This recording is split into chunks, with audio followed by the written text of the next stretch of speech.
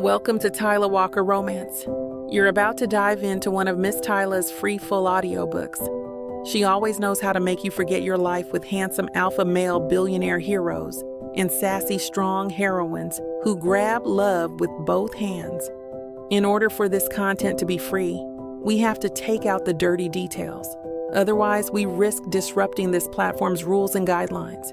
Buy the unabridged version of any Tyla Walker audiobook from tylawalker.com, and with code SAVE40, you can get 40% off any digital product at checkout. Take this moment to subscribe to the channel, and remember that liking and commenting is what makes these free full audiobooks possible. Thank you for choosing to treat yourself with Miss Tyla.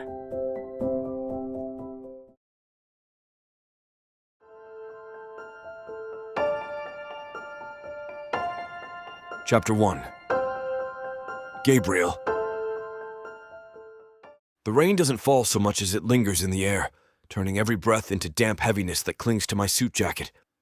I stand at the perimeter of the grave and wonder how long it'll take before I can breathe without feeling like I'm drowning. The preacher's voice drones in the background, a low hum that doesn't quite reach me. Words about eternal rest and peace with God. Words that are supposed to comfort, but slide off me like water off stone. My hands are clenched in front of me, knuckles white, nails digging crescent moons into my palms. I don't even realize I'm doing it until my mother touches my elbow, light and brief, as if she's reminding me I'm still human. I don't answer. I don't have the energy. Across the casket, Samantha, my late wife's stepsister, dabs delicately at the corner of her eyes with a folded black handkerchief. She looks the part of the dutiful mourner, standing tall in her tailored black dress, her blonde hair twisted into a sleek bun that doesn't move despite the misty weather. People murmur about how strong she's been, how she stepped in to help with the baby, how admirable her loyalty is. If they were close enough to see the glint in her blue eyes, they'd know loyalty isn't the right word. It's hunger. I can feel it from here, the way she looks at me when she thinks I'm not paying attention. The baby shifts in my arms, squirming against the starch of my shirt. My daughter, 6 months old. A tuft of pale gold hair against my chest, blue eyes she doesn't quite know how to use yet, and a soft coo that cuts sharper than any knife. She doesn't know she's supposed to cry today. She doesn't know what she's lost. Lucky her. Would you like me to hold her for a bit? Samantha's voice cuts into the fog of my thoughts. She steps closer, hand half extended. Her nails are perfectly manicured, pale pink, no smudges, always perfect, always prepared.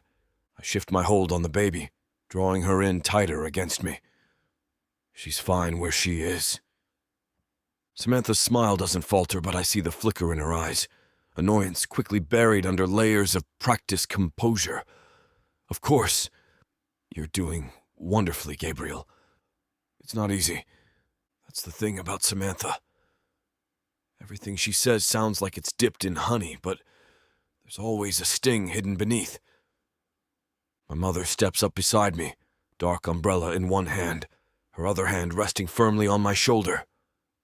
She's shorter than me by almost a foot, her silver hair swept into a bun that no amount of rain can loosen.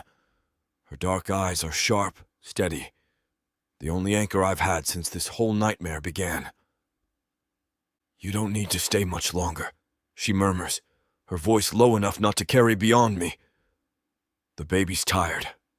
You're tired. I glance at her. The lines around her mouth are deeper than I remember, carved not just by age but by worry. She's been watching me like a hawk ever since the accident, waiting for me to crack. I can manage, I say.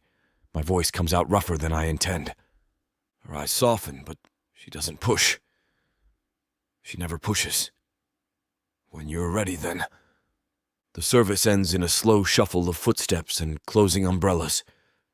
People drift past, murmuring their condolences, squeezing my arm, patting my back. So sorry for your loss, Gabe. She was taken too soon. Stay strong for the little one. As if strength is a choice I can make. The baby squirms again, fussing now. I rock her gently, bouncing her against my chest. Her tiny hand grips around my neck, the one holding my wedding ring, and tugs with surprising strength. I let her, because the weight of her palm steadies me in a way nothing else can. Gabriel. Samantha again.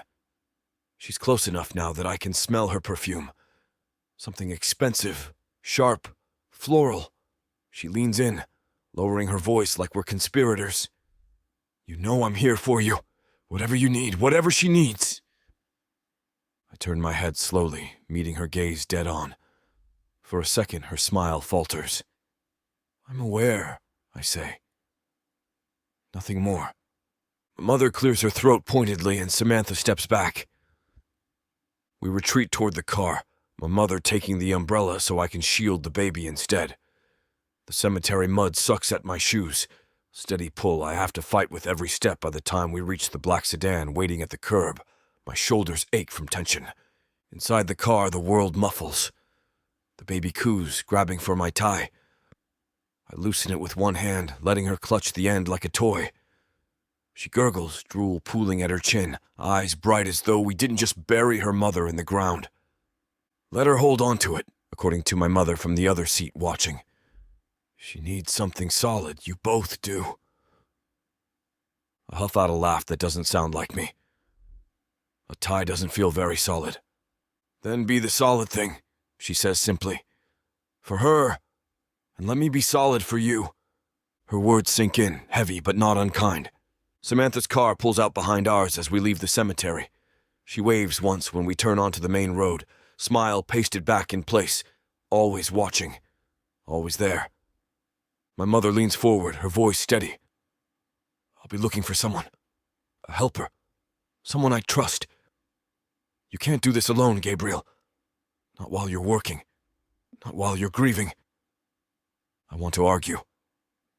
My pride stirs, the part of me that refuses to admit weakness. But the baby hiccups, then lets out a tiny wail that scrapes me raw. I bounce her gently, patting her back. I'll consider it, I mutter. No. My mother's tone brooks no debate. You'll let me do it for her sake, if not for yours.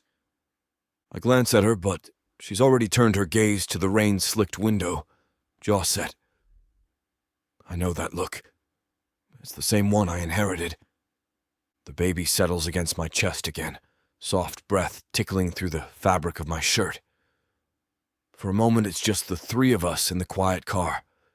Me, my daughter, and the mother who refuses to let me drown.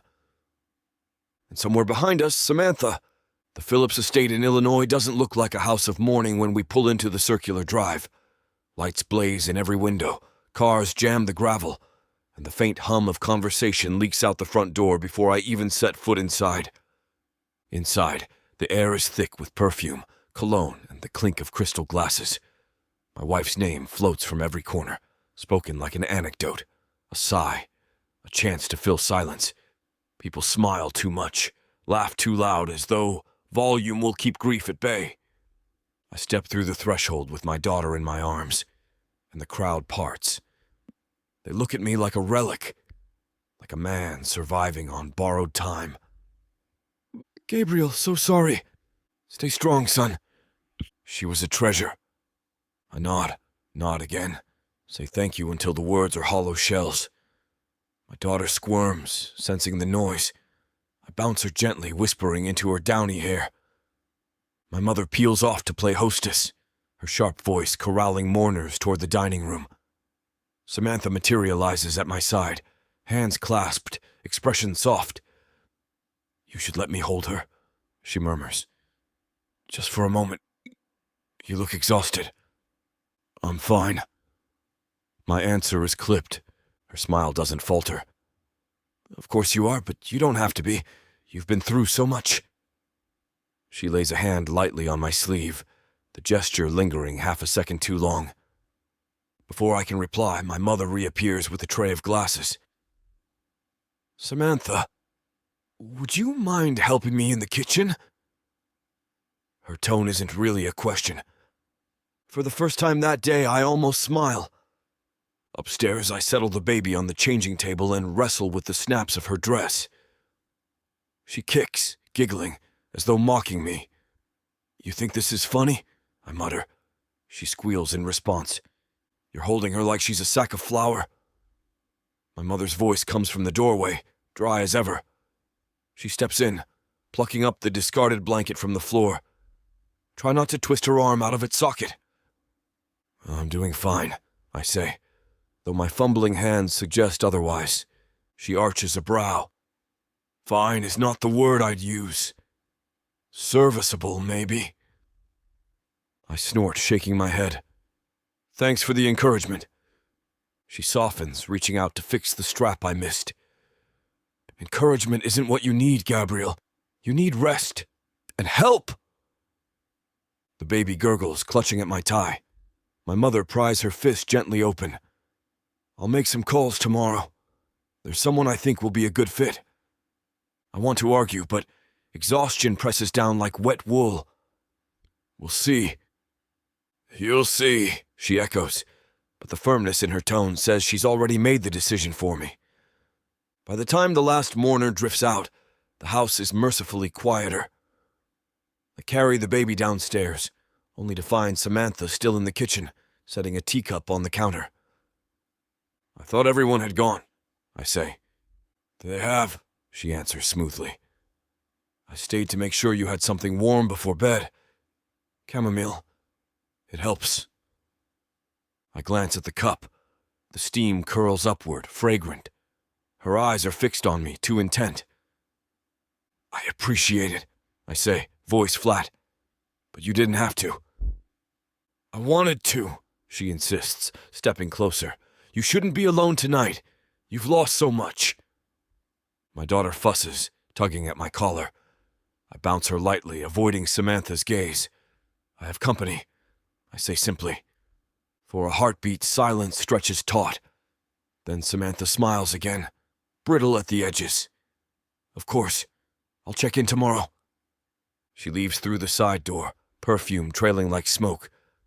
In the nursery, I settle the baby into her crib. She clutches the stuffed rabbit her grandmother brought, rolling onto her side with a soft sigh. The room is too quiet, the kind that amplifies every thought. I sit in the rocker, elbows on knees, the wedding ring heavy against my chest. My wife's face flickers in memory, smiles that never quite reached her eyes, conversations full of pauses, the last argument before the trip.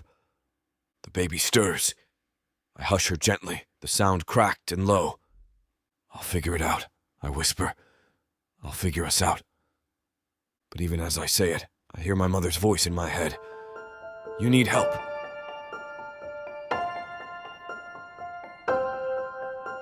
Chapter 2. Naomi. The ringtone jolts me out of my daze, buzzing sharp against the cracked countertop. My phone is lying between a mug of half-drunk coffee and a stack of flashcards for the board exam I keep pretending to study for. I glance at the screen, expecting another group chat ping or spam caller. Instead, the name freezes me in place. Mrs. Phillips. For a second, I stare at it, thumb hovering, chest tight, then instinct kicks in. "Hello?" Her voice comes through steady as ever, the kind of voice that could scold and soothe in the same breath. "Naomi, I hope I didn't catch you at a bad time." I press the phone tighter to my ear. "Not at all, Mrs. Phillips. How are you?" My words are polite, automatic. My mind is running 100 miles an hour. "I've been better," she says frankly. No false pleasantries. "I'll get to the point. I need help. Gabriel needs help." There it is. His name, Gabriel. It lands in me like a stone dropped into a still pond, rippling out to every corner of me. I lean against the counter, fingers curling into the chipped laminate. "Help?" "With the baby," she clarifies. He won't admit it, of course, but he's drowning. He can't do this alone, not while he's grieving. And I don't trust just anyone with my granddaughter. My heart stutters. My mouth goes dry. I can picture him already, tall, broad-shouldered, carrying that baby against his chest like a shield he doesn't know how to lower. I don't speak, so she fills the silence. Your mother would have wanted you to say yes. She adored Gabriel, you know. Always said he needed grounding. That arrow lands exactly where she aimed it. My mother. The ache of missing her sharpens, and with it the reminder that she and Mrs. Phillips were inseparable when I was growing up. I spent entire summers in their orbit, tagging along at community programs, running between the food tables and the shaded tents, and always, somewhere in the corner of my memory, him. Gabriel, older, taller, stronger. The boy who saved me. It flashes back without permission. The hot slap of August sun. My scream when the dog broke its chain. The blur of fur and teeth coming straight for me. And then him. Hands gripping my shoulders, shoving me behind his body, his stance planted like a wall between me and danger. I've got you, he said. Just that, steady and sure, even though he was barely more than a teenager himself. The dog lunged, jaws snapping, but Gabriel's shout sent it retreating, the owner scrambling to haul it back. Later, my wrist bled where the teeth grazed me, leaving the crescent scar I still carry. But all I remembered that night, lying in bed, staring at the ceiling, was the sound of his voice. I've got you. Naomi? Mrs. Phillips's voice pulls me back. I don't know, I say carefully. The exam's in a few weeks. I need to focus. You'll still have time to study, she counters smoothly. The baby sleeps half the day, and you've always been good at balancing. Besides, it isn't forever, just until things settle. She's good. She knows exactly how to play this, and she knows I can't ignore a baby who needs me. I pace my tiny apartment, the floor creaking under my bare feet. It's not much, just a single bedroom, with paint peeling at the corners and a window that sticks when it rains. My textbooks are stacked on the table, highlighter caps scattered like candy. My reflection in the microwave door catches my eye. Curly dark brown hair escaping my bun, warm brown skin, wide-set eyes that always give away more than I want them to. A 20-something woman who looks steadier than she feels. Naomi, Mrs. Phillips says again, gentler this time. You're the only person I trust. And you know Gabriel won't ask. He's too stubborn for his own good. I press the heel of my hand to my forehead. I should say no. I should draw the line. But love has its own gravity, and mine's been orbiting him since I was a girl. I can come by tomorrow, I hear myself say. The relief in her exhale is palpable. Thank you, sweetheart. You don't know what this means? I swallow. It's for the baby, I add quickly, needing to say it aloud. Of course, she agrees, though her tone says she sees right through me. We hang up, and I stand there in the silence of my apartment, heart pounding. I pull out my duffel bag from under the bed. It's faded navy with a broken zipper pull, but it does the job. Clothes first, comfortable jeans, soft t-shirts, a few blouses that pass for professional. My hands linger over my stack of books. I choose the ones I can't live without. Child development, special education methods, and the thick exam review that's dog-eared from weeks of studying. They go into the bag on top of folded laundry.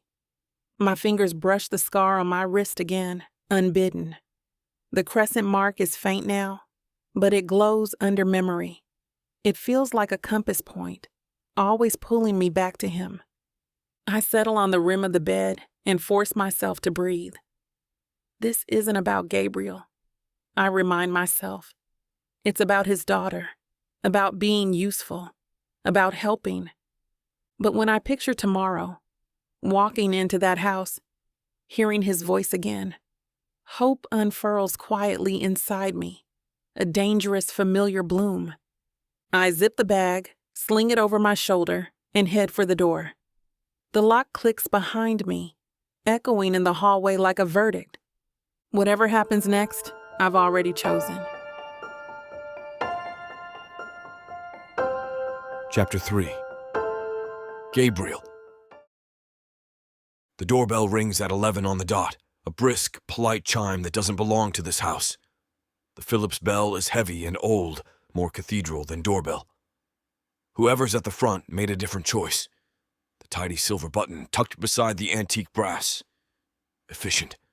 New. Not us. My daughter fusses on my shoulder, small lungs working up to a full protest. I pace the foyer, heel-toe across walnut that hasn't seen a rug since my wife decided bare floors were cleaner lines. The foyer smells like lemon oil and rain. Somewhere deeper in the house, my mother's voice carries, a low instruction to the housekeeper, a light command to the florist who's taking down yesterday's arrangements. Everyone moves softer than usual, but the place still hums like a mouth that hasn't learned silence. I open the door.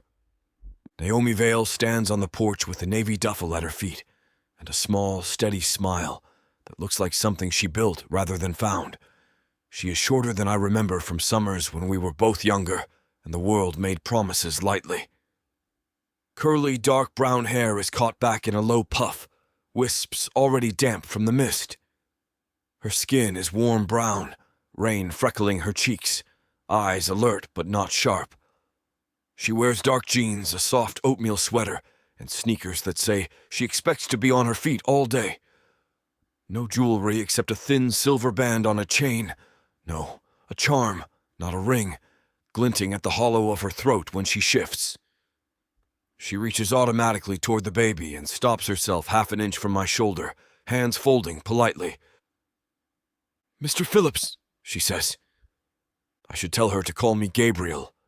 Instead, I nod. Naomi. The baby, who has escalated from fuss to protest, hears Naomi's voice and goes still. She blinks up at the newcomer and issues a considering coo. Naomi's smile changes at the sound. No longer built. Found. "Hi, little one," she says, voice dropping into a soft register I can feel in the bones of the house she doesn't reach again. She waits. I adjust the baby's weight. She surrenders a contented sigh that lays a hand on my sternum and pushes. Gratitude rises fast and embarrassingly. I step back to let Naomi in. "Shoes?" she asks, glancing at the gleaming floors. "Don't worry."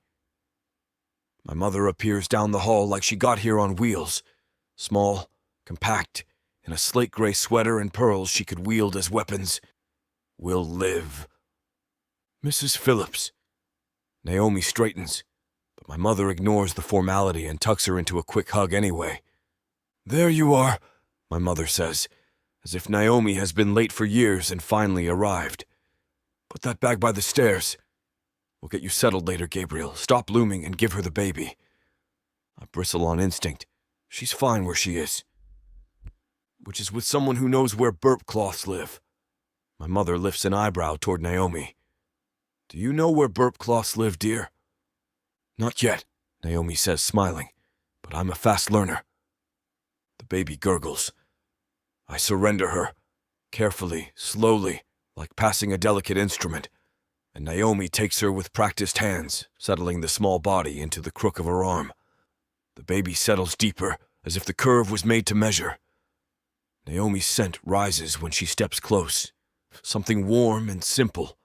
Soap and clean cotton. No complicated notes. I feel stupidly aware of my own cologne, the impersonal kind someone bought me for last Christmas and I wear out of habit. "Welcome home," my mother says to Naomi. Naomi looks startled by the word and then accepts it. We don't get 2 breaths of quiet. The sing-song comes from the side hall, followed by the sound of purposeful heels. Samantha glides in carrying 2 glass dishes swaddled in tea towels, her blonde hair in a controlled twist that survived yesterday's rain and likely an earthquake. Surprise delivery. I thought you might not have time to think about meals. She stops when she sees Naomi. The pause is a blink, but I've learned to measure Samantha in those fractions.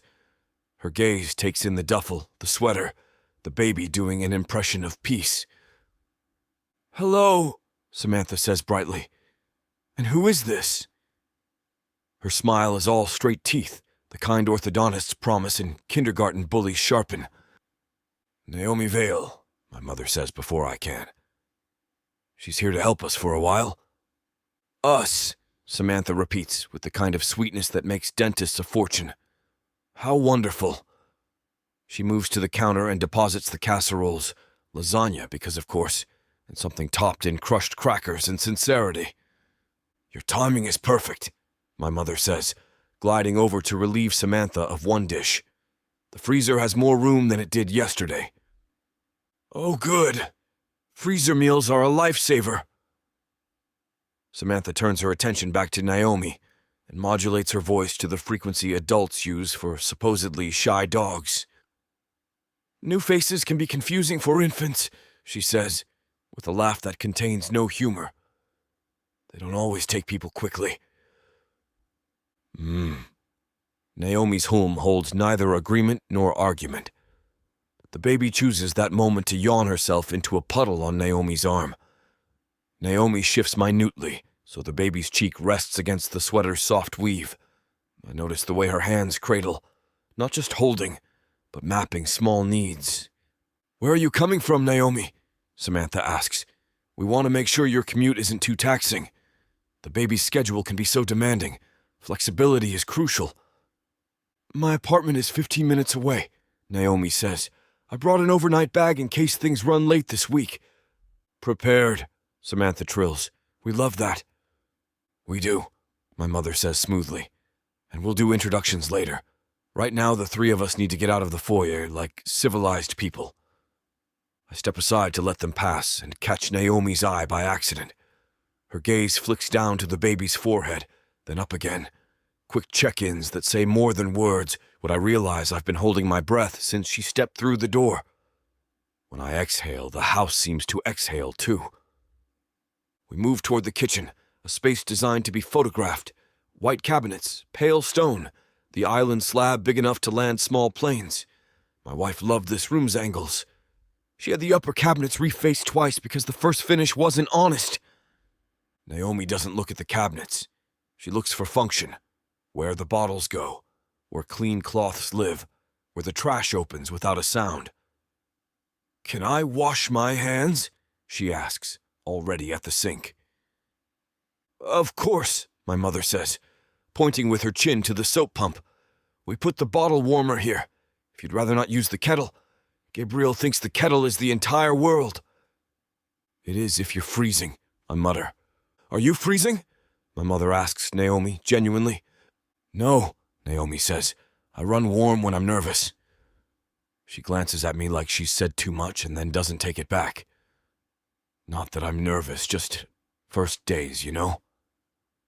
Samantha sets plates we don't need on the island. Well, we're nothing if not adaptable, she says brightly. I think the baby will appreciate consistency. We were just settling her into a rhythm before... She stops with a tiny, tailored shiver. Before... Naomi dries her hands on a dish towel. Rhythm is good. Babies love a predictable loop.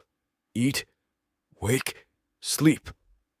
Not a rigid schedule they can fail, but a pattern they can rest into. I see my mother's mouth twitch. Hear that, Gabriel? Not a rigid schedule they can fail. Yes, I say. I was just thinking that exact phrase. Naomi's lips lift. The baby lets out a contented sigh so soft I would have missed it in any other kitchen. Here it lands like a benediction. Let's go up to the nursery, my mother says, bustling with benign authority. It's where burp cloths live, as we've established. We take the back staircase, narrower than the main, the one everyone uses when they don't want to parade. The runner muffles footsteps, and the scent changes from lemon oil to something like powder and wood. I lead without thinking, then stop short in the nursery doorway for Naomi to go in first. The walls are a muted green my wife picked out to be gender neutral. The furniture is white and simple. A mobile of pale felt clouds hangs above the crib, unmoving because last week the HVAC guy told me the vent's angle makes it fly at gale force and frighten the baby I haven't called him back. Naomi takes it all in with a glance. The diaper pail that doesn't seal quite right, the half-folded stack of onesies on the dresser, the burp cloths that live inside the top drawer. Far from reach, she doesn't comment. She adjusts the baby to her shoulder, pats a rhythm that sounds like a song if a heartbeat were a melody, and hums without noticing it isn't a tune I recognize. It's a line of notes that feel intuitive as breath. The baby burps politely. My mother looks at me as if Naomi has brought a rare plant to bloom by speaking Latin at it. I stare at the side of Naomi's face and think wildly of the night last week when nothing about this room made sense, and I walked the floor with a crying child until my legs threatened mutiny. "Diaper bag?" Naomi asks quietly, like asking permission to put on a kettle in someone else's kitchen. My mother points to a canvas tote. Naomi checks supplies. Diapers, wipes, spare clothes, a small tube of cream. She makes a small sound at the back of her throat when she finds the bag's side pocket empty. "Do we have pacifiers, or are we pacifier agnostic?" she asks lightly. "We're what?" I ask. "Open to the religion of pacifiers," she says, smiling. "Some babies have a preference, some parents do. We have them." I crouch to open the lower drawer and pull out a box that could supply a nursery school. Samantha ordered 3 brands. 2 would have done, my mother says mildly. "Options are good," Samantha replies from the hall, where she has materialized again. "We don't know what she'll take to." "She usually rejects them after a minute," I say, surprising myself with the confidence in my voice. Naomi nods as if I've said something expert level. "We'll try during the witching hour," she says. "If she wants them, she'll make herself clear." "Witching hour?" I ask. "Late afternoon to early evening when all babies join a union and protest being tiny humans," Naomi says. "You'll know it when we get there." My mother laughs softly, a sound I haven't heard in weeks. It is unreal that my mother could laugh in this room. "Let's put her down for a nap," Naomi says, glancing to me for agreement. I step back because something in me trusts her, minute to minute. She lays the baby in the crib like someone setting down a secret. Not too carefully, not careless, a motion with memory built in. The baby's eyes open and close once, twice. Naomi rests a hand on her chest for a slow count of 20, humming that not-quite tune again, then lifts her hand away. The baby's breathing settles into a rhythm that makes my own lungs remember their job. We stand in the quiet.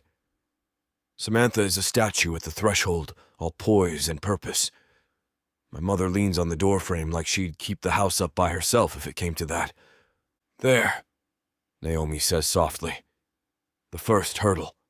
"You should write a book," my mother says. "I'd buy 1,000 copies and hand them out at grocery stores." Naomi flushes. "Let's survive the week before I start giving advice." We back out of the room and I ease the door nearly closed. The hallway feels narrower with 3 women and my mistakes in it. Downstairs in the kitchen we find a new stillness, something a little like waiting, a little like reprieve. "I made coffee," my mother announces, which is a declaration of love in this house. "Gabriel pour. Naomi takes... How do you take it?" "Black," Naomi says. "Unless it's terrible then with milk." "It's not terrible," my mother says, affronted on the beans' behalf. I pour 3 mugs. Samantha declines with a small motion of her wrist. "I'll stick to tea," she says. "Caffeine makes me jittery." "So do opinions that aren't yours," my mother says pleasantly and hands Naomi a mug. Naomi snorts before she can catch it. She covers with a cough and sips. "This is not terrible." "See?" My mother looks 10 feet taller. "We can keep you alive." Samantha tilts her head. "Naomi, you said you know the family? From the community center?" Naomi sets her mug down with deliberate care. "Our mothers worked together for years. I helped Summers when I was old enough." "How lovely," Samantha coos, filing the data. Familiarity can be a double-edged sword. Intimacy on one side, less professional distance on the other. "Professional distance keeps you polite," my mother says. "Love keeps you up at 3 a.m. mixing bottles and singing off-key. Guess which one babies prefer." Naomi smiles into her coffee. I stare into mine and consider the fact that last week at 3 a.m., I recited tax code to keep from unraveling. We draft a plan between sips.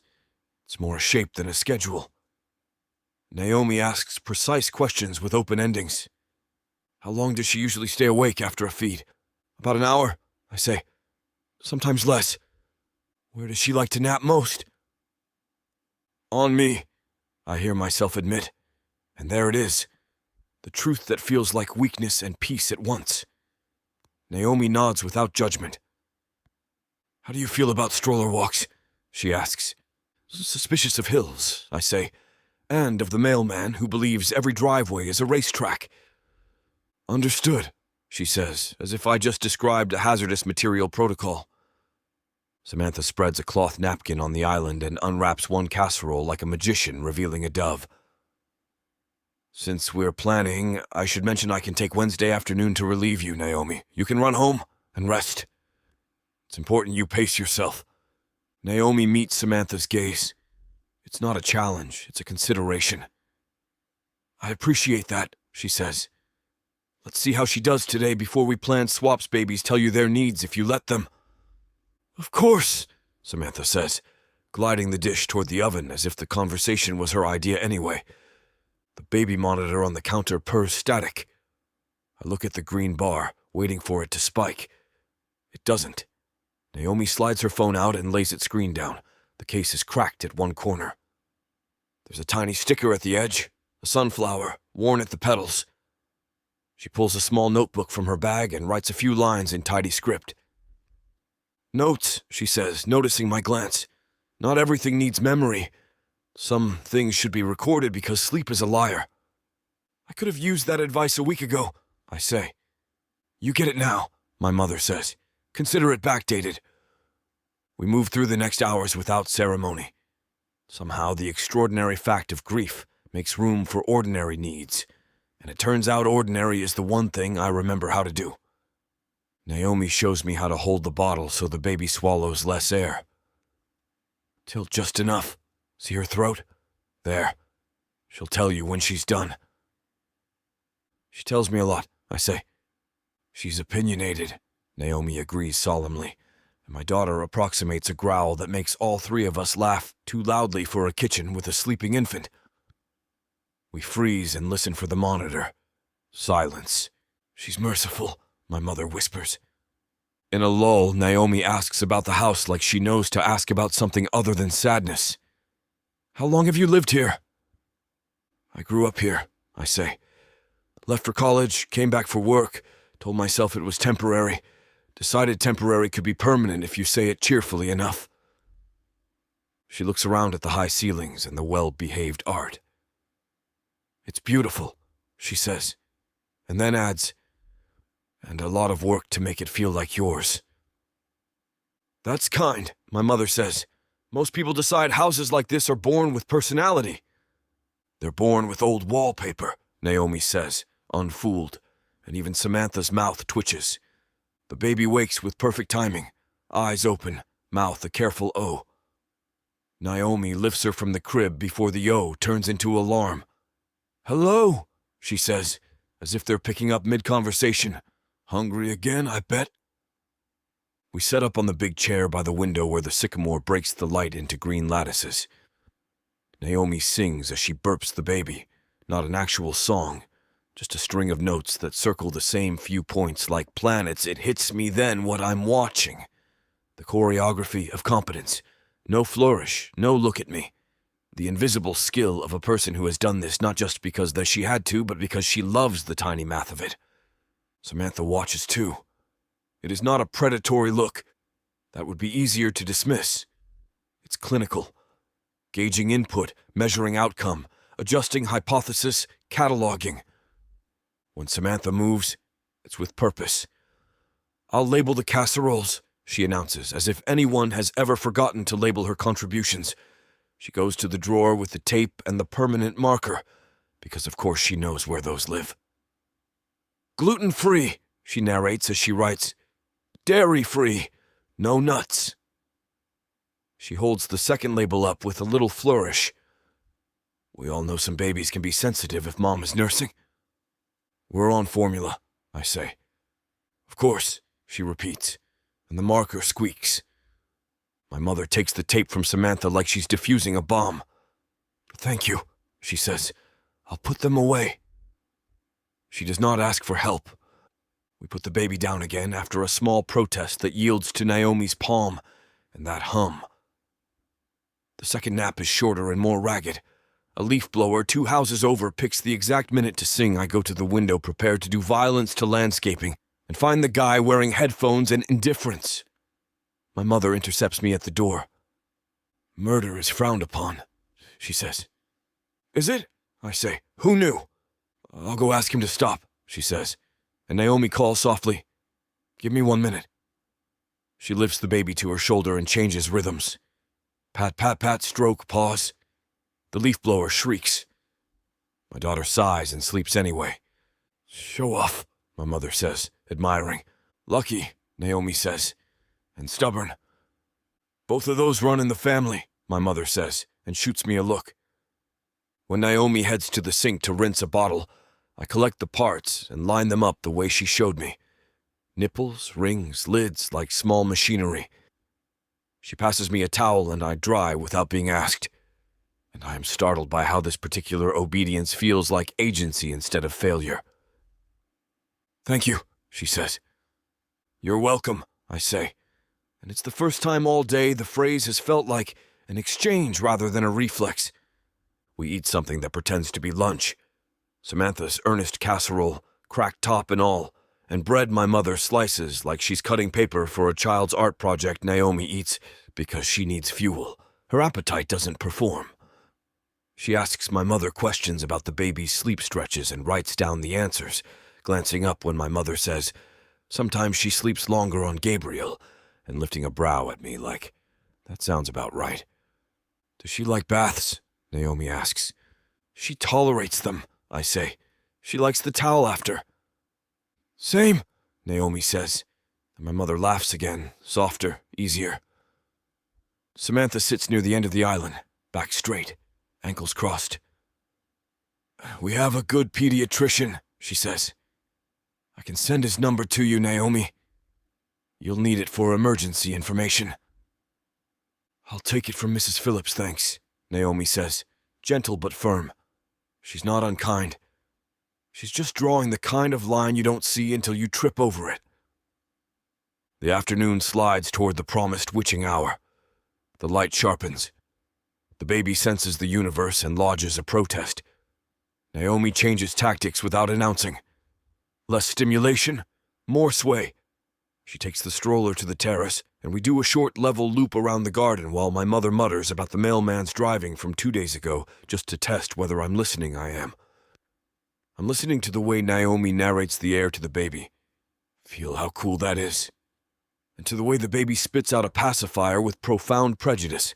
And Naomi says, "Message received." "Union meeting," Naomi says when we turn back inside. "Picket signs after 4, my mother agrees.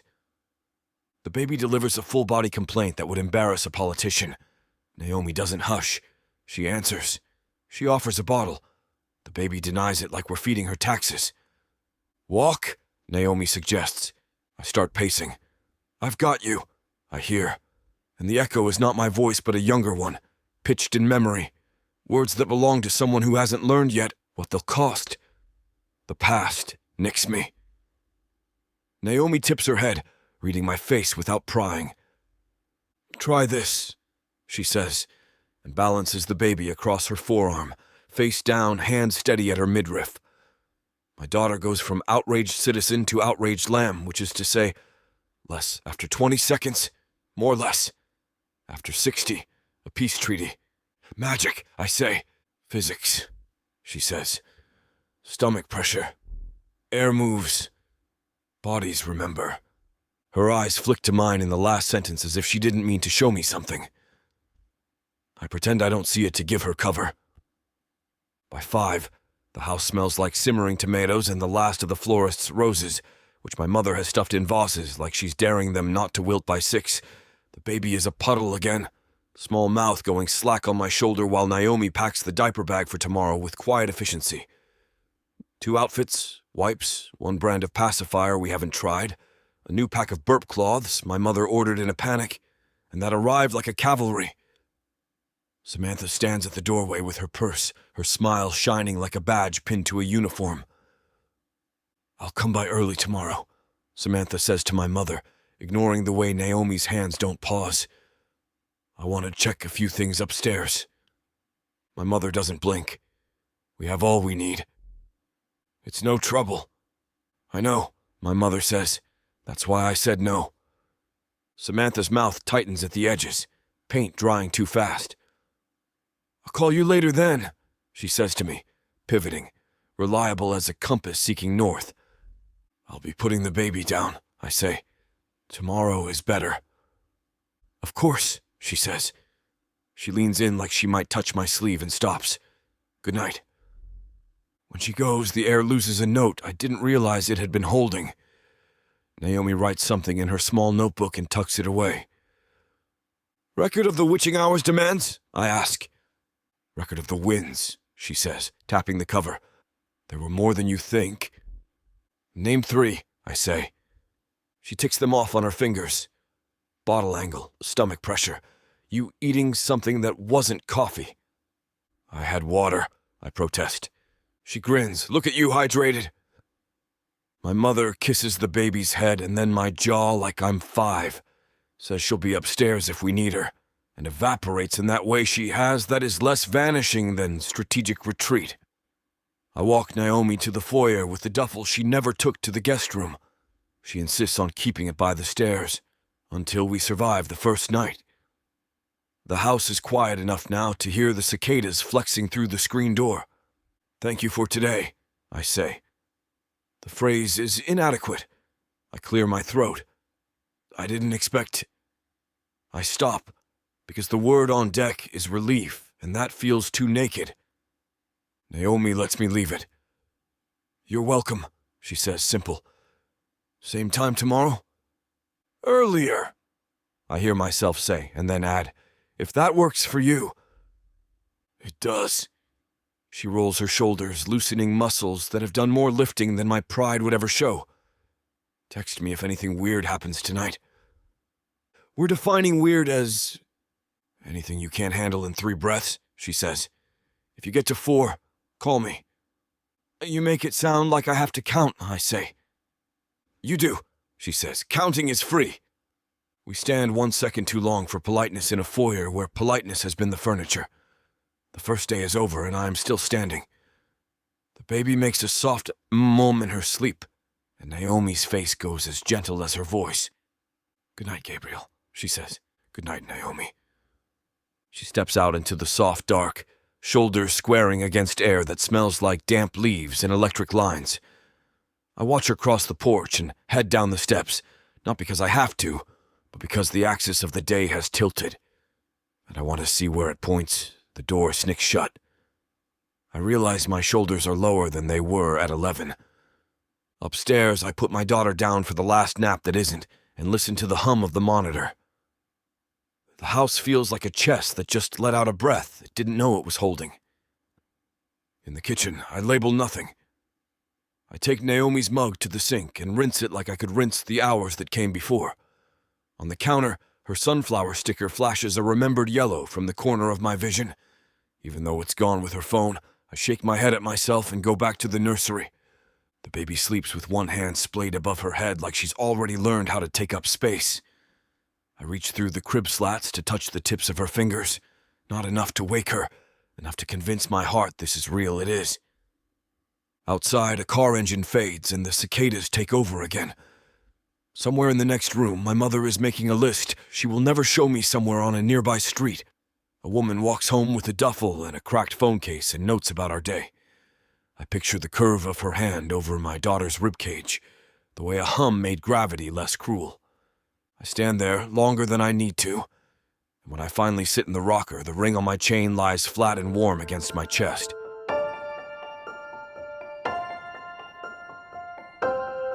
Chapter 4.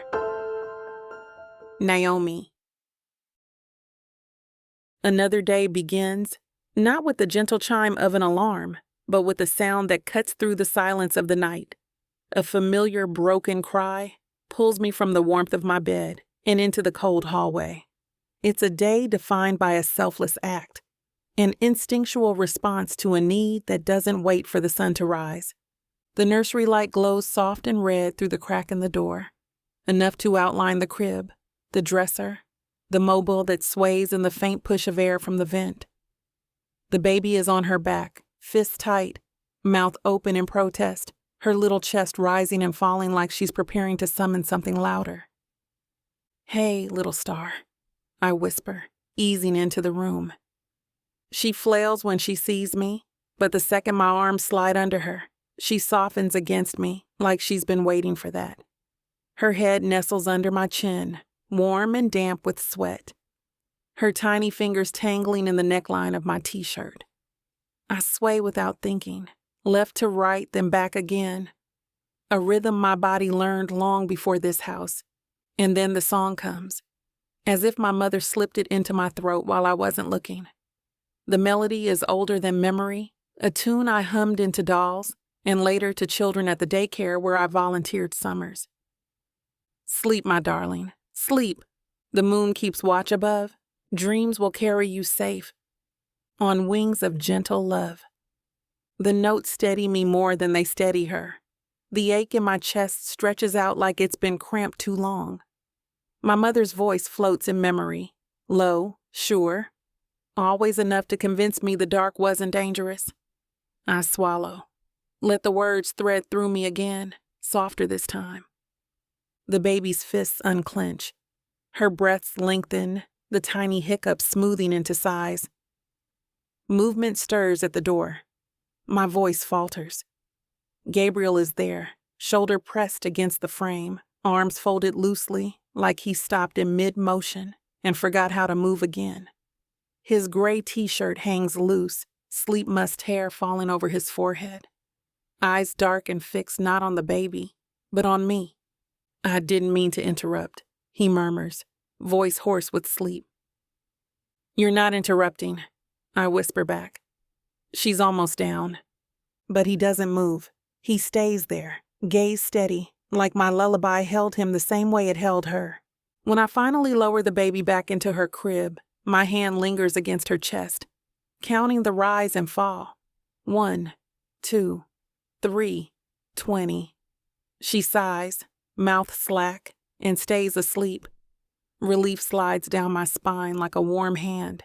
I glance back. He's still there, watching. "You should sleep," I tell him, keeping my voice quiet. "Tomorrow's going to be another long one." "Couldn't," he says. His voice is rough, low enough that it feels like it brushes across skin. The house was too quiet, until it wasn't. His eyes flick to the crib, then back to me. "That song, what is it?" "My mother's lullaby," I answer, softer than I mean to. "She used to sing it when I couldn't settle. I guess it stuck." Something shifts in his expression. Pain, gratitude, maybe both. "It's, beautiful." He clears his throat. "She hasn't calmed this fast in weeks." I shrug, shifting toward the door. "She likes rhythm, and voices that don't sound like they're about to come apart." The words slip out before I can stop them. His lips twitch, almost a smile, almost a wince. We move into the hall together, neither of us saying the obvious, that we should part ways, but my feet take me toward the kitchen instead of the guest room. He follows without a word. The kitchen hums low under the overhead light, shadows clinging to corners.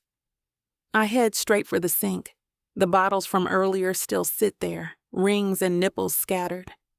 I roll up my sleeves and wash, the warm water loosening the tension in my hands. "You didn't have to," Gabriel says, after a beat, leaning against the counter. He looks half undone, hair sticking up, shadows under his eyes.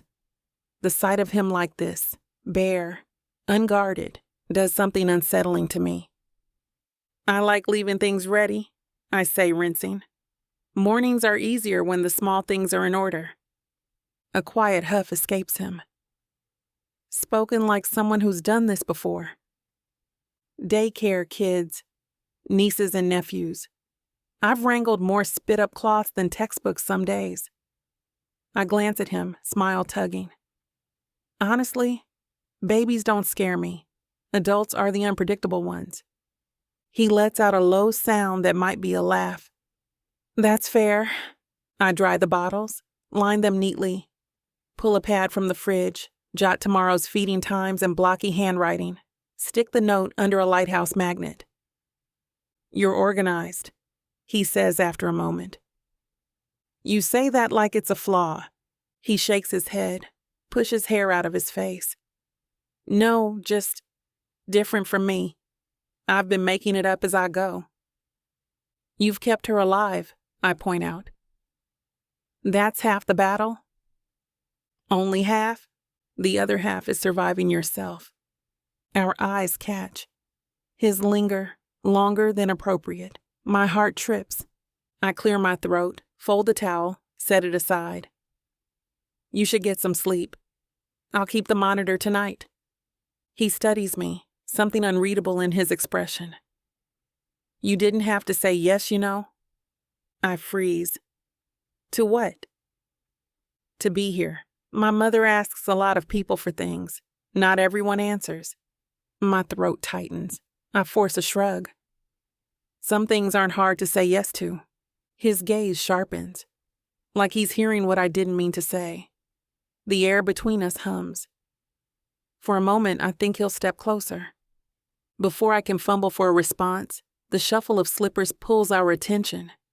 Mrs. Phillips glides in, regal even in a silk robe, pearls still in her ears like she'd never actually gone to bed. She sets one hand on the counter and surveys us both like she owns the ground we stand on. Naomi, she says simply, you should stay here.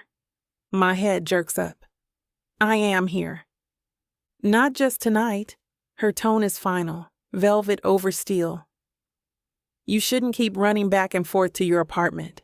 The baby needs consistency, and frankly, so do you. The guest room suits you. Consider it yours until further notice. My chest goes tight. I don't want to impose.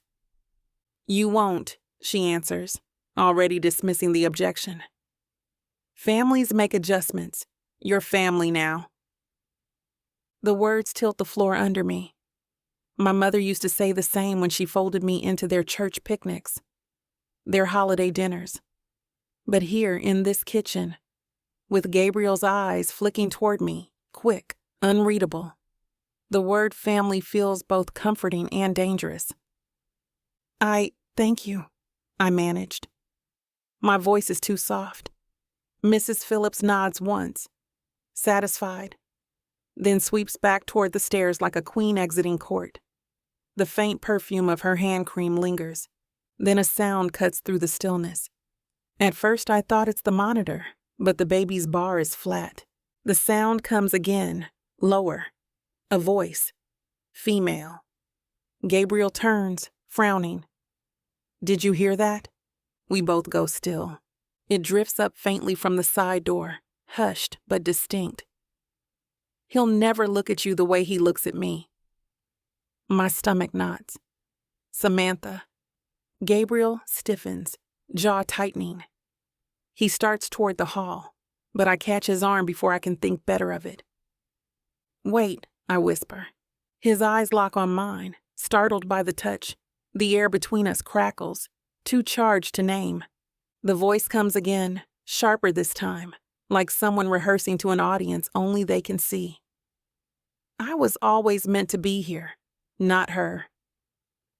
We stand frozen in the kitchen's half-light, the baby's monitor humming quietly on the counter, our hands almost touching, the house holding its breath around us. And then the voice goes silent. This is it, baby. This is what you can get me that'll make me happy. You know I'll get you whatever you want. All you need to do is ask me and I'll give it to you. This ain't just it. This is everything I could ever want.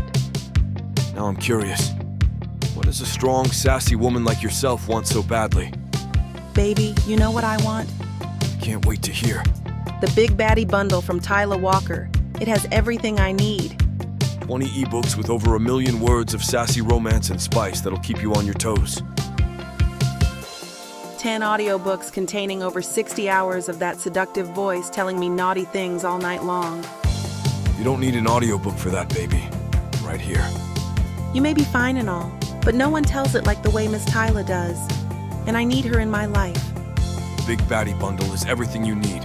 You can get it for 80% off. Go to TylaWalker.com to browse the bundles that earn you the best deals. It's time you treat yourself. Because you deserve it. Escape your life with Miss Tyla.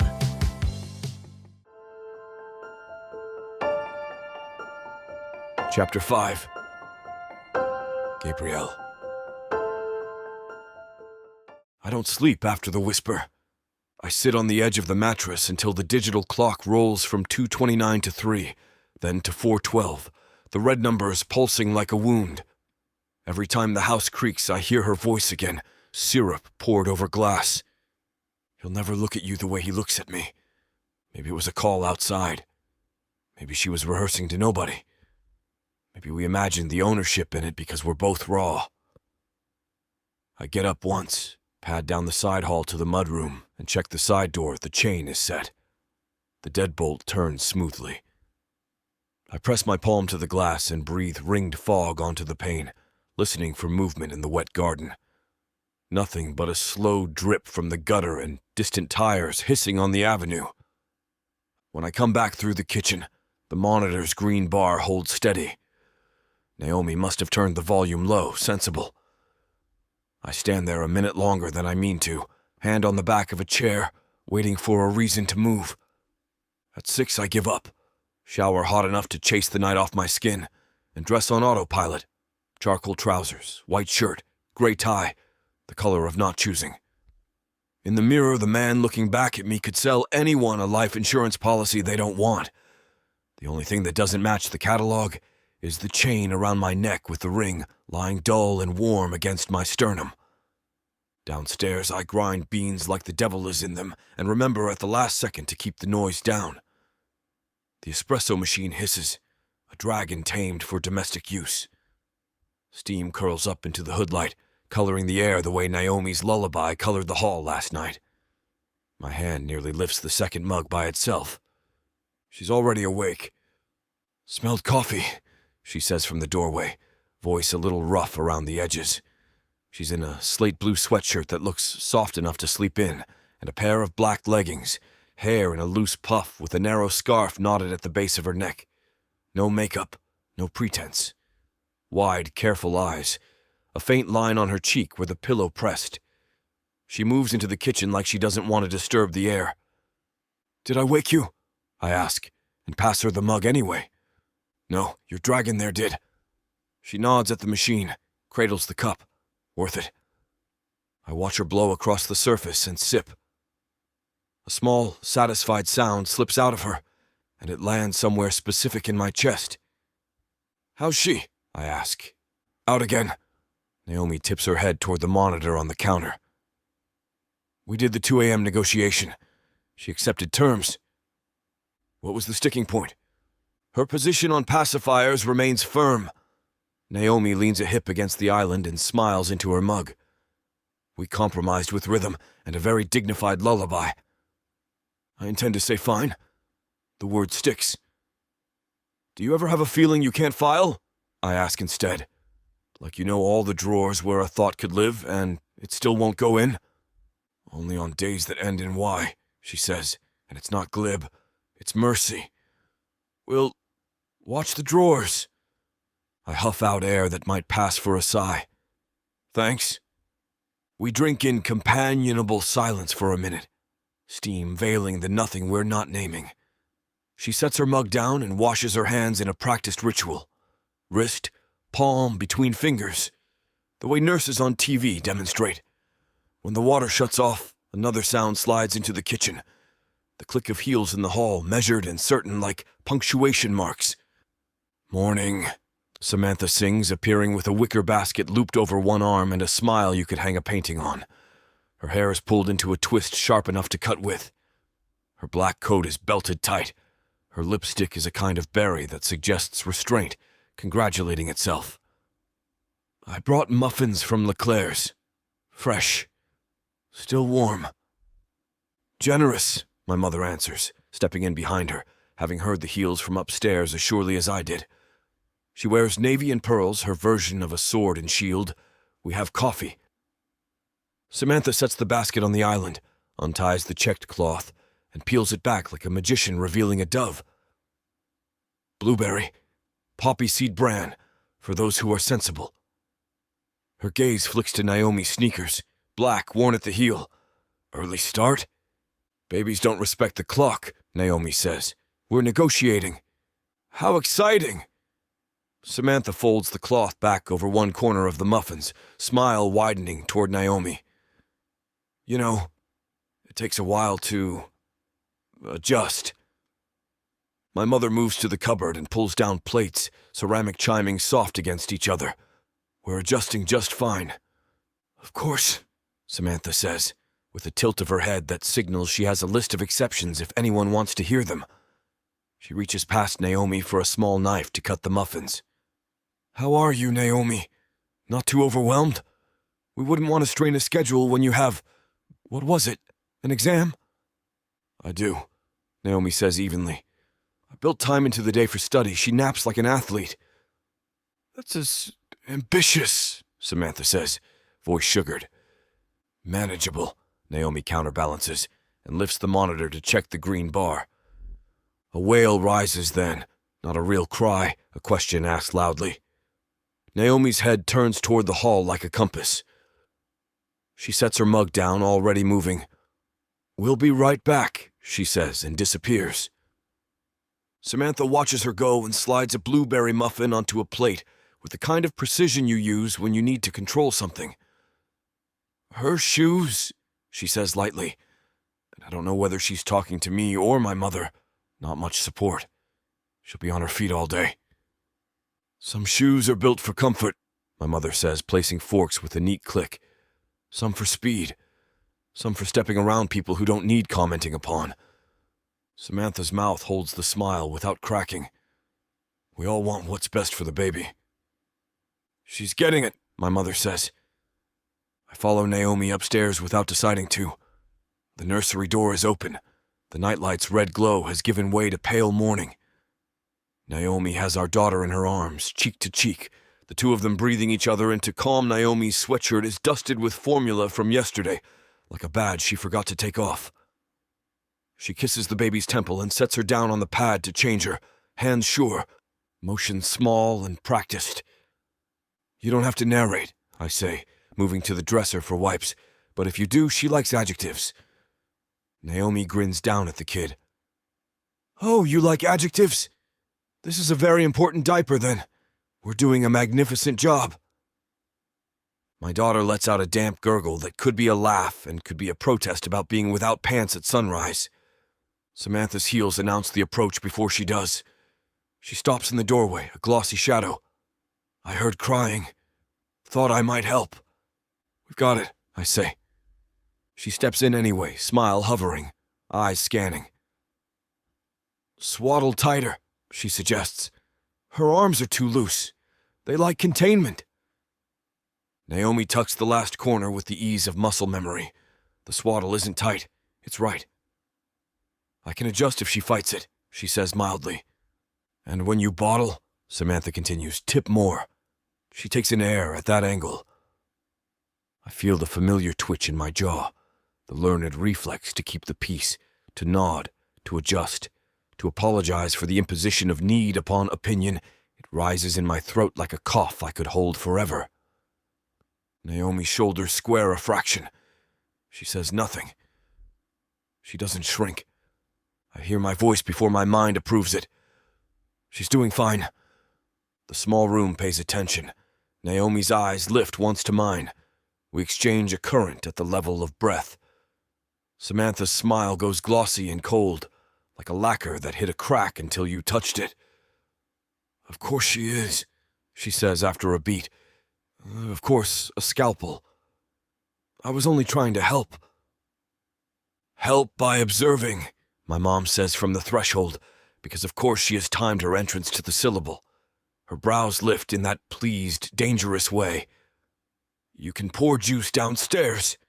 Less risk of drowning a baby in opinions, Samantha laughs on a one-syllable exhale and moves back without turning. I'll slice fruit.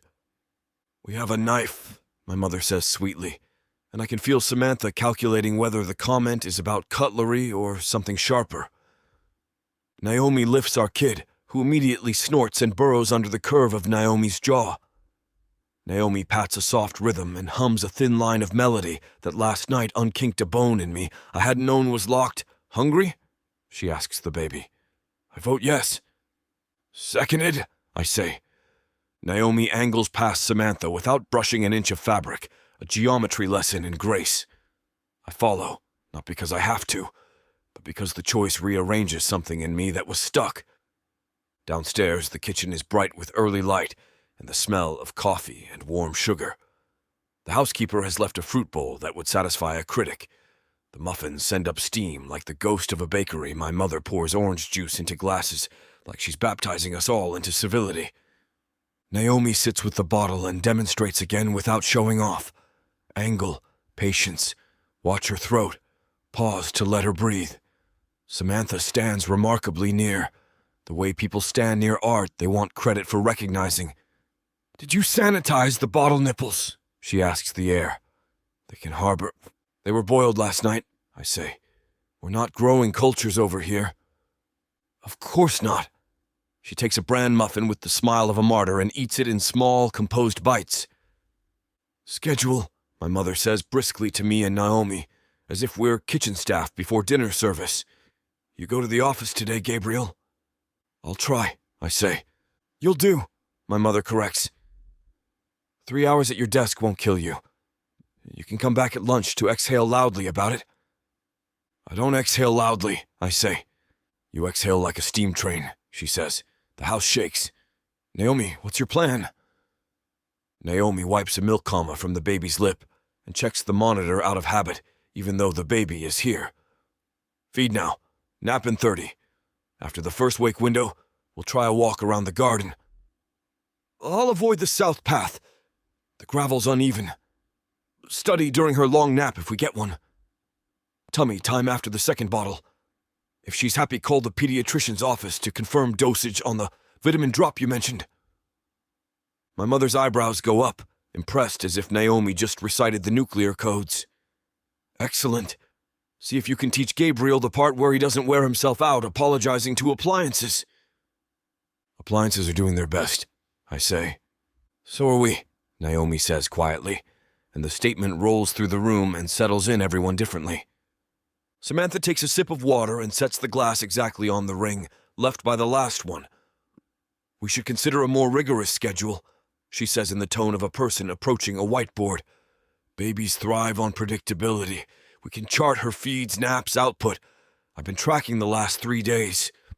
Naomi's system is working, I cut in, not loudly but with a weight that settles the tableware. We'll try her way. Samantha's head tilts. Her eyes go winter. It's interesting that you think you've tried my way. It's fascinating that you think I think anything, I say, and then feel the tug of old habit trying to claw me back. Apologize. Iron it out. Fold myself into compatible shapes. I keep my mouth closed. My mother's brows hop. Naomi's mouth does a quick private curl, then smooths. Wonderful, my mother says, as if she has been scoring a match and is pleased with the set. We'll take a walk after breakfast. Gabriel, show Naomi the stroller brake, the path her mother tripped on in '98, and where the neighbor's dog likes to bark. I'll call the security company. Samantha blinks. Security company? For the gate, my mother says, buttering toast with surgical focus. And perhaps cameras on the side entrance. We've been needing them. I don't look at Naomi. I don't look at Samantha. I keep my eyes on my mother's knife sliding through butter like a boat through thick water. Good idea, I say. Of course, Samantha says. Her smile is back. It has edges. We move through the rest of the morning in small, efficient moves. Naomi takes the baby upstairs after the feed, draws the blackout shade to a 3/4 compromise, hums, counts 20 with her palm on a tiny sternum. I stand at the door and practice not interfering with competence. Samantha shadows, then drifts, then returns, like a tide that believes it owns the moon. When we try the stroller, Naomi checks the brake to make sure it catches, then tests it again. "Tell me you've yelled at the mailman," she says, tightening the harness. "Twice," I say. "He called me sir," and then revved. "Rude," she says. "I'll weaponize a glare if needed." "I've seen it," I say. "Oh?" She glances up, amused. "You used it on a pacifier," I say. "It crumbled." She laughs, and the sound does something to the morning light. "Let's give her a tour." We're not out long. The air smells like wet earth and late roses. The sycamore throws lace on the grass. The stroller rolls smoothly until the south path, where the gravel shifts under the front wheel I pointed out. Naomi navigates around without a jostle. The neighbor's dog throws opinions at the fence. Naomi answers with a cheerful, "Good morning to you, too," and keeps moving our daughter, who has voiced strong positions on many issues, dozes with her mouth open to the breeze, and looks briefly like a tiny creature invented entirely for mercy. Back inside, Samantha is at the island labeling glass containers with dates and instructions no one asked for. "I took the liberty of reorganizing the lower pantry," she says. "You had formula behind canned tomatoes." "Chaos," my mother says. "How did we survive?" "With grace," Samantha replies, shooting a look at me that tries to be neutral and fails at the last inch. "I'm leaving for a meeting at 9. I'll stop back around noon." "Please don't," my mother says pleasantly. "We'll be fine." The crack in the morning removes any pretense left in Samantha's smile. "Of course," she says, and collects her handbag like it's armor. When she's gone, the room holds quiet like a book closing. Naomi exhales, brushes a crumb from the counter into her palm, and tosses it in the trash. "She's organized," she says, generous to the last. "Organized people should unionize," I say. "Demand fewer commentaries." "She wants what she wants," my mother says. So do we. We load the dishwasher like it's a diplomatic exercise. Naomi and my mother move around each other as if they've practiced. One opens, the other passes, nothing collides. I stand with the towel until the baby squawks in a tone that suggests boredom rather than distress. "Tummy time?" Naomi asks. "Treason time," I say. "Same thing," she says, and we all go to the mat on the living room rug. Naomi lays our kid down on her belly and coaxes a protest into curiosity with a few angled toys and that humming line of melody. The baby lifts her head like an offended seal, then decides the rattle might be worth the indignity. When she manages a wobbling prop on her forearms, Naomi claps softly. "Yes, strong girl, look at you." I lie on my stomach too, chin on my forearms, and look at my daughter like she's the only thing in the room. "Show off," I tell her. "It's impressive." She blows a bubble and drools on my sleeve. I pretend it's champagne. I should leave for the office. The thought tries to rise, gets shoved aside by a smaller, louder thought. Last night's whisper. It slides under my rib and sits there. My mother sees it. "Go," she says, as if we've been arguing out loud. "Do an hour. Do 2. Come back when you feel caged. We'll still be here being fascinating." "Are we fascinating?" I ask my daughter. She belches and laughs at herself. "Compelling," Naomi pronounces, eyes bright. "Tell your team you're on a schedule." "Schedule is a strong word," I say. "Shape, then," she corrects. "You're on a shape." "What's the shape?" "Something you don't drown in," she says, like she means it as a compliment and a warning. In the foyer, I grab my jacket and step into shoes that look like decisions. Naomi follows with the diaper bag she insists on keeping stocked to the standards of a field hospital. "Text me if you need to check in," she says. "We'll send a picture at 11 so you don't spiral and buy 3 more monitors." "I wouldn't buy 3, I say, meaning it. 2 in a backup, as my mother says from the stairs. Naomi's mouth tips at one corner. "Hydrate. Eat a real lunch. If your shoulders start living by your ears, stretch." "I like how you assume my shoulders and I are separate entities," I say. They are in a crisis, she says. Negotiations are ongoing. For a blink, it's just us in the open-door sunlight, the house warm behind us, the morning smelling like damp leaves and hope with reservations. She looks up at me. I realize I'm looking down at her like I'm memorizing a face before a trip. Thanks, I say, the word too small for what I mean. For noticing. I notice everything, she says softly, and it isn't a threat. Go work. I go. The office is 15 minutes of gray streets and low clouds away. Glass and steel and a lobby that always smells like lemons bought in bulk. I pass security. Pass a man who's already on a call saying runway and burn rate like they're things you can toss at a fire to make it behave, and ride an elevator to 12 with a woman who wears a suit that could pay off my car. My office is neat because Emily keeps it neat, and because I can't afford the mess that would reveal itself if I stopped moving. Emily left a stack of folders on my desk with a yellow note in her precise handwriting. Call Klein by 10, sign the Hartman estimates. Drink water. The last item has a checkbox I find myself ticking to stay obedient to someone's list. I call Klein and say the correct words. I sign the estimates and tell myself I agree with the numbers. I drink water and read an email twice because the words smear the city's grid out my window looks like an EKG flatlining. At 9:43, I open a browser and type security camera side door, as if the police will materialize through my screen and install Sense. I price systems with glossy photos of happy dogs and lawn furniture, and save 3 to a cart. My thumb hovers over purchase until my phone buzzes. Mom, don't buy 5 cameras. We want eyes, not a reality show. I have a guy coming at 3. I stare at the text and then laugh into my palm until I remember how to swallow it. I type back, of course you do. Then, thank you. Mom, drink water. Naomi is a marvel. A beat later, don't tell her I said that or I'll deny it under oath. My phone buzzes again before I can reply.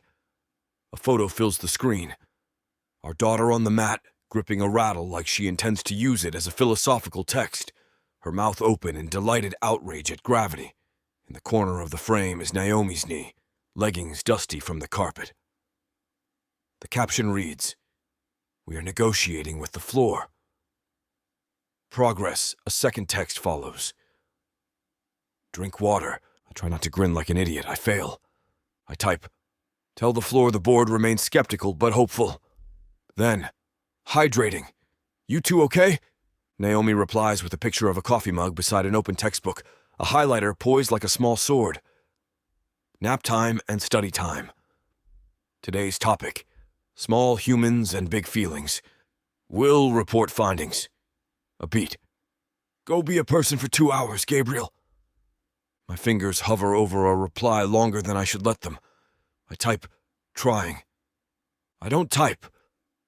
Thank you for singing something alive back into my house. That I heard her last night. I heard what she thinks she's owed. I don't know what to do with the thing in my chest that isn't fear anymore. I put the phone screen down and make the mistake of opening email. At 10:28, Samantha. I'll swing by at noon as discussed. I'll bring oat cookies. They're better for her digestion. No question mark. No room for negotiation.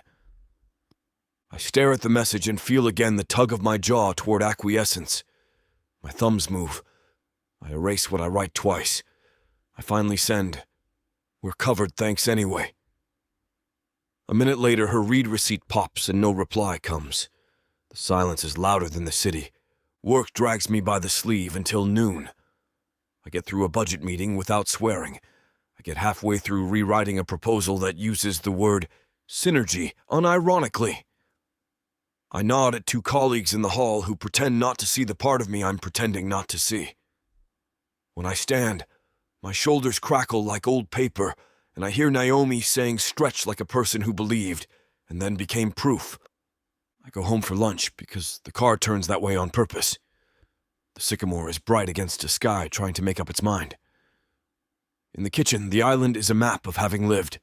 A squash blueberry, a bottle ring, the corners of Naomi's notebook, my mother's discarded crossword with 3 letters empty in the corner.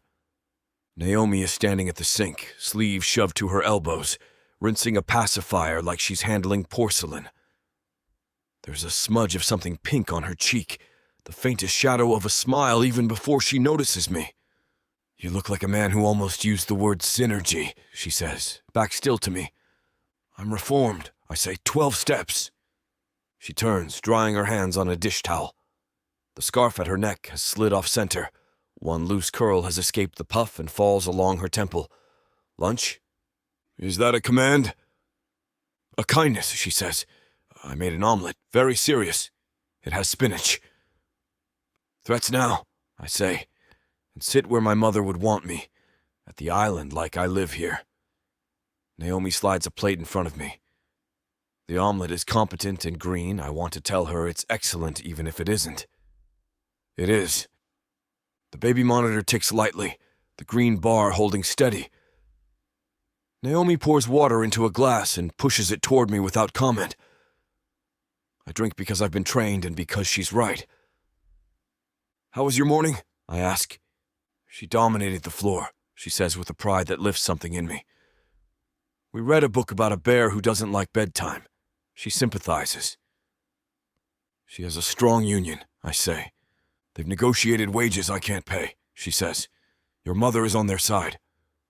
Shocking. The back door opens then. No heels, just a whisper of air. My mother comes in with a paper bag and a look of satisfaction that should be bottled. "Security at 3, she announces. "He's competent and grumpy. My favorite combination." "Did you bribe him?" I ask. "I paid him money," she says, "and complimented his truck. Same thing." Naomi hides a laugh behind her glass. "I will take notes." "Do." My mother sets the bag on the counter and pulls out a loaf of bread that smells like a small saint. Also, we are not having visitors at noon. "Noted," Naomi says, neutral. I feel a tension unwind that I didn't confess to. "Good," I say. My mother looks at my empty plate and makes a small approving sound. "He ate. Miracles. Spinach," Naomi says. "It's a superpower." "If only," my mother says. She taps her crossword. "Naomi, 7 letters, firm but fair." "Your first name," Naomi says without missing a beat. 8, my mother says, frowning. "We'll go with matriarch. Gabrielle, you can go back to work for 2 hours without setting yourself on fire. We'll keep the house standing." "I believe you," I say, and I mean it. I have believed these women my whole life. The surprise is remembering I can do it on purpose. On my way out, I pass the side door and pause. The afternoon light falls across the tile, catching a fine track of something on the rubber mat, dirt in a line that curves where a shoe turned last night. It could be the housekeeper. It could be me. It could be nothing. I look up to find Naomi watching me from the doorway, head tipped. "You want me to say it's nothing," she says. "I want it to be," I say. "Me too," she says. "We're still going to lock the door." We do. My hand stays on the bolt a second too long. Back at the office, the world resumes its habits. Screens, voices, timelines shaped like traps. I pretend to listen to a call while mentally inventorying the lower pantry at home. At 2:37, my phone buzzes with a photo. The baby in a knit hat I've never seen. Ears like a bear, cheeks like ambition. The caption, "Stroller Union approves today's conditions." Then, security guy is installing cameras. "Your mom bribed him with bread and opinions. We're safe." Another text pings in before I can reply. Unknown number. No name. Some people don't belong here. For a second, the office tips. The horizon sliding under my feet. The number has too many digits to be local. It could be spam. It could be a wrong number. It could be typed by a hand that wore berry lipstick an hour ago. I take a breath. 1, 2, 3. A fourth until the edges stop buzzing. I forward the message to my mother with no commentary. "Mom, received, logged. He's wiring a door chime, also buying me a croissant." I send Naomi a single, "Got a message." Not sure from who. "Don't worry yet." Her 3 dots appear and disappear, appear again. like a small heartbeat on a screen. "I won't worry," she writes. "I'll watch the drawers." I close my eyes. In the dark behind my lids, I see Naomi's hands folding a swaddle to an angle that looks like a decision. I see my daughter's mouth open to the air as if she invented it. I see Samantha's smile lacquer over something that can't stand daylight. When I open them, the proposal on my screen reads exactly the same. Only now I know exactly what word I won't let slide again. Appease. At 4, I go home early because pretending otherwise costs more than it buys. The sycamore looks smug in the evening light. Through the side window, I see the security guy crouched with wires, my mother talking at him like she's met a new species and intends to document it. In the living room, Naomi is on the floor with the baby, book open, hair loosening from the scarf. She looks up when the door opens, and it feels like the room writes itself by a degree. "How did the shape go?" she asks. "I didn't drown," I say. "High bar," she says. "We'll lower it tomorrow to floated." She hands me my daughter as if it's the most obvious answer. The baby grabs my tie and laughs like she knows exactly how to break me down into grateful pieces. I hold her and feel my shoulders climb down from my ears.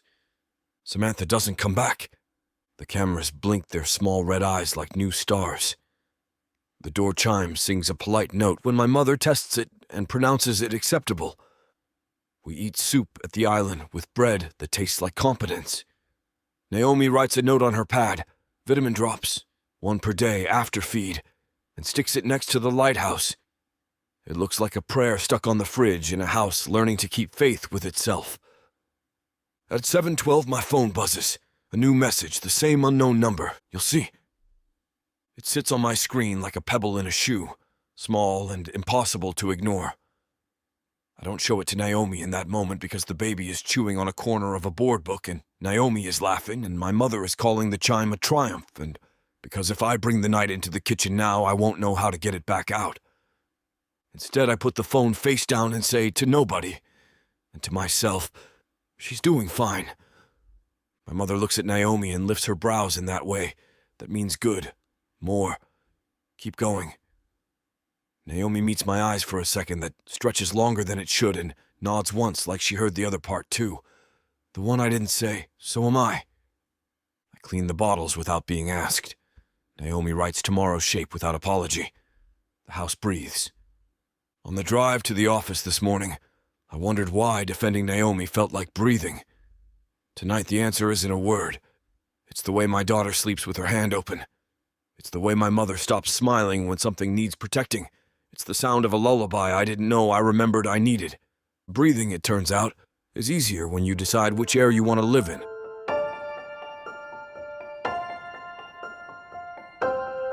Chapter 6. Naomi. The house is quiet in a way I don't trust. Late afternoon light filters through the nursery curtains, soft and golden, painting the floor in bars of honey. For once, there's no crying, no squeaky toy being gnawed like it's a mortal enemy, no grandmother marching through with commentary about the mailman. Just the steady breathing of a sleeping baby and the faint creak of wood settling around us. I sink into the armchair in the corner, peel off the cardigan I've been wearing since morning, and swap it for the short-sleeved top buried in my duffel. The cotton clings cool against my skin. When I glance down to tug the hem straight, I catch sight of my wrist. The scar is faint now, nearly lost against the brown of my skin. A pale crescent, not quite smooth, not quite jagged, like a question mark pressed permanent. It drags me back without permission again. Dust in the air, kicked up by children's sneakers in the old playground near the church. My own shoes are too big, scuffed from hand-me-down wear. Barking, loud, desperate. The sort of noise that splits the air and your chest all at once. A dog breaking its chain, teeth flashing, charging. My scream caught in my throat, my legs forgetting how to run. And then Gabriel. Taller, older, already broad across the shoulders. He stepped in front of me so fast it blurred. hands on my shoulders, firm and steady, yanking me behind him. He stood his ground, planted like a wall, his voice deep enough even then to carry certainty. "I've got you." Just that. The dog lunged, but Gabriel didn't move. He shouted, low and fierce, until the owner dragged the animal back. My wrist stung where teeth grazed it, blood wet and hot, but all I felt was the way his back blocked everything sharp from reaching me. I'd gone home that night with the gauze taped around my arm and a secret in my chest I didn't have a name for yet. Love had grown in the space his courage carved open, and it never really stopped. I pressed my thumb against the scar now, as if the pressure concealed the memory back inside. That was then. This is now. Now it is baby-proofing. Checklists spread across the coffee table. Now is me on my knees fitting foam guards onto sharp table corners. Now is me tugging on cabinet locks until they click into place, scribbling notes in my little pad. North stairs, loose rail, pantry latch, weak, balcony door, check again at night. Now I'm telling myself every choice I make is about safety, not about him. Still, the memory lingers like perfume. The baby wakes after her nap, a drowsy protest more than a cry. I scoop her up, her body warm and floppy with leftover sleep. She yawns in my face, fist bumping my chin. "You have opinions?" I murmured. "Let's see if any of them involve carrots." She doesn't look convinced. Down in the kitchen, Gabriel is already there, jacket off, tie loose, sleeves rolled to the elbow. His forearms catch the light, tanned, strong, dusted with hair. He's chopping something. Apples, judging by the sweet bite in the air. The knife looks too big for the job, but his hands are steady. "Thought she'd wake up hungry?" he says without looking up. "She's skeptical," I reply, adjusting her on my hip. "She gets that from my side of the family." He glances at me then, eyes catching on my bare arms. It's quick, almost nothing, but my skin prickles as if his gaze left heat behind. I move to the high chair, buckle her in, and spread the tiny bib across her chest. "You're making snacks?" "I'm bribing her," he corrects. Apparently muffins aren't enough incentive to stay civil. "She's 6 months old." I grin. "Her politics are limited to milk and naps." "Then I'm running for office on that platform." I laugh, and the sound bounces between us, warm and real. It feels dangerous, how easy it's becoming to laugh with him. We test the carrots, mashed into soft orange. She spits the first spoonful out with theatrical offense. "Strong no," I say. "Try again," Gabriel insists. Second spoonful, same result, but now with a raspberry noise that paints his sleeve orange. "She's voting," I point out. "She's filibustering," he counters, wiping his arm with a paper towel. We hold the line. By the fourth attempt, she swallows half a spoonful, then grins like she's discovered fire. Gabriel pumps a fist. "Victory." I shake my head, laughing. "Careful, she'll own you now." "She already does," he says, quiet, almost offhand. But the words settle in the space between us, heavier than he probably meant them. My chest tightens. Later, when she's down again, I run through the checklist. Floor mats aligned, cabinet locks tested twice, outlet covers snug, the balcony door latched, my pad fills with small notes and arrows. Gabriel trails behind me, watching without interfering, occasionally passing me a screwdriver or holding the baby monitor while I crawl under the sink. "You're thorough," he says finally. Thoroughness keeps people safe. Thorough makes me feel like I've been winging it. "You have," I say, teasing but gently. "And you've done fine. But now you get reinforcements." His mouth tips into a smile. "You make reinforcements sound noble." "It is." I tuck the screwdriver back into the drawer. "Trust me, nobility is in the details." He doesn't reply right away. When I glance up, he's studying me, expression caught between gratitude and something else I can't name. Naomi, his voice is low, rough. Thank you. It's simple, but the way he says it, like it costs him, like it matters more than I know, makes warmth skim my ribs and settle low in my stomach. My heart does something reckless, leaping forward before I can pull it back. I force my voice to be steady, professional. You're welcome. The words sound too small. He watches me a beat longer, like he wants to press the moment into something deeper. Then the baby monitor hums, saving me from answering questions neither of us asked. That night, after the baby's asleep, I sit in my room with my notebook open, pen hovering over the page. I could write cabinet secure, rail needs, fixing, pacifier still a no. Instead, I write a single line. I've got you. I close the notebook fast, as if the words might bleed into the walls. Chapter 7. Gabriel. The dining room is too neat for the way my chest feels. Laptop open, numbers waiting, pen lined exactly parallel to the legal pad. The sycamore outside throws lacework shadows across the table, and for a minute I pretend I might read the spreadsheet like a sane person. Then I set the pen down and pick up my phone instead. I cue the same song I shouldn't be listening to again. Benson Boone in the Stars, and balance one earbud in. The piano enters softly, a hand at the base of the throat. The first verse is enough to make a swallow catch. But it's the chorus that breaks something open. I don't just hear it. I let it happen to me. I'm still holding on to everything that's dead and gone. I don't want to say goodbye, 'cause this one means forever. And now you're in the stars, and 6 feet's never felt so far. Here I am, alone between the heavens and the embers. Oh, it hurts so hard, for a million different reasons. You took the best of my heart and left the rest in pieces. The words land where I've been keeping my breath. Dead and gone. The chain around my neck warms under my palm, the ring heavy against my sternum. I see her funeral soil, wet, clay-thick, sliding off the shovel in clumps, sticking to the casket like it changed its mind about letting go. We put her 6 feet down, and it felt like 6 light years.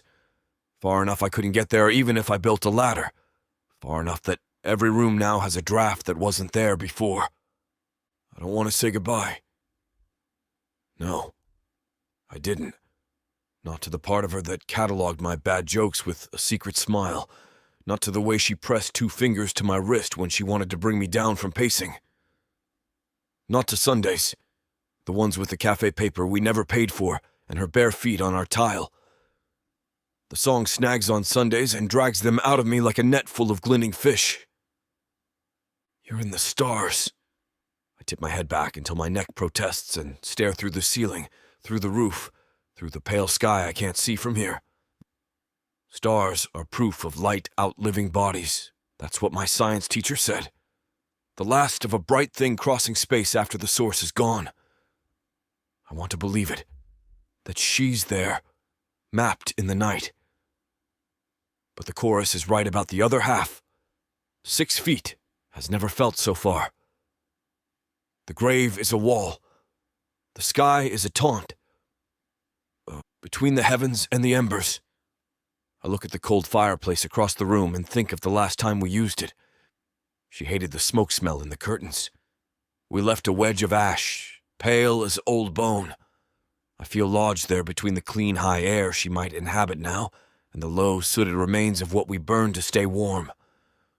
It hurts so hard. It does, and the reasons do multiply. Millions? Some days it feels like it. Little ones like her mug still in the back of the cabinet, lipstick ghosting the rim, because I can't make myself scrub at big ones, like the sound the house made the night I brought the baby home, and the quiet sat up beside me in a chair. You took the best of my heart.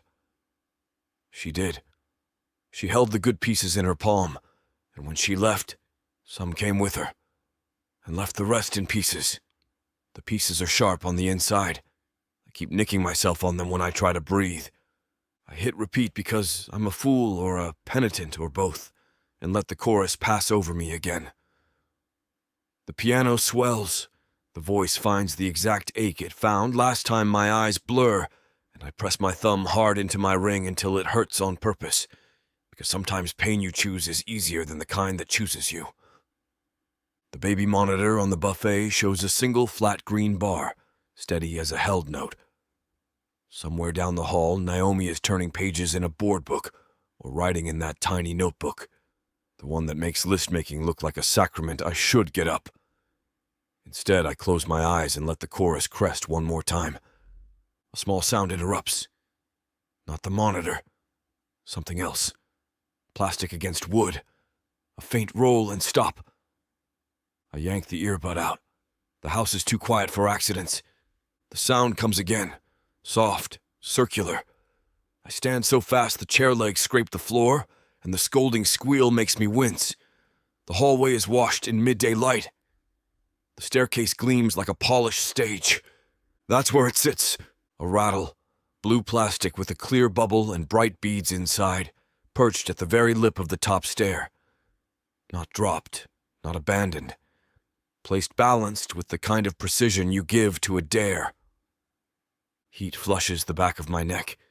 The air changes, thins. Naomi doesn't leave things out. My mother doesn't either, not without a monologue. The baby is not mobile. The housekeeper hasn't been here since morning, which leaves. A small exhale laugh behind me. Oh, good, you found it. Samantha's voice is sugar on glass. I turn and find her halfway down the hall, a folded throw in her arms. She is dressed like a boutique window. Rose silk blouse, slim black trousers, hair coiled in a twist tight enough to cut her lipstick is the berry shade that looks like it was painted on, with a brush and a mirror and a plan. That shouldn't have been here, I say. Too flat, too fast. Her smile is immediate and practiced. Absolutely not. I was tidying the living room, and I must have set it on the banister, and, well. Her eyes flicked to the rattle in my hand, then past me toward the guest wing where Naomi's door is. It's been a parade of new routines. Blankets, bottles, toys. It's hard to keep order when everyone's figuring out their way. Everyone? I feel the old habit in my jaw. Appease, smooth, apologize on behalf of the mess of living. The habit twitches and I swallow it. Oh, you know. The line of her smile doesn't change. The baby. You. Naomi. The name is a bell that rings differently in her mouth. New faces can be confusing for infants. She says it like it's a data point that explains everything. I pocket the rattle. It's childish and petty and necessary. Thanks for letting me know. Always, she says, and steps closer until her perfume is a soft wall. I just want to help. You know that. I want to believe there's a version of the sentence that means exactly what it says. I want to be a man who doesn't read footnotes into kindness, but the picture of the rattle where it was, blue at the edge of a polished drop, refuses to blur. Help by telling me when something's on the stairs, I say, and it comes out even. Or by leaving it in a basket where it lives. Her lashes lower as if in prayer. Of course. She drapes the throw over the sofa arm with a gesture too elegant for a blanket, gives me a smile that shows just enough teeth, and glides down the hall toward the side door. The faint chiming note of the new door sensor my mother had installed yesterday rings polite and satisfied when it opens and shuts. I stand there with my hand in my pocket, squeezing the rattle hard enough to make the beads click. The chorus from the dining room speaker has looped without me. I can hear the singer's voice from here, muffled by a wall and 100 small regrets. I'm still holding on. I close the app and let the quiet return. It feels honest and unsafe at once. I text Ralph without thinking. Me. Need gates, top and bottom of main stairs. Soon. Ralph, tomorrow morning, 9 a.m. Brass or white? Me. Whatever doesn't fail. Ralph. Copy. I lower the phone and find my mother in the doorway like she materialized from floorboards, navy sweater, and pearls ironic in the middle of the day. She tilts her head at the pocket where my hand still clenches. "You have the look of a man who found something where it shouldn't be," she says. "A toy," I answer. "On the stair." "Which stair?" "The top." Her mouth goes thin. "We'll put gates in. I called someone yesterday as a gift to my blood pressure. Consider your text redundant and charming." "Did you—" I start, then stop because the words sound like a complaint against a person I don't want to name aloud yet. "Never mind. My son, you have never been a never mind in your life." She steps closer, studies my face, then my shoulders like she could lower them with a look. "Naomi has the baby?" "Asleep," I say. "I'll sit with the monitor. You rest, or go find a bakery to interrogate." "Both," she says, "in that order," and leaves the scent of her good hand cream in her wake like a benediction. I stand another moment near the stairs because it feels wrong to just turn away from a thing that could break your life in a step. Then I go find Naomi. She's in the sunroom with the windows cracked to let the mild day in, baby on the mat, legs bicycling aggressively like she's training for an event. Naomi kneels beside her, curls loosened by the afternoon, white t-shirt tied at her waist, soft gray joggers. A pencil is in her hair and there's a tiny smear of orange on her sleeve from the carrot battle we waged yesterday. "You two forming a government?" I ask, leaning in the doorway. "She's declared independence from naps," Naomi says gravely. "We're negotiating the terms." The baby chirps like a bird and baps the rattle-rabbit in the face. Naomi grins and kisses the top of her head.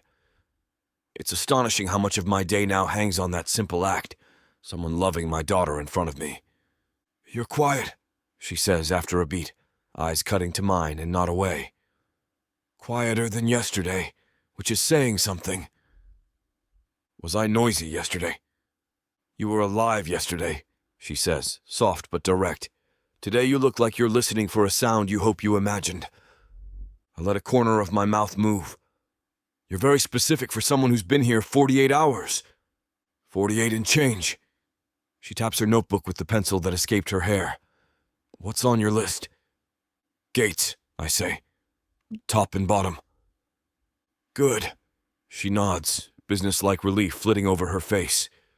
"We'll do a sweep after her next bottle, too. I want to replace the balcony latch. It sticks on the third try." "Write it down," I say, because the act of watching her write things down has become a way of reminding myself the world can be made solid by attention. She jots a note, underlined neat eyes lifting again. "You okay?" There's a shape of a sentence in my mouth, but the baby kicks. Naomi laughs, and I can't lay that weight on the space we've made here. Not in this minute that smells like clean cotton and warm dust and something like home. "Song stuck in my head," I say instead. "It's probably melting my brain." "Which song?" "In the Stars." Her expression shifts, understanding and worry in one breath. Heavy choice for work hours. "I'm not working well," I admit. "Then you chose honestly," she says, dry. "Want the short version? Let it break you for 3 minutes. Then wash a bottle. Bodies prefer tasks to theories." "You came with a manual for me too, didn't you?" She lifts a shoulder. "A pamphlet?" We do the bottle. Angle, patience, pause. And the baby does her part with the solemn focus of a scientist. Then burps so fiercely Naomi says very seriously, "Powerful." And my daughter looks briefly pleased with herself as though she understood. We follow the afternoon shape Naomi wrote on the pad. Small walk on the flat path. Avoid the gravel drift near the south turn. Nod at the neighbor's dog because diplomacy is important. My mother joins us for 10 minutes and tells the mailman through a look that if he revs, she will buy the post office and fire him. Naomi's laugh is a light thing that refuses to be heavy. I let it touch me without flinching. Inside, when Naomi goes to rinse the bottle, my mother corners me at the island, steam lifting off her teacup. "You're miles away," she says. "Meters," I say. "I'm modern." "Don't be cute," she says, but her mouth betrays her by almost smiling. We'll have gates tomorrow. Cameras watch what doors do. We cannot camera every stair unless we want to live inside a bank. I know. Then breathe. I do. It goes in ragged. It comes out better. You can tell, Naomi, she adds, almost offhand, which means carefully aimed. She is not porcelain. She is iron with soft edges. I know, I say again, but the second no is more complicated. I picture Naomi's face when I say the word rattle in the same sentence as stairs. And I picture the quick narrowing of her eyes, not in fear, but in attention. I picture the way I'm already too used to leaning in her direction. I don't tell her. Not yet. The admission is a stone that skips and sinks. Afternoon tilts toward that hour Naomi calls the union shift. The baby registers a formal protest at being a mammal. Naomi goes from bounce to sway to that forearm hold that wins hearts, entreaties I change a diaper that looks like an act of God. My mother says a prayer for the wipes. We survive. We always do. At 5, I return to the dining table because the quarterly projections have not become less imaginary. They have become judges. I line the pen parallel again and try to rewrite a sentence about expenses in a tone that doesn't sound like begging. The spreadsheet stares at me. I stare back. The rattle is still in my pocket. I take it out and set it on the desk in my study instead. Blue plastic in the pool of lamplight, beads winking in a way that makes my throat tight. It looks harmless. It looks like what it is. It looks like an object waiting for a story to stick to it. I stand there longer than I mean to, one hand on the back of the chair, the ring on my chain warm. The chorus ghosting the edges of the room because my head has given it a home. I'm still holding on. I don't press play. I don't need to. The lines are tattooed behind my eyes. I go find Naomi again instead. The baby is in the crib, drifting under the pale felt clouds. Naomi's palm rests tiny and sure against her chest for a steady count. She lifts it like a breath leaving and steps backward like she practiced this kind of leaving until it became an art. In the hall, I meant to say thank you. I meant to say I found a rattle. And I know how paranoia feels, but this isn't that. And I hate that the cliff fell once and keeps falling in my head. What comes out is softer, smaller, less risky. Are you? I start. She raises her brows. Settling in? She smiles. Not big, not public. The kind of smile that cracks open at the edges. I am. Your house is bossy.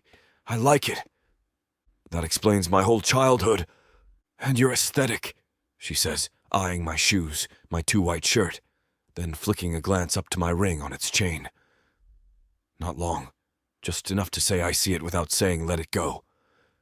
Gates at 9, I hear myself say. Ralph will be here. He's competent. Competent is sexy, she says, then blurts, mortified. I mean, reassuring. Sexy works, I blurt out. And the second of shared ridiculousness is so human I could sit down right here and sleep in it. We drift toward the kitchen because that's where people go when they don't know what else to do. My mother has left a note by the bread. There is soup. Pretend I made it. Don't mock me if it's too salty. Naomi laughs like a person who needed precisely that line. I ladle. She slices bread. We stand at the island and eat like civilians while the monitor hums a quiet green. Long day? She asks. Long life, I say. Better afternoon. She nods, takes it in, doesn't press. We'll make tomorrow shorter. How? By being relentlessly ordinary, she says. It's more work than grief gives it credit for. When she goes to rinse bowls, I take my phone off the counter because I don't trust my own hand without something to do. I see the text again. You'll see? No punctuation, no context. It's small, yet unignorable. I put the phone face down. The rattle is on the desk in the next room like a piece of sky. Someone dropped into my house and dared me to walk past. Naomi dries her hands and reaches for her notebook, pencil poised. Shape for tomorrow? she asks, and the fact that she still uses the word shape instead of schedule makes me feel like some part of me might fit again. Gates, balcony latch, I say. You tell me the rest. Witching hour training, she says, mock serious. And maybe a bath if she consents to water as a concept. She tolerates it, I say. She loves the towel.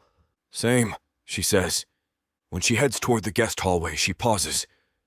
You look like a man carrying a thing he doesn't know where to set down, she says gently. Working on it, I say. Want a hint? Always. Put it where your daughter can't trip over it, she says, eyes dark and kind. Everything else we can pick up together. She leaves me in the doorway with the green bar on the monitor steady, and the soup bowls clean, and the door chime ready to be worth the money my mother spent. In the study, the rattle throws a small blue shadow on the wood. I put my palm on the desk beside it and lean my weight there like you lean into a railing when the view is too much and the drop is real. I breathe, once, twice. A third time that almost goes smooth. I tell myself it was nothing. I tell myself I'm paranoid. I tell myself cliffs fall only once. The chorus in my head disagrees. The beads inside the rattle click when the house shifts, a tiny sound that feels enormous. I do not press play. I do not move the rattle yet. I stand there and admit, at least to this room and the ring against my skin, that I don't know how to live with the idea that the worst already happened when something in me knows another edge when it sees one. The house listens. Somewhere down the hall, Naomi writes Gates at 9 in tidy letters. My mother sets out a mug so I remember to be a person in the morning. On the desk, the toy stays bright and patient, as if it can wait forever. So can fear.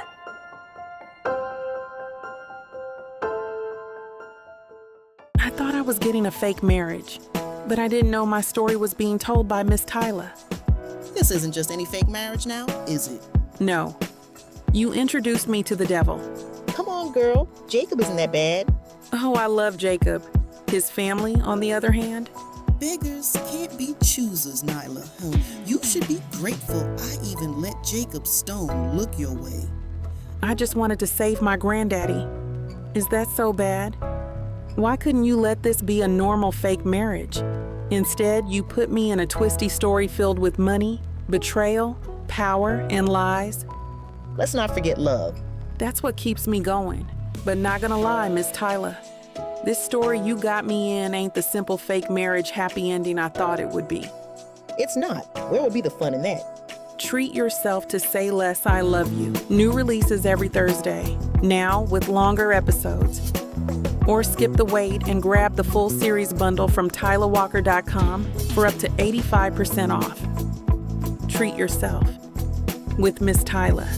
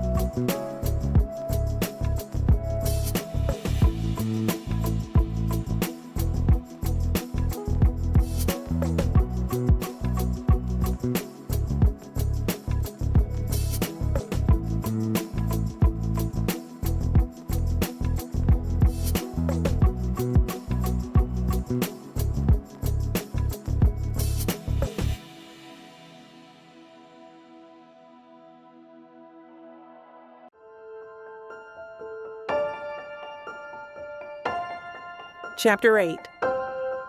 Naomi. The house breathes differently at night. Not silence, not really.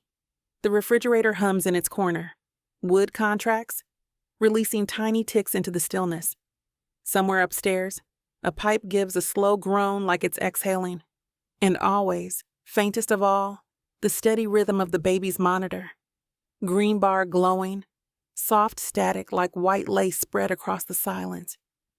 I tell myself I'm up for tea, not because my heart's a mess. I wrap a cardigan over my shoulders, pad barefoot to the kitchen, and set the kettle on. Its click feels loud enough to wake the whole house. Steam curls, soft and ghostly, when the water starts to boil. I line up one mug, then a second before I can stop myself. Old habit. My mother always made two, even when she was alone. Tea was her cure for everything. A ritual that steadied the day. The faint scuff of a heel on tile makes me turn. Gabriel fills the doorway, shoulders broader in the half-light, t-shirt soft and loose. Sweat's hanging low on his hips.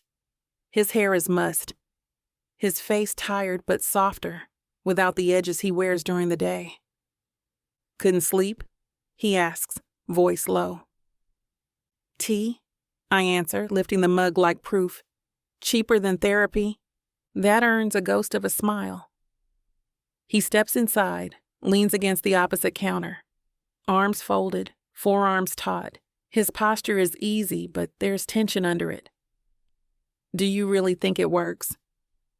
I pretend it does, I say, shrugging. Placebo, but placebos matter. Honest? He nods once, a flicker of amusement. Wouldn't have guessed you'd go for half measures. I'm full of contradictions. The kettle hisses, urgent. I pour water into both mugs without asking if he wants one. His eyes flick to the gesture, then to me, but he doesn't protest. Steam winds between us, carrying the faint scent of mint. When I pass him his cup, his fingers brush mine, barely there. Skin against skin, brief enough to deny, sharp enough to feel. My breath skips. He doesn't move either. Both of us hold still, then pretend nothing happened. We sit at the island, mugs between our hands. For a moment it feels like the house itself has paused, watching us. Did you always drink tea? He asks after a beat. My mom, I say softly. She had a blend for everything. Stress, headaches, heartbreak. She swore it worked. I never learned which was which, so I just keep drinking and pretend. His gaze goes distant. My mother had her rituals too. She said habits hold a house together. Eggs the same way every morning, runny yolks, too much salt. I hated them. A short laugh surprised from his chest. Now I'd give anything to taste them again. The sound pulls at me, bittersweet. My own chest aches with my mother's memory, her laugh, her relentless optimism, the sugar she snuck into everything. Mine thought life was too short to eat bitter things, I say. Sugar in spaghetti sauce, sugar in tea. My dentist still hates her for it. He huffs out something close to a laugh. For a moment, grief doesn't feel like an anchor. It feels like a place we both know how to walk. We sip in quiet. The monitor glows. His profile in lamplight is strong, cut sharp, but his eyes are shadowed with a softness I'm not sure I've seen before. You were good with her today, he says suddenly. The baby. You make the house feel gentler. The words land heavy. Too much warmth in too small a space. My ribs tighten around it. I press my palm against the mug, grounding myself in heat. It's her, I say quickly. She softens everything. His eyes meet mine, steady. It's you. Something in me wavers, caught between gratitude and danger. I want to lean into the words. I want to run from them. My tongue feels heavy with all the things I won't say.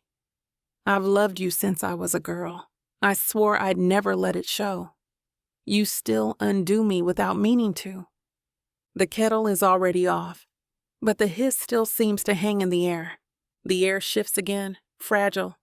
Gabriel's hand cradles his mug, his expression unreadable. I stand, needing distance. I should sleep. Morning's coming fast. He studies me, jaw tight, like he has words lodged behind his teeth. But all he says is, "Good night, Naomi." My name and his voice breaks me open in ways I can't let show. I force a small smile. "Good night, Gabriel." I leave before the warmth can tip into fire. The hallway to the guest wing is dim, carpet soft under my steps. My hand is already on the knob when I notice it. The door. I shut it earlier. I know I did. But now it's cracked an inch, shadows spilling out like breath. A faint scent lingers in the hall. Sweet, sharp, expensive. Samantha's perfume. My chest knots. I push the door open with my foot. The room is empty. My bag on the chair. Cardigan folded neatly on the bed. But on the console table outside the room, a single baby sock sits folded too carefully. Too precise. I pick it up, fingers trembling, throat tight. The house is too quiet. I step inside, shut the door, and lock it behind me. Chapter 9. Gabrielle. Midnight emails are supposed to feel productive. They don't. The screen glares at me from the study desk, numbers and sentences swimming together until I can't tell if I'm reviewing contracts or eulogies. My fingers hover over the keys, useless. The lamp throws a pool of yellow light, but beyond it the house feels cavernous, shadow stretching into shadow. I shut the laptop before I can give in to the illusion that staying up fixes anything. The silence presses heavier once the machine clicks closed. My shoulders ache from hunching, so I stretch, rub at my eyes, and step into the hall. The house is breathing again. Soft creaks, the faint hum of the fridge, the sigh of wind against the old windows. I move through it barefoot, quieter than I mean to be, as if the walls are listening. When I pass the living room, I see them. Naomi is curled on the couch, head tilted back against the cushion, mouth parted slightly in sleep. The baby is nestled against her chest, small body rising and falling with each breath. Naomi's hand cups a pair of tiny socks, white with little yellow stars, as if she fell asleep mid-fold and forgot to let go. The sight stills me. The baby's face is pressed against her collarbone, lips pursed in some secret dream. Naomi's chest moves slow and steady under her. The whole scene glows faintly in the lamplight, like something too tender for the real world. I hover in the doorway, caught. This is what I've been missing, what grief stripped from the house. Warmth so quiet it remakes the air. And yet I am only a witness. The scene belongs to them, and I stand outside it. I step closer anyway, careful. On the arm of the couch is a folded throw. I lift it, soft weight in my hands, and drape it gently over them. Both the fabric slides into place, covering Naomi's shoulders, the baby's tiny back. Neither stirs. I shouldn't linger, but I do. My chest aches with the intimacy of it, the peace of it, the unbearable truth. I want to belong here. A whisper slides in behind me. Some boundaries are important. The words are honeyed, but the edge cuts. I turn. Samantha stands in the doorway, wrapped in silk, her hair braided down one shoulder, her lips painted berry dark even at midnight. Her eyes flick from Naomi to me, then back again, thin and sharp. She fell asleep, I say, too blunt. And you... Her smile doesn't move. You're tucking her in like it's a scene from a novel. Careful, Gabriel. Intimacy can be mistaken. My jaw tightens. The instinct to placate twitches, but I smother it. She's caring for my daughter.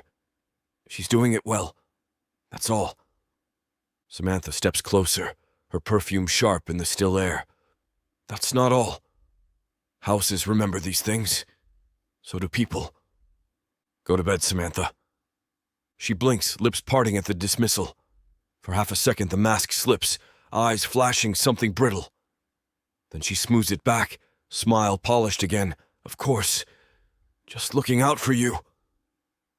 She glides away, the door chime giving its faint, polite note when she slips out into the night air. I stand a moment longer, the quiet pressing in again. Then I look back at the couch. Naomi shifts slightly in her sleep, murmuring something I can't hear, her hand still cupping the baby socks like treasure. The baby sighs, content. I let out a slow breath. Boundaries. Maybe Samantha is right about them in theory. But staring at the scene before me, I know one thing with absolute clarity. I don't want distance. Not from this. I leave them as they are and head upstairs. Sleep doesn't come easy, but when it does, it carries lullabies. I dream of Naomi's voice humming low, of the baby's breath against her chest, of a house that feels alive again. Morning. The smell of coffee drags me awake before the alarm. The sunlight through the blinds is pale and forgiving. For once, I don't wake with the image of a cliff in my mind. Instead, the warmth of last night clings like an echo. Downstairs, Naomi is at the counter, hair loose, a pale yellow t-shirt tied at the waist. The baby is in the bouncer, gurgling at the stuffed rabbit like it told a joke. Naomi glances over her shoulder, a quick smile tugging her lips. "Morning," she says. "Morning," I answer, throat rough. I pour coffee, needing the motion. The baby kicks happily, and Naomi leans down to adjust the strap. She's been up since 6. I think she's campaigning for earlier bedtimes. Smart negotiator. I sip. Did you get any sleep? She shrugs. Enough. The couch was better than I expected. You don't have to sleep there, I say before I can stop myself. My mother said the guest room is yours. Use it. Her eyes flick to mine, then away, like she's not sure how much weight to give the words. I will, she says finally. Last night was unplanned. I almost tell her I saw. Almost tell her I stood in the doorway, blanket in hand. Instead, I let the words stay lodged in my throat, where they belong. The baby coos, demanding attention. Naomi scoops her up, holding her high until she laughs. The sound is light and bright, chasing shadows from corners. Naomi presses a kiss to her cheek, then looks back at me. Eat, she says, teasing. Coffee doesn't count. Yes, ma'am, I reply dryly, and she smirks. We move through the morning together, feeding, burping, diapering, with a rhythm that feels dangerous in its ease. I watch the way Naomi narrates each step to the baby, the way she hums without realizing, syncing her breath to my daughter's. The house feels gentler again. But in the back of my mind, Samantha's whisper lingers. Boundaries. As if love can be drawn in chalk lines, as if I don't already know which side I want to stand on.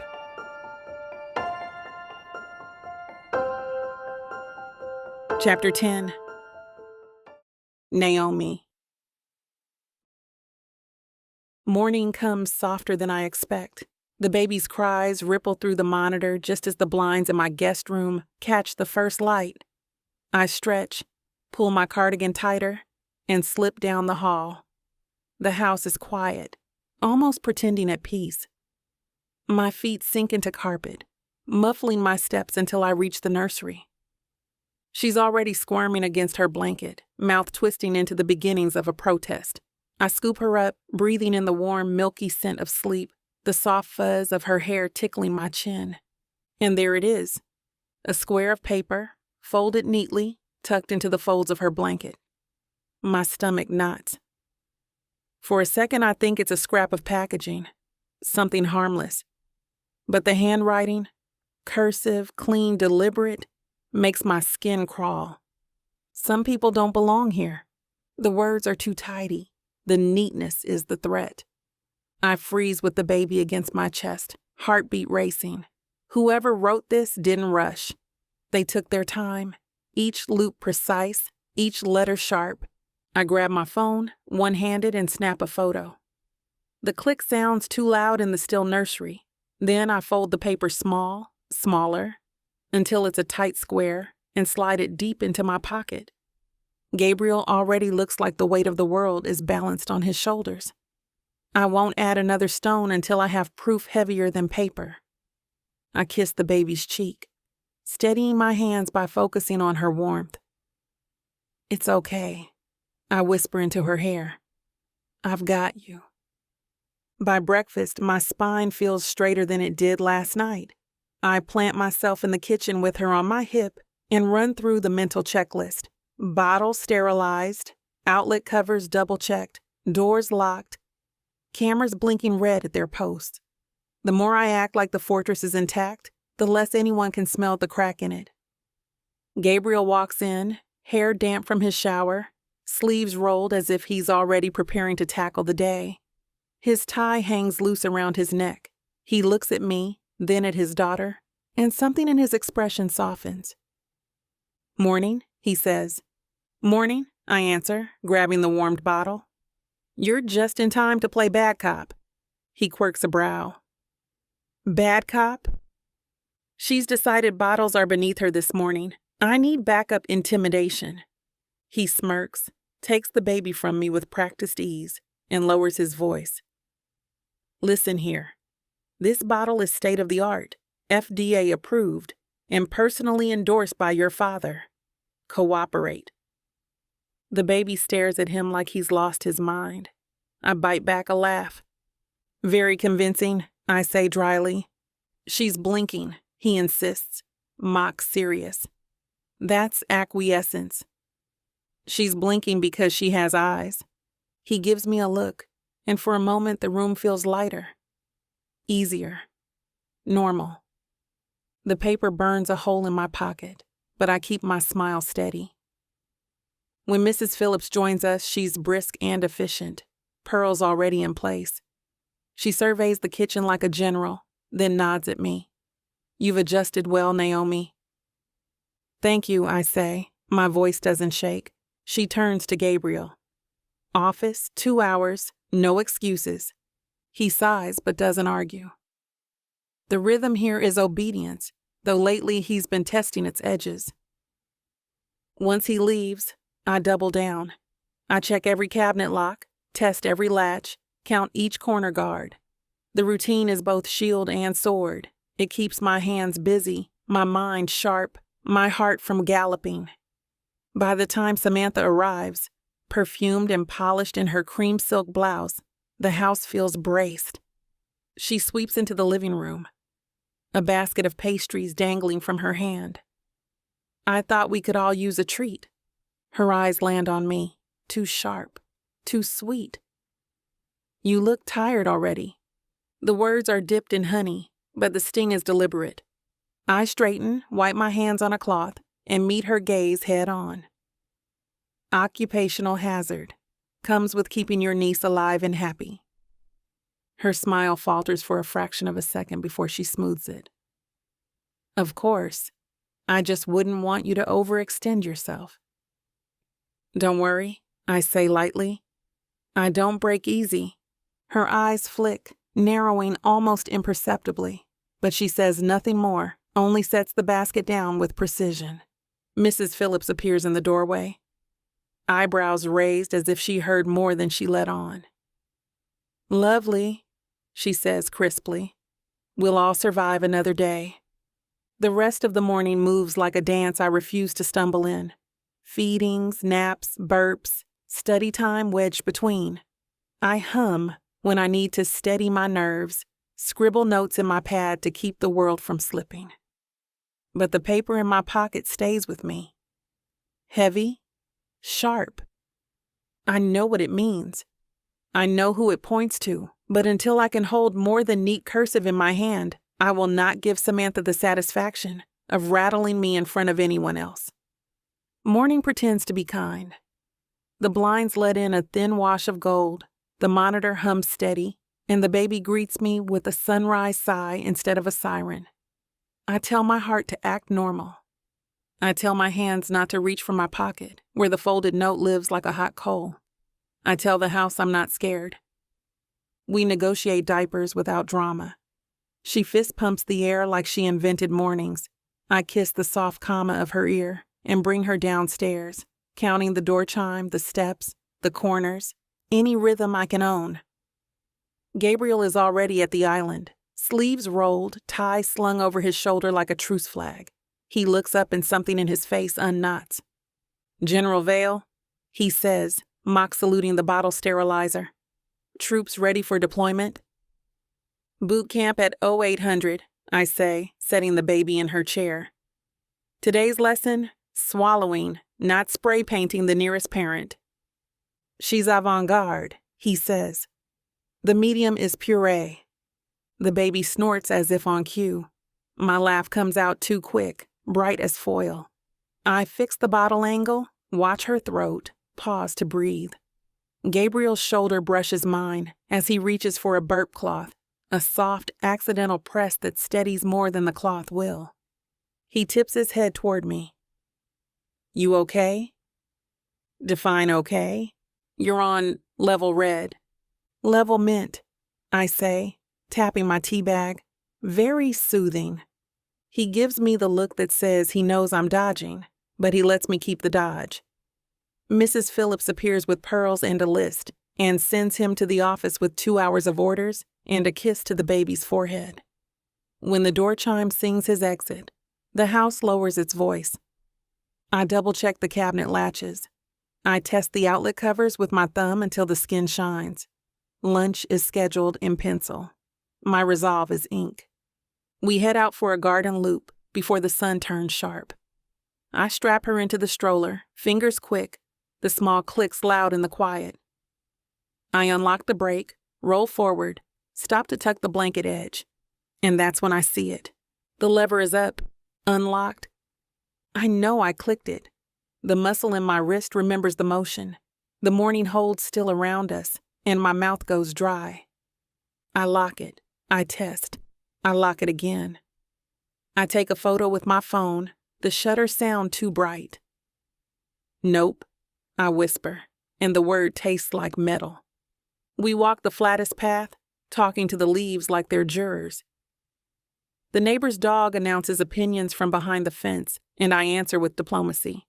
The baby kicks once, twice, then lets the stroller rock her toward drowsy. The breeze lifts hair at my nape. A prickle runs higher than air can explain. Back inside, I fold the blanket with exaggerated calm and put the stroller away as if it never had a lever. The kitchen smells like coffee and bakery pretensions. The door chime peals once, sweet and polite. Samantha floats in on cream silk and the kind of perfume that edits the air. She sets a box on the island and peels back tissue like she's unveiling a relic. "Teething biscuits," she sings. "Organic, naturally. Babies adore them." "She has 2 teeth," I say lightly. "They adore her."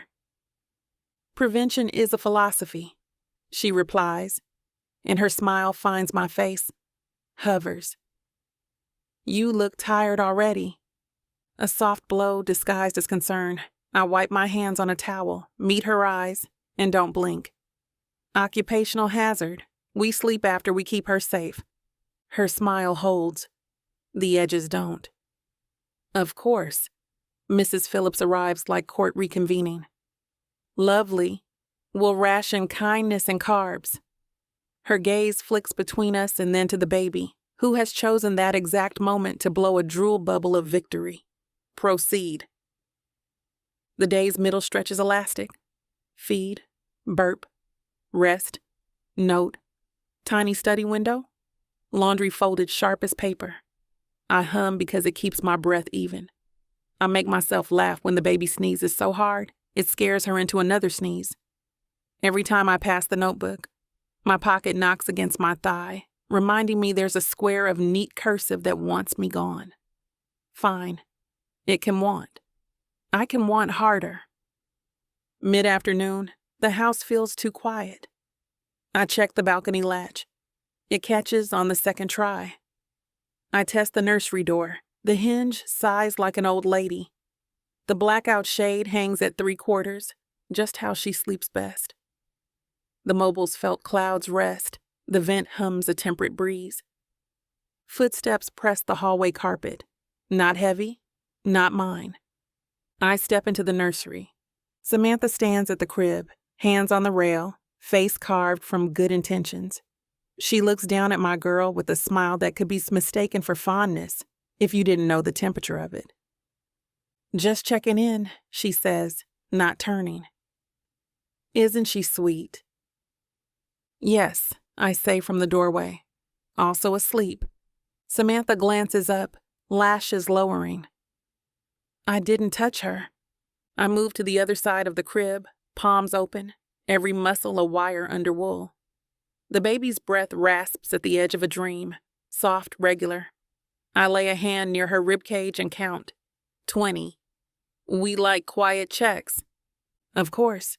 She eases back, gives the rail a tiny too-light pat, like she wants to prove something about fingerprints. I remember when routine was new. It felt fragile.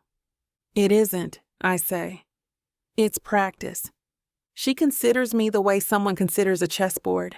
Angles, captures, trades. Then she smiles again, turns, and leaves a perfume trail like a ribbon. I wait until the door sighs shut behind her. Only then do I allow my shoulders to drop.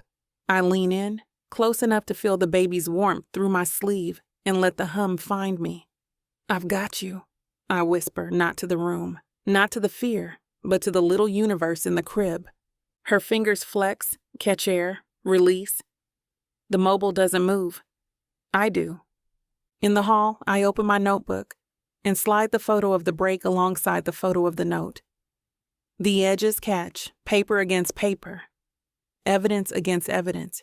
It isn't proof yet. It's a map. I tuck both deeper, where my lists live, replace balcony latch, retest gate catches, teach Gabriel the one-handed stroller lock until he could do it asleep. I find him downstairs, sleeves still rolled, collar open, a tiredness at his mouth that doesn't scare me anymore.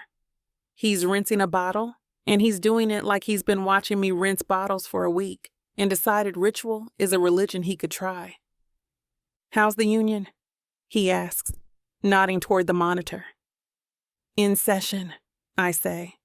Demands include songs with nonsense syllables and fewer hats. I will take that to the board. You are the board. "I am a puppet of the union," he says, deadpan, and it lands exactly where I need a laugh. He eyes me again, slower. "You sure you're okay?" "Why, because I alphabetized the pantry." "You created a rock salt to baby wipes gradient," he says, half admiring, half startled. "It's elegant." I let the smile curve. "We like order." "We?" "Me and the union." "Well," he says, reaching for a towel. "For what it's worth, the house breathes better when you're here." Heat skims my ribs, low and dangerous. I look down, fold the towel with a precision that belongs to war more than laundry. Then we'll keep it breathing. We load the dishwasher like choreography. When he moves toward the nursery for the evening check, I catch his sleeve just for a second. "Wait," my voice is too soft. "Let me go first." His eyes search mine. He nods. "Okay." I take the stairs carefully as numbers. At the top, the new gate is latched. I test it anyway. The nursery door is cracked an inch. I ease it open and listen. The baby sleeps on her side, mouth open, a starfish hand thrown high. Everything is where I left it. Everything is fine. I ease the door, almost closed, not quite, so the chime won't sing for nothing. In the hall, I breathe once, twice, 3 times, until the thud in my ears backs down to a drum I can march to. Samantha is nowhere. For now. Back in the kitchen, Gabriel's at the island, scrolling through his phone with the concentration of a man choosing to look at something safe. He glances up, and the worry there is, bare, unarmored. "Still okay?" he asks. "Still okay," I say. "Hungry?" "Always." We make omelets and pretend it's about eggs. He tells me a story about a client who insists on calling him Gabe, like that shortens the workload. And I tell him about a 3-year-old who once informed me my hair was a forest for squirrels. The baby monitor holds its green bar like a votive. The door chime stays quiet. The perfume is gone. When he reaches for plates, our hands almost touch. We both pretend not to notice. The air hums anyway. Later, alone in my room, I take the note out and smooth it flat on the dresser. The cursive is still neat. The threat is still small. I photograph it again under better light. Then I slide it into a pocket behind the notebook's back cover. A place where it can't fall out and it can't win. You want me afraid, I think. You want me to flinch. I turn the lock on my door with a steady hand, set the monitor on the nightstand, and stretch out with my socked feet braced against the footboard like I'm holding a line. We belong exactly where we are, I whisper into the dark. The house doesn't argue. The baby sighs in her sleep. And under my palm, my notebook is heavier than paper. It's a promise.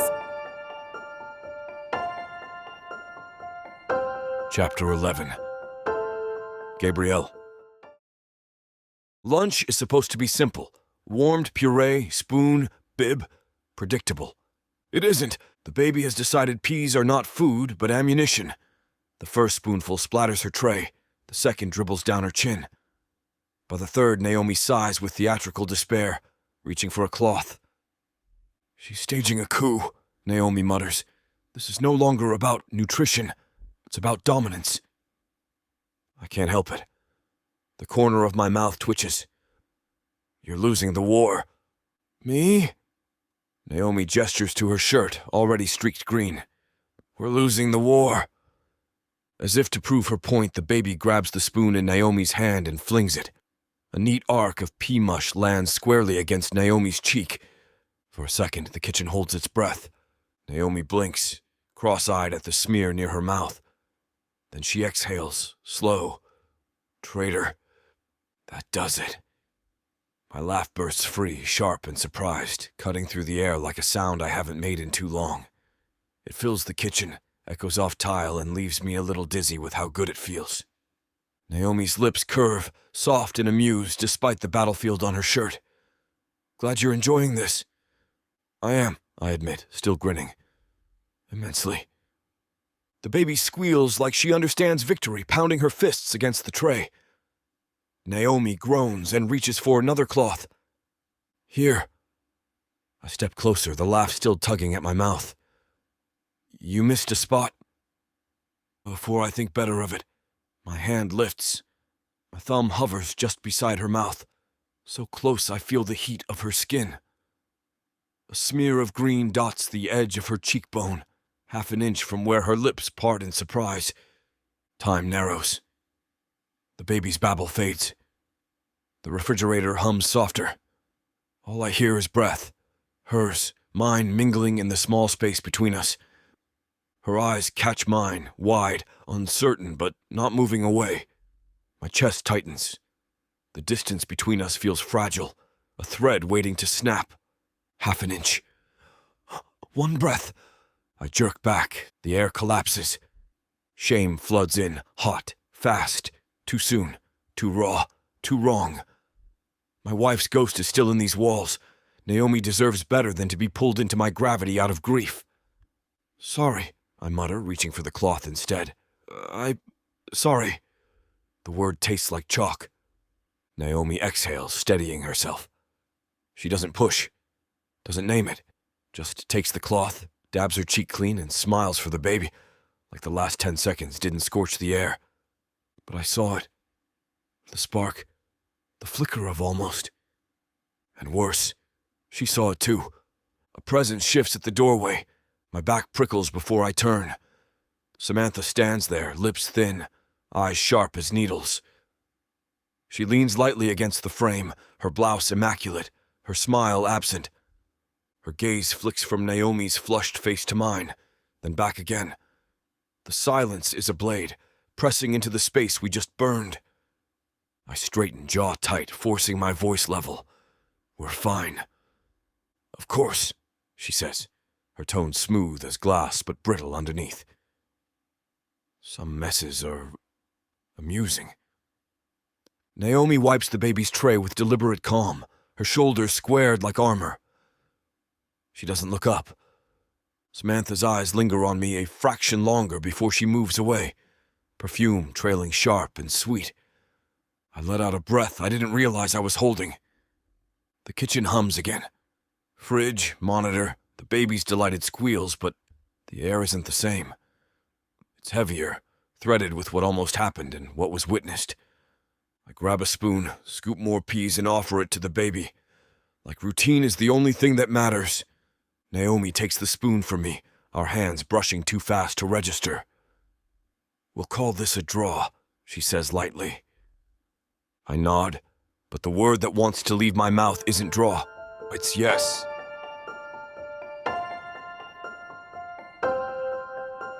Chapter 12. Naomi. The screwdriver squeaks faintly as Gabriel tightens the last latch on the cabinet, the sound sharper than the thudding of my heart. I've been kneeling on the nursery floor, sorting bottles and wipes into bins, but the truth is, my focus has been frayed ever since lunch. His laugh still lingers in my ears, loud, raw, a sound like sunlight breaking through storm. I glance up, and there he is. Shirt sleeves rolled, forearms tense, a streak of determination etched into the line of his jaw. His hair's fallen forward over his brow, and he keeps brushing it back with a hand too big, too sure. "You're obsessive," I say lightly, breaking the silence before it cracks me open. "I'd hire you for a contractors' union tomorrow." He smirks without looking at me. "And you'd make a terrifying supervisor?" "Maybe I like giving orders." I've noticed. His voice is low, threaded with something more dangerous than humor. The air changes. It hums between us. I pass him another screw, and our fingers brush. My breath skips. His hand doesn't pull away fast enough. And I don't either. The baby monitor crackles faintly on the dresser, but the world has narrowed to this. Skin against skin, brief and burning. When we both lean over the crib at the same time, our shoulders collide. Too close, too deliberate. I smell him. Soap, starch, the faintest spice of cologne, and the scent makes me dizzy. And then his voice slips out, rawer than I've ever heard it. "You make this house feel alive again. I didn't think that was possible." The words land like a stone in my chest, rippling outward. My head snaps up. His eyes are on me, wide and unguarded. And for one suspended moment, the space between us feels like something fragile that might finally break. Half an inch. A single breath. Heat winds tight through me. I can almost feel the shape of his mouth hovering near mine. But then he jerks back, hard. Shame tightens his face. His jaw clenches, and he busies himself with the screwdriver like nothing just scorched the air between us. The monitor lets out a faint fuss. The baby shifting in her sleep. I grab the excuse like a rope. "I'll check on her," I murmur, though my voice doesn't sound like mine. I leave him standing there, shoulders taut, the air thick with everything we didn't say.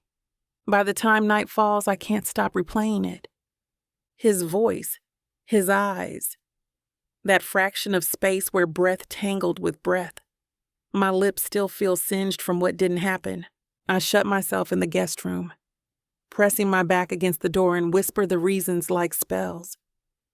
Board exams, career start, clean exit. Again.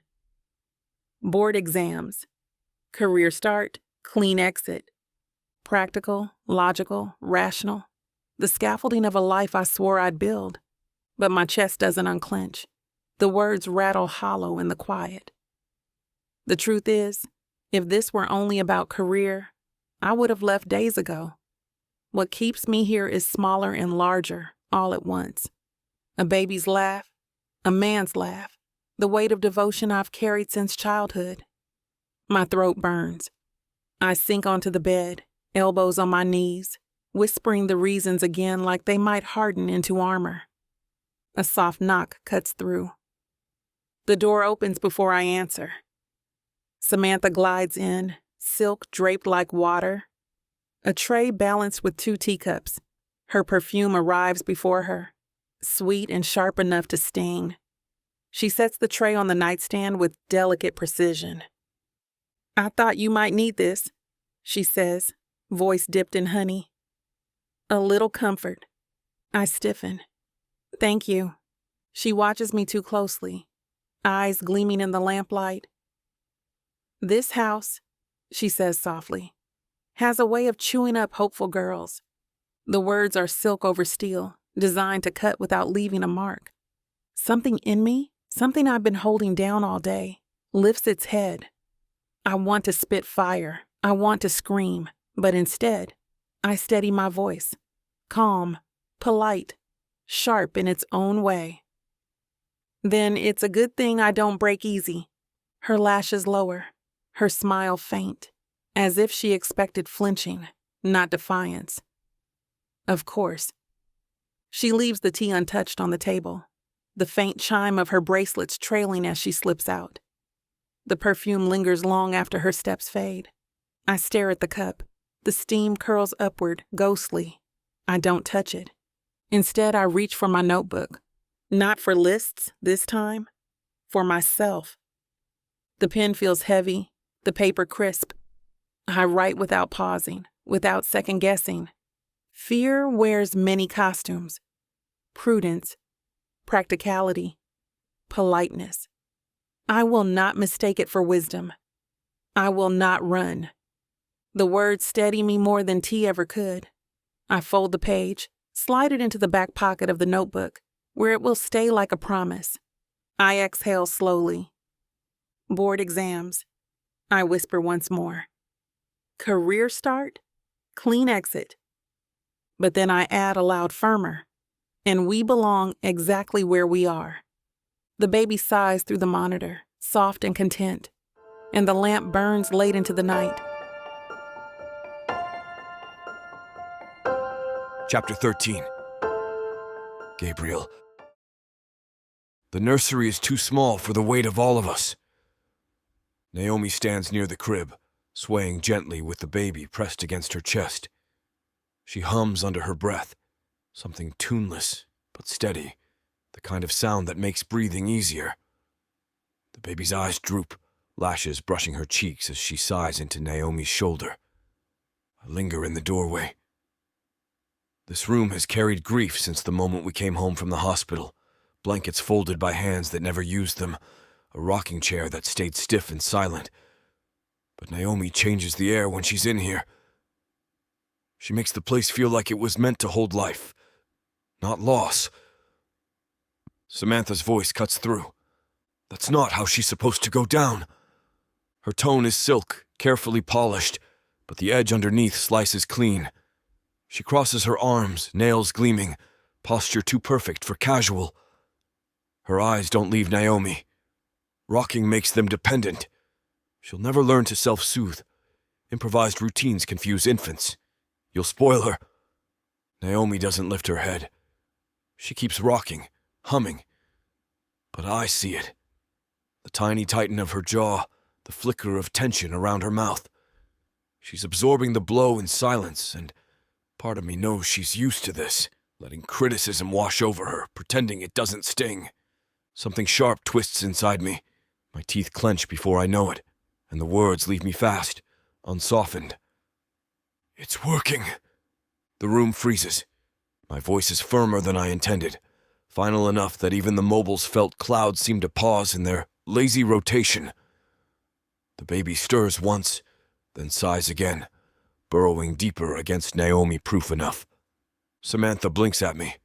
The silence stretches long, thick with expectation, as if she's waiting for me to take it back, smooth it over, apologize for choosing a side. I don't. Naomi's head lifts, startled. Her eyes find mine, wide with surprise. And then something else flickers. Relief, warm and bright, like a candle catching in glass. Samantha smooths her blouse with a flick of her fingers, regaining composure. If that's your decision. It is. Her smile is small, sharp, the kind that's meant for closing arguments. She looks at me, not Naomi, before she turns and leaves, perfume trailing sharp and sweet. The door clicks shut behind her. The air exhales. Naomi rocks a moment longer, just until the baby fully relaxes. Then she leans down, laying her gently in the crib, tucking the blanket neat around her. Her shoulders ease the moment she straightens. I stay where I am. She glances at me once, and though she doesn't smile, I see it. Gratitude humming under her steady expression. Something in my chest loosens, then draws tight again. The hallway is quieter, easier to breathe. Naomi cradles the baby again. She woke briefly, squirming, and with one free hand, Naomi tugs at her necklace, a thin gold chain with a small pendant. The baby seizes it, tiny fist clutching the chain with surprising force. Naomi laughs softly, tilting her head down. See? Every time. She's obsessed with this necklace. I should just let her wear it and call it enrichment. Smart kid, I say, leaning against the wall. She knows shiny when she sees it. Naomi's eyes flick up to mine, amused. So do you? I realize too late what she's handed me. My laugh comes rough, embarrassed. Apparently. Her lips curve, small but real, and I feel it low in my chest. The kind of smile that shifts the temperature of a room. The baby tugs harder at the chain, nearly choking her in her enthusiasm. Naomi pries tiny fingers open, patient and practiced, then kisses her hand with exaggerated seriousness. The baby blinks at her, unconcerned, and coos in triumph. The sound makes Naomi grin, cheeks soft, eyes shining. I look too long. Something aches in me that I don't have a name for. Later, when Naomi takes her to the nursery for a nap, I linger in the hall longer than I need to. My pulse hasn't settled. I can still hear Samantha's voice, cold and cutting, but louder than that is Naomi's silence, the way she accepted the criticism like she always does, and louder still is the echo of my own words. It's working. The line I drew without thinking. The choice I made out loud. Shame and something like relief war inside me. I shouldn't have let it slip. Defending Naomi feels too close to betraying memory, too close to forgetting the woman I buried. But pretending silence is neutrality has been eating me alive, and only now, speaking felt like breathing. And Naomi's eyes, bright, startled, grateful, are burned into me. Dinner is quieter than lunch, though the baby makes her own declarations of independence. Mom keeps the conversation flowing with sharp efficiency. Samantha too sweet by half Naomi answers questions evenly.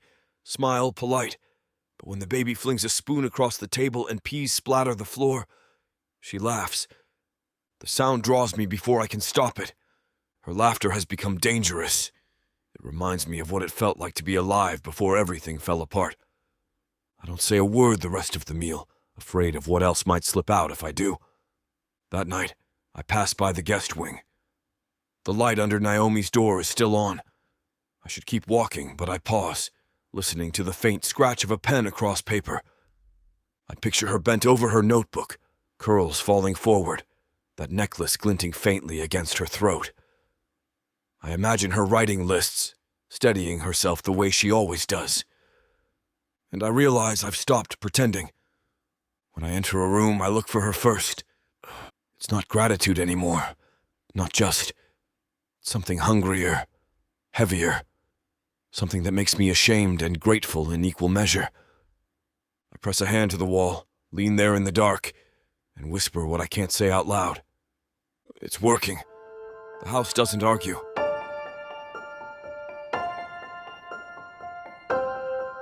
Chapter 14. Naomi. The house should be asleep by now. The monitor glows steady green on the counter, the hum of it like a reminder that I'm not alone, even when the halls are dark.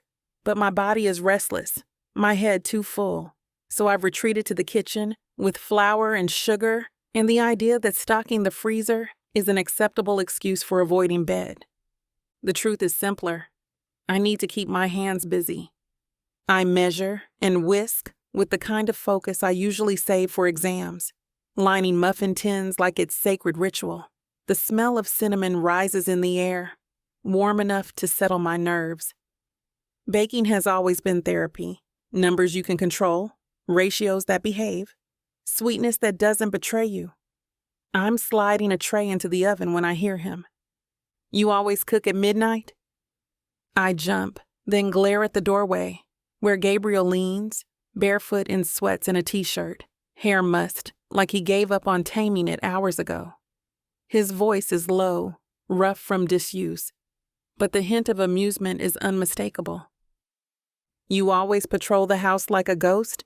I shoot back. He smiles faintly. Touché. Couldn't sleep? I admit, brushing flour from my hands. Same. He steps into the kitchen, the tile cold enough under his feet that I wonder if he regrets not putting on slippers. He glances at the counter. Muffins? Banana. The freezer needed reinforcements. His brow lifts. The freezer needed... Don't mock the system, I cut in, brandishing my spatula like a weapon. If the apocalypse hits, you'll be thanking me for a stockpile of baked goods. He huffs a laugh, running a hand through his hair. The sound slips into me too easily, too warmly. Fair enough. I turn back to the bowl, stirring with more force than necessary. The silence stretches, comfortable and dangerous all at once. Then he says, You're doing it wrong. I pause, spatula midair. Excuse me? The stirring. You're supposed to fold, not beat it like it owes you money. I narrow my eyes. Since when are you an expert? He shrugs, a half smile tugging at his mouth. I read directions. Reading directions is not the same as knowing what you're doing. Want me to show you? The challenge in his voice prickles down my spine. Be my guest. He steps closer, reaching for the bowl. Our fingers brush as I pass it to him. The contact brief but electric. He dips the spatula with exaggerated care, folding slowly, smirking as if to say, See? You're insufferable, I mutter. You're defensive. I'm correct. You're covered in flour. He counters. I blink. What? He gestures at my face. Cheek, left side. I reach for a towel, but he shakes his head. Before I can protest, his thumb lifts. He brushes the smear away, slow, deliberate. My breath stutters. His thumb lingers a beat too long, tracing heat into my skin. When his hand falls, it doesn't retreat far. It settles at my hip, tentative but firm, like his body decided before his mind could object. I don't move. The world narrows. The hum of the oven, the soft tick of the clock, the steady green light of the monitor, his hand on my hip, his eyes on mine. And then he kisses me. It's hesitant at first, the barest press of lips, like he's testing if the world will collapse. My heart hammers so loudly, I'm sure he can feel it. The second kiss isn't hesitant. It's hungry. His mouth claims mine with a suddenness that steals my breath, and I rise onto my toes, hands gripping his shoulders for balance. He groans into my mouth, the sound breaking, raw, and it undoes me. I open to him, tasting flour and salt and something wholly his. My back hits the counter. His body presses closer, palm sliding up my spine. Pulling me against him, my hands find the back of his neck, fingers threading into his hair. The kiss deepens, heat winding tight between us, every nerve alive. I make a soft sound in my throat, half need, half surrender, and he swallows it like it's the only language we've ever spoken. His breath shudders against my mouth. His hand curves at my waist, then higher, then back again like he doesn't trust himself. I don't trust myself either. It would be so easy to fall all the way, to let the heat drag us under, to forget everything that came before. But I can't. Not like this. Not yet. We should stop, I whisper, though every cell in me protests. His forehead drops to mine, ragged breaths mingling. I know. Neither of us move for a long moment. Just breathing, shaking, trembling with everything we didn't do. He steps back, hand sliding reluctantly from my waist. The air rushes between us, colder than it should be. We clean in silence. His hands shake when he wipes the counter. Mine shake when I stack the cooling rack. The muffins rise golden in the oven, the smell of cinnamon filling the space like mockery. When the timer dings, we both flinch. I slide the tray out, set it carefully aside. He rinses the bowl, shoulders tense. We don't speak again. Later, lying in the guest room, I press my fingers to my lips. They still tingle, raw with the taste of him. We stopped, but the truth is plain. We've already tipped past return. Chapter 15. Gabrielle. Sleep is a joke. I lie in bed, eyes pinned to the ceiling, sheets tangled around my legs like rope. My body thrums with the ghost of Naomi's mouth on mine, her back against the counter, her soft sound in my throat. Desire sings through me like a fault line, splitting the foundation grief left behind. I press the heel of my hand against my eyes, but it doesn't erase the heat in my chest, the ache in my bones. I tell myself I'm a man, not smoke, that I can be solid, decent, upright. That wanting doesn't make me monstrous if I keep my hands steady, but the truth is dangerous. I don't want to stop wanting her. The clock ticks, loud and merciless. When dawn finally comes, I'm already half-dressed, pacing the floor like a man on trial. In the kitchen, Samantha watches me with her eyes too sharp for morning. She stirs her coffee slowly, gaze sliding over me like she's waiting for the crack to show. "You didn't sleep," she says, not a question. I'm fine. Her smile is faint, cutting. Grief is one thing. Restlessness is another. The word claws under my ribs. I don't answer. She tilts her head, studying me like a puzzle she's already solved.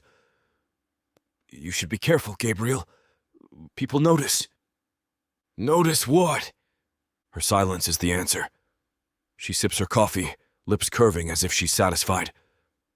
Naomi enters then, hair pulled into a loose knot, the baby perched on her hip.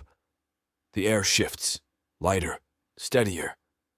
She doesn't notice Samantha's smile sharpen. "Good morning," Naomi says brightly, setting the baby in her chair. "Hungry?" The baby slaps the tray in response. Naomi laughs, quick and genuine, and the sound cuts straight through me. I grab the list pinned to the fridge, clinging to it like rope. Diapers, wipes, formula, we're low. Naomi peers at it over my shoulder. "Add coffee. Your mother goes through it like it's oxygen." Noted. My voice comes out rough. Samantha sips again, watching us with eyes like needles. The day drags me into duty. Bottles sterilized, cabinets checked, appointments rescheduled. I bury myself in lists, in routine, in anything that doesn't involve remembering the taste of flour on her mouth. But it doesn't work. When Naomi settles on the couch with the baby in her lap and a picture book in hand, I stop in the doorway.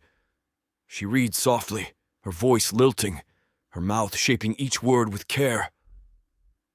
The baby clutches the edge of the page, eyes wide, captivated, and God help me.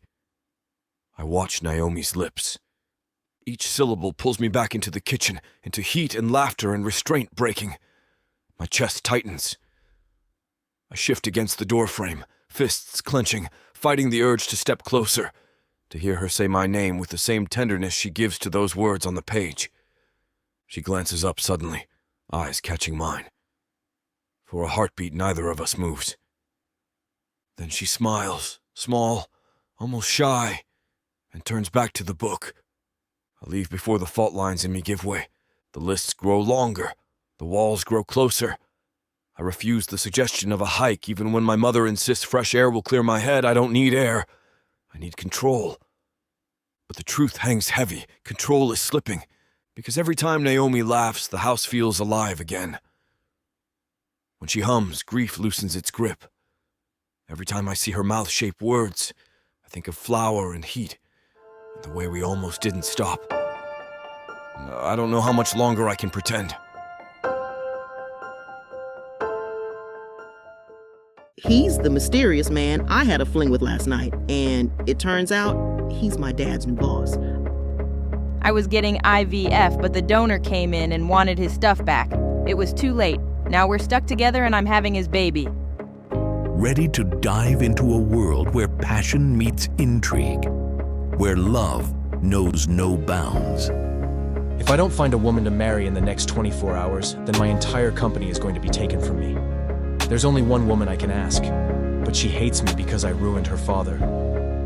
Introducing the Escape Your Life with Romance Book Bundle by Amazon best-selling author Tyla Walker, a collection of 100 standalone romances that promised to sweep you off your feet. And the best part? Get 90% off on the whole bundle, baby. For $99.99, you'll get over 800 hours of pure romance with strong alpha males and sassy women who don't back down. They can pass all the tariffs they want, ladies. But you won't find this deal for 100 audiobooks for less than $1 each anywhere else. 90 cents per book for all the dirty fun I can handle? How could I say no to that? Visit TylaWalker.com to grab this bundle today. Get ready to escape your life With Miss Tyla.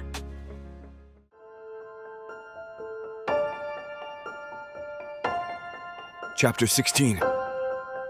Gabrielle. I'm awake before the house is. Not the smug kind of awake where you feel noble about beating the sun. The other kind, the useless, wired, wrong side out awake that starts with a jolt and never gives you back the edges it stole. I lie there and listen to a quiet that doesn't feel quiet. The compressor's low growl, a pipe's dry cough, the faint whisper of the sycamore brushing its own leaves. My phone face down on the nightstand thrums once, then again. I flip it over and squint into light. Side entry camera. Motion detected. 412. The thumbnail is a smear of shadow and silver dew. I tap it. A figure crosses the narrow run of concrete between hedge and door, hood up, shoulders sloped against the hour. Not big, not small. The low-res night vision makes everyone look like a rumor. The door chime doesn't ping in the recording. The person stops at the keypad, turns away from the lens, and the video stutters out. I rewind, go frame by frame with my thumb. The hood flashes a pale lining at the edge. The hand on the keypad is bare. The code, if there is one, doesn't show. By the time the clip ends, the sun hasn't risen, and my stomach is a fist. I get up. No point pretending sleep is still a thing I know how to do. I pull on a t-shirt, find the sweats at the foot of the bed, and pad downstairs through a house that feels like it's holding its breath for me to say what, exactly. The side door's latch sits neat in its housing. The chain is set. The chime sensor is in place. It's also dead. I thumb the little plastic dome where the light should blink red and get nothing. When I kneel to check the batteries, there's a gap where two should sit, and a third turn just enough to lose contact. I don't swear. I just breathe out quietly, the way you do when you step down in the dark and the stair is lower than you thought. Footsteps on tile. My mother. She appears at the mouth of the hall in a navy robe that could cut paper, pearls already in, hair set because my mother doesn't let night win. She takes in my crouch, the open chime, the shoes by the mat lined down to the half-inch like soldiers at inspection. "What broke?" she asks. "Nothing," I say. "Batteries shifted." "Batteries don't shift," she says. "People shift them." I show her the empty slot. She leans in, lips pursed. "Replace them. We keep spares in the second drawer because I refuse to ask a house to protect me without providing it double A's." You installed this yesterday, I say. Ralph said. Ralph is competent and overconfident, she says. The combination that keeps a man employed. She straightens. We'll add a camera inside the entry, pointed at the keypad. We already have one outside. And now we'll have two. Welcome to redundancy. Pour coffee. Your face needs it. She moves toward the machine like a general. I slot fresh batteries, slide the sensor back together, watch the tiny red eye flicker to life, like a heartbeat return to a body. When it chirps a polite, I exist, something inside me loosens. And then, because that's how it works these days, tightens again. My mother hands me a mug. We will not be jumpy, she says with tremendous performative calm. We will be watchful. Same thing, different shoes, I say. She lifts her brows. Don't be cute. Cute is for holidays and puppies. She takes a prim sip, then points the mug at my face. Your eyes look like peeled grapes. Did you sleep? Enough. You lie badly, she says. Try again. I open my mouth, then close it when a door upstairs clicks and small morning sounds begin. The soft, elastic creak of a drawer, the whisper of a curtain pulled back, the first rustle of a baby deciding whether dawn is unacceptable. Later, my mother says without looking at me. You can confess over oatmeal. The monitor on the counter flashes from a flat green bar to a little flicker of movement. I tilt it toward me out of habit, out of need. A minute later, Naomi appears, hair twisted up with a pencil, bare feet silent on tile, the baby in her arms a warm bundle of command. My breathing does a thing it's been doing lately. It learns how again. Morning, she says, voice soft with the hour. The baby throws a hand toward me like a presiding judge acknowledging a petitioner. Your Honor, I say gravely and extend a finger. The little hand clamps around it with surprising force. Heat wicks up my arm from a hand that weighs almost nothing. Naomi watches with an expression that isn't quite a smile, and also is. There's a shallow crescent of tired under each eye, but her shoulders aren't pulled up to her ears like mine. Her t-shirt is soft and lemon yellow, the kind of color that should be illegal before 9 and isn't on her. My mother kisses the baby's brow. Breakfast, men. Perform your rituals. Mine includes staring at the side door like it spoke to me, I say. Then put it on your list, she says, breezing out, leaving us in kitchen light and the brief quiet of nothing pressing its face to the window. Naomi adjusts the baby's diaper bag strap on her shoulder. Everything okay? Chime battery, I say. Wasn't. Fixed now? Fixed, I say, which is to say, not solved. She nods once and moves to the counter, shifting the baby to one arm so she can tease a bottle lid open with the other. We lock, we click, we check, she says, the mantra simple and firm as she wipes the rim. Test the nipple with a practiced squeeze. We don't panic. I don't panic, I say. No, she says, mouth twitching. You hold a list like a lifeline and blink like a man trying not to think about cliffs. The mention of cliffs isn't a knife this time. It's a tap to a bruise. I step closer, take the bottle, check the temperature against the inside of my wrist, because doing something helps. I have coffee, I say. You want some?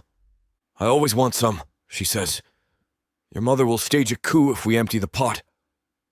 We'll put it on the list. We'll put everything on the list, she says, and the small shared joke turns the room a degree warmer. The door chime pings politely. We both look without meaning to. Samantha glides in on a morning too early for whatever she's wearing.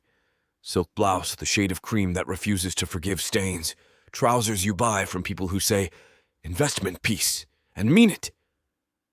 Her hair is a clean sweep. Her lipstick is understated in a way that understates nothing. She takes us in with a glance. Baby at Naomi's shoulder, my hand around a bottle, my mother's mug on the counter, the functional mess of a life being lived. If she can disapprove of light, she does. It skims off her like a shrug. Early, I say.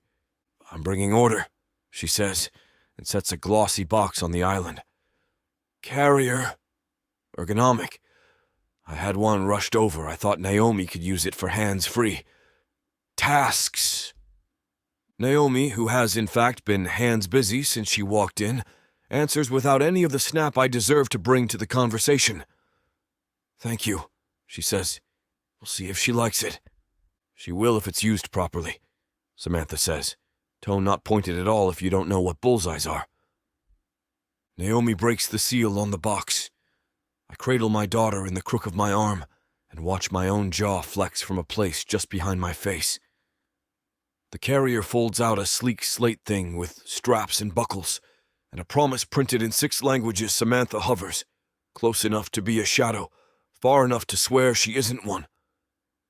Naomi turns the panel, checks each strap, runs a finger along the stitching with the attention she uses for everything that matters. She threads the waist belt, brings the shoulder strap through a buckle, then pauses. You want me to... Samantha says. No, I say, too fast. I break off because my mouth isn't as fast as my hands. They're already on the strap and the strap is wrong. The webbing's fed back over the keeper, loose, like a demonstration of almost. One good pull and it would hold. One harder tug and it would slip. Here, I say, gentle because I want to be wrong, because wanting doesn't make me so. I rethread the strap through the keeper. The friction sweeter in my palm than relief should be. This goes under, then over, then back through. The manual. I flip it open with my wrist while the bottle rests in my elbow. The diagram smiles at me with its clip art assurances. Under, over, back. Samantha tilts her head. Her smile is a thin line. So technical, she murmurs. I must have misunderstood the directions. Easy mistake, Naomi says, and if the words went through a stone polisher, they couldn't be smoother. She meets my eyes over the carrier, just long enough for me to see the flash of understanding. They're not about straps, about everything. My mother breezes back in with a list in one hand and a pen like it's a baton. Gaston at the garden center is delivering mulch at 10.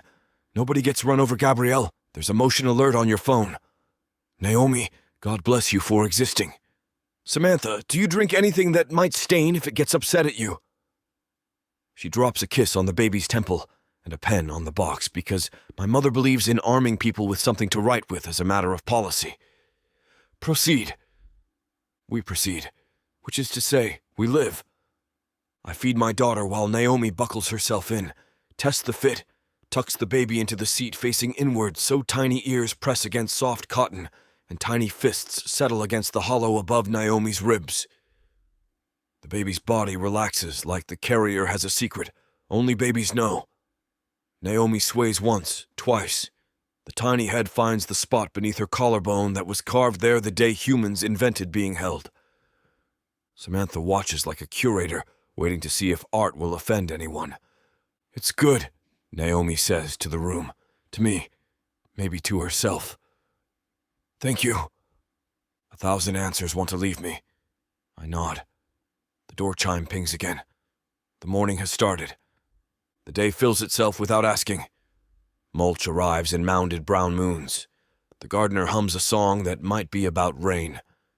My mother addresses him by first name and last, and then both together, the way she does when she's satisfied with competence, but not flattery. I field a call that pretends to be about budgets, and is about a man who wants me to tell him his bad decision is good. Naomi takes the baby through the garden path that is flattest, narrating leaves to a person just learning colors. The side camera chimes twice. Both times it is a robin and a delivery we did not ask for. And then the thing that knocks me off balance is small. A text from an unknown number. The same thread that has pinged me before. The bubble opens with nothing at all. No words, no threat. Just a photo. For a second my brain refuses to identify it, the way you refuse to recognize someone you don't want to see in an airport. The photo is of a kitchen window. Inside the window, in the warm light, a man and a woman stand too close for nothing to be happening. Flour hangs in the air like dust motes made of sugar. The woman's hand is against the man's neck, and his hand is on her hip like permission he didn't ask for. Their mouths are almost, not quite, where mouths go when you lose your mind. My name for them is a heartbeat late. We are in that window. We are lit like a secret. The angle is from the garden. A second bubble slides up after it. 3 words, careful, neat, unmistakable. People notice, Gabriel. For a second, the kitchen floor lengthens under my feet like I'm in a fun house I didn't want a ticket to. I look up, across the island, toward the glass doors that open to the patio. The handle is clean steel. The lock is thrown. I cross the room without telling my legs that's what we are doing, and step close enough to see my own face in the reflection. I cup hands to glass, peer out into a garden that gives away nothing. I open the door. The sensor pings. The new chime sings. I step onto stone and into light that's trying to be noon. There's the rail where my mother ties back a vine with twine that used to be on bagels. There's the line of planters Naomi arranged by height, as if the herbs might feel status. There's the place in the dirt where the last rain made a print like a boot, chose a spot to consider things. I kneel. It could be the gardener's. It could be mine from yesterday morning when I remembered I used to breathe outdoors. It could be anyone's if you don't want to know what you already do. Gabriel? Naomi at the threshold, a slant of hallway shadow cut across her bare feet. The baby sleeps in the carrier like someone hired sleep to be a job and she got the promotion. Give me a second, I say without turning. The text in my hand burns like something alive. She steps onto the patio. The chime announces her like a polite cousin. You okay? I hold the phone where she can see. Her body stiffens a fraction and I wouldn't have noticed a month ago. Where? She starts. Garden. Someone took it from outside, I say, needlessly. Her jaw sets. We lock, she says, more to the air than to me. We click. We check. We do not panic. Not panicking, I say. She reaches and takes the phone, studies the photo. For a heartbeat, she looks at it like a teacher reviewing a picture book. What color is the bowl? Where is the cat? Then hands it back as if it were an exam turned in and graded. Later, she says. We'll talk later. What does later do? I ask. It keeps the baby asleep, she says, and I do not make the sound my body is attempting to. We go inside. I lock the door, test the handle because tactile proves what eyes can't. Samantha appears in the arch to the hall like a planned entrance. She swapped silk for a cardigan that belongs in a catalog labeled Heritage. She looks from the door to the two of us to the carrier where my daughter is practicing being a loaf of bread. Everything all right? She asks. Casual. Curious. Surgical. Fine, I say. Naomi gives her a smile that is not a smile. We're good. You look flushed, Samantha says to Naomi, like she's paging through adjectives for alive and choosing one that suggests a disorder. Cinnamon, Naomi says. It's aggressive. Samantha's mouth twitches. She retreats enough to look as if she was never here. When the baby goes down for her midday nap, the house takes its big breath. That span of time has been the only one in which I can make phone calls without apologizing to someone for my life in the background. It is also when my brain does the worst kind of arithmetic. Risk versus kindness, truth versus peace. I take my laptop to the study and ignore the laptop. I pull up the camera app and rewind the side entry feed from last night again. I scrub until 4:12 and watch the figure come and go in grainy grayscale like someone in an old movie that never learned about color. Then I toggle to the interior hallway cam my mother insisted on earlier this week. The one pointed down the guest wing because my mother respects her own paranoia enough to feed it data. The software puts a neat white box around motion and labels it Event 23. When I tap, the hallway in ghost vision shows a sliver of light under a door and a person moving from that line back toward the main hall. The timestamp says 23:43. The shape is right for a woman. The walk is too smooth to be my mother. The hair is pulled back. The cardigan is your grandmother's. The perfume creeps through the speakers even though that's not how cameras work. I sit very still while the second hand on the wall clock passes the 12. I text Ralph. Can you get me a higher res still of Event 23 Guest Wing last night?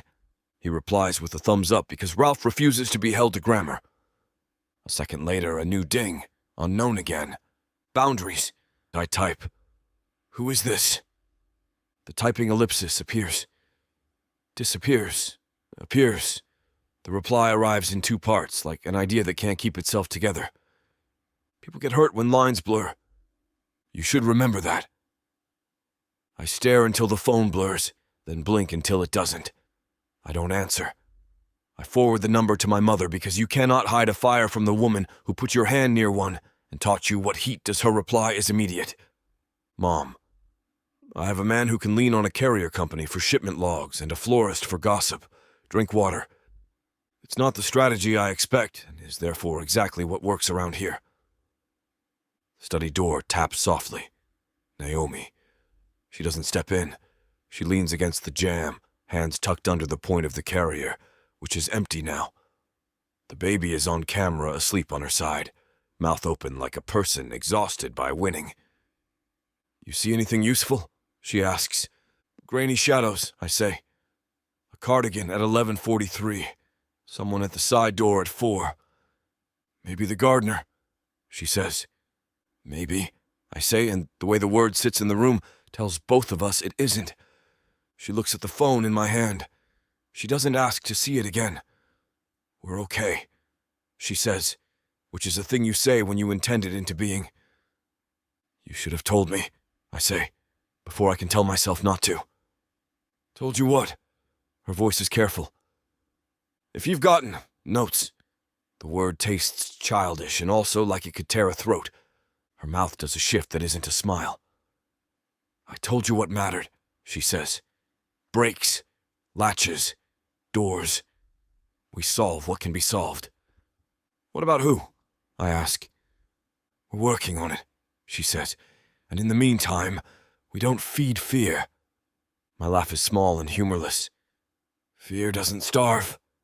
Then we out-stubborn it, she says, a lightness sitting on top of iron. You make that sound easy. It's not, she says, but you're good at pretending it is.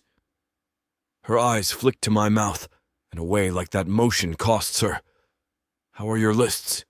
Multiplying, I say, like rabbits with whiteboards. She snorts before she can stop herself, the sound too bright for the subject. We'll make a better one, she says. After nap?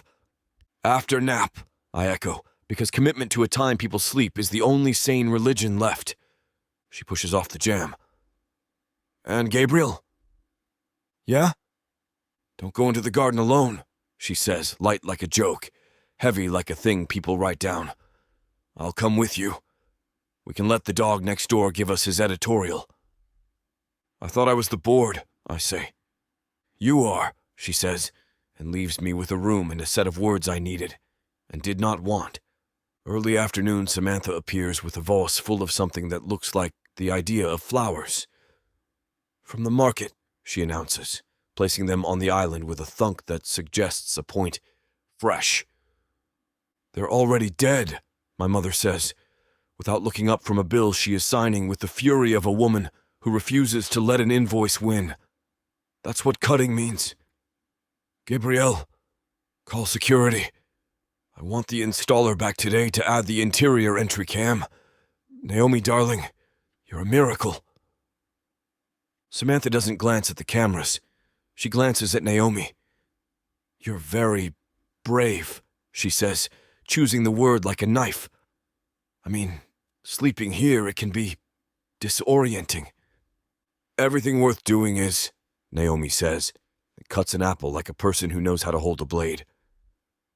Maybe take a break, Samantha says, turning the courtesy on me the way you turn a faucet on a burn.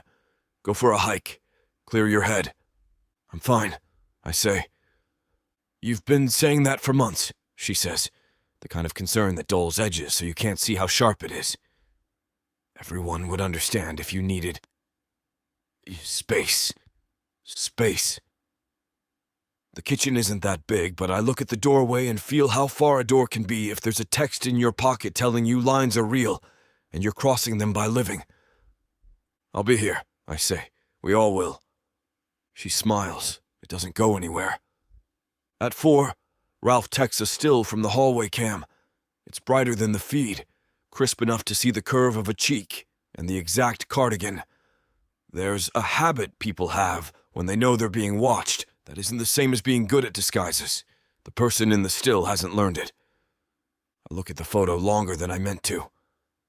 I tuck the phone into my back pocket like a thing you might sit on until it disappears into you. I find Samantha in the sunroom because, of course, she has located the good light. Don't go into the nursery when she's sleeping, I say. The pronouns are deliberate. She for the baby, she for Naomi. And the sentence is simple because simple as a knife that doesn't need a flourish. Her eyes flicker. It is the smallest betrayal, and also a full-body confession. I was checking on her, she says, voice lined in innocence. I care. You can care from the hallway, I say. Her lips thin. You're very protective, she says, and the word wants to be an accusation and thinks it is a compliment. Yes, I say. Of my daughter. Of her caregiver. Of the house not burning down because people feel entitled to examine rooms when they're not needed. Examine, she repeats. That's an interesting word. Don't, I say. And there's more in the word than just don't. For a moment, I think she'll push. I watch her decide not to. She lifts the vase an inch off the table and sets it back down as if flowers could answer when asked nicely. I just want what's best, she says. So do we, I say, and the plural lands between us like a door closing. She leaves the room. I stand there and count to 10 and then stop counting because numbers aren't doing the job. Evening is loud in little ways. The baby decides butternut squash is an insult to her dumbstruck palate. Naomi turns offense into a game and wins her back with a spoon bear that tells terrible jokes. My mother trains the new interior entry cam installer by knowing more than he does and paying him anyway. The door chime works. The gate latch catches, the balcony lock clicks on the first try. The study is quiet. I slide onto the narrow edge of my desk and stare at the window like it might apologize for the night it let eyes in. Naomi passes the open door on her way to the guest wing. She stops. Walk, she says, and the word is simple and suddenly the only good idea I've heard all day. We don't go outside. We do a slow lap of the downstairs together like old people training for the mall. Kitchen, hall, living room, foyer. We check the locks in the corners and the way air sits. When nobody is trying to rearrange it, our shoulders brush once, twice. Neither of us moves away. It feels less like a flirtation and more like a team drill. Contact on purpose, memorized routes, brief eye contact that says you good. So the other can answer I am now. You're not going to take a hike, are you? She says. Not a question. No, I say. Good, she says. Hikes are for people who want to get lost and pretend they meant to. We pause at the fridge, where the list lives like scripture. She takes the pen from the clip and writes in neat, quick letters. Check chime battery daily until it bores you. I add underneath because pettiness makes me feel like a person. Replace later with now when possible. We stand there, a little too long for nothing to be happening and exactly long enough for something to be happening, until the monitor ticks once, and we both smile like fools because a child who weighs as much as a loaf of bread has us on a leash, and we are not interested in getting off it. Good night, she says at the mouth of the hall. Good night, I say, and mean I'll stay awake anyway. I'm at the desk again, later, staring at the still from the hallway cam, the one with the cardigan. The house is quieter than morning quiet, deeper, not hiding anything. Just not offering anything up, I put my finger on the face in the photo and cover it, and uncover it like a test. It's always the same face. The angle from the garden is an angle anyone can stand at. The text is the handwriting of a person who practices. I lock the doors. I check the chime. I test the gate. I touch my daughter's small back with the tip of my finger and count to 20. I return to the kitchen and stand at the glass and look out into a dark that is just dark. My phone vibrates against the counter. A new photo blinks into the message thread like a heartbeat. The same window, the same light, only this time the frame catches a sliver of me at the edge of the counter staring out. Now, this minute, the caption is a single word. Closer. I lift my eyes from the screen to the glass and see nothing but my own reflection looking like a man who has moved everything valuable into the room he's standing in and intends to stay. Not tonight, I say to the window, to the garden, to the part of fear that looks like a person who gets to make choices for me.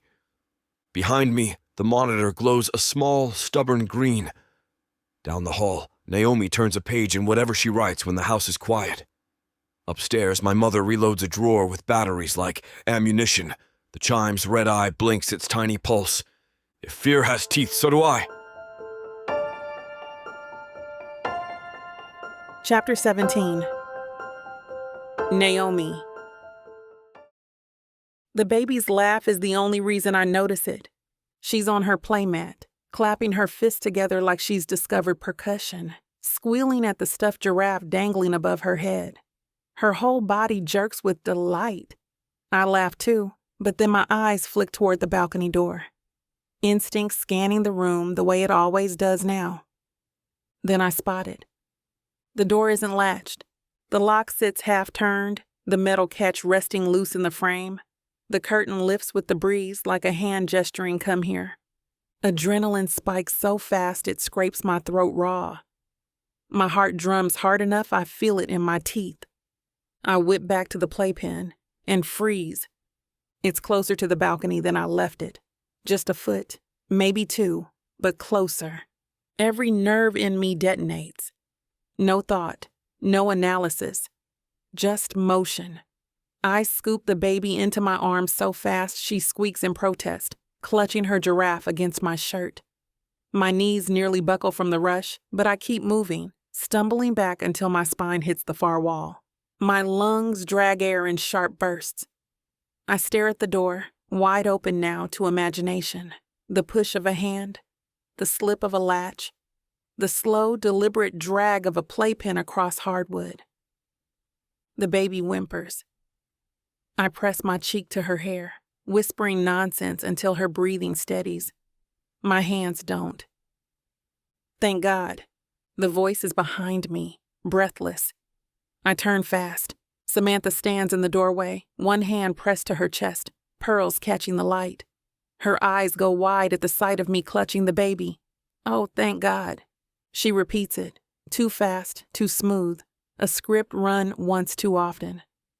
Thank God you saw. Thank God nothing happened. Thank God. Her hand shakes against her collarbone. I can't tell if it's performance or real. Maybe both. I don't answer. My voice would crack if I tried. Instead, I log everything the way I log formulas before an exam. Balcony door, latch turned halfway, curtain lifted inward, playpen closer by, at least 18 inches, baby laughing, oblivious. Samantha arriving breathless, words too rehearsed. My mind recites it, line by line, committing it to the page I don't have in front of me. I'll close it, Samantha stammers, moving toward the door. No, my voice is sharp, surprising even me. I'll do it. She blinks, caught, then nods, stepping back with a flutter of fingers. Of course, yes, I was terrified. I don't look at her. I cross the room with the baby tight to my chest, set her gently in the bassinet, and click the latch on the balcony door. Once, twice, 3 times until my fingers hurt from testing it. When I turned, Samantha is still standing there, hand pressed flat now, breathing like she's run a mile. You're so careful, she says softly, reverently almost. We're lucky to have you. The words brush wrong against my skin.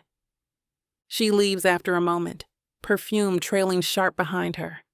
The baby coos, shifting in the bassinet unbothered. I stand over her and whisper, You're safe, I've got you. My voice shakes anyway. That night, I sit at the desk in the guest room, with my notebook open and my phone glowing in my hand. I text myself the facts, every detail, every measurement, every word. Balcony door unlatched. Curtain moved. Playpen shifted closer. Samantha breathless, repeating, "Thank God." I hit send, watch the message land in my inbox, a timestamp I can't lose. Then I write it again on paper. 2 copies. One folded behind my notebook lists, one slipped under the lining of my suitcase. Patterns tell truths when people lie, and the truth is starting to sharpen its teeth.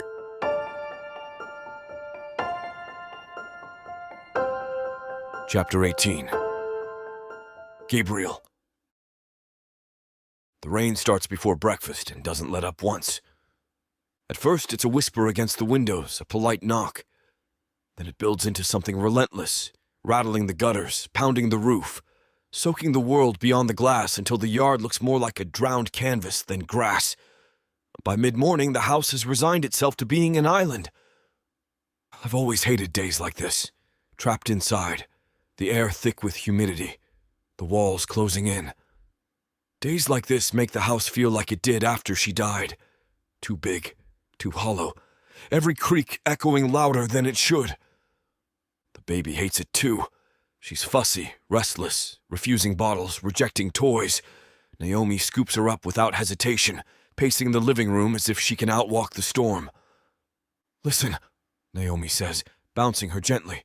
"Hear that? That's just applause. Nature's giving you a standing ovation." Thunder rolls, loud and low. The baby startles, her mouth screwing into a cry. "Some applause," I mutter from the couch, arms crossed.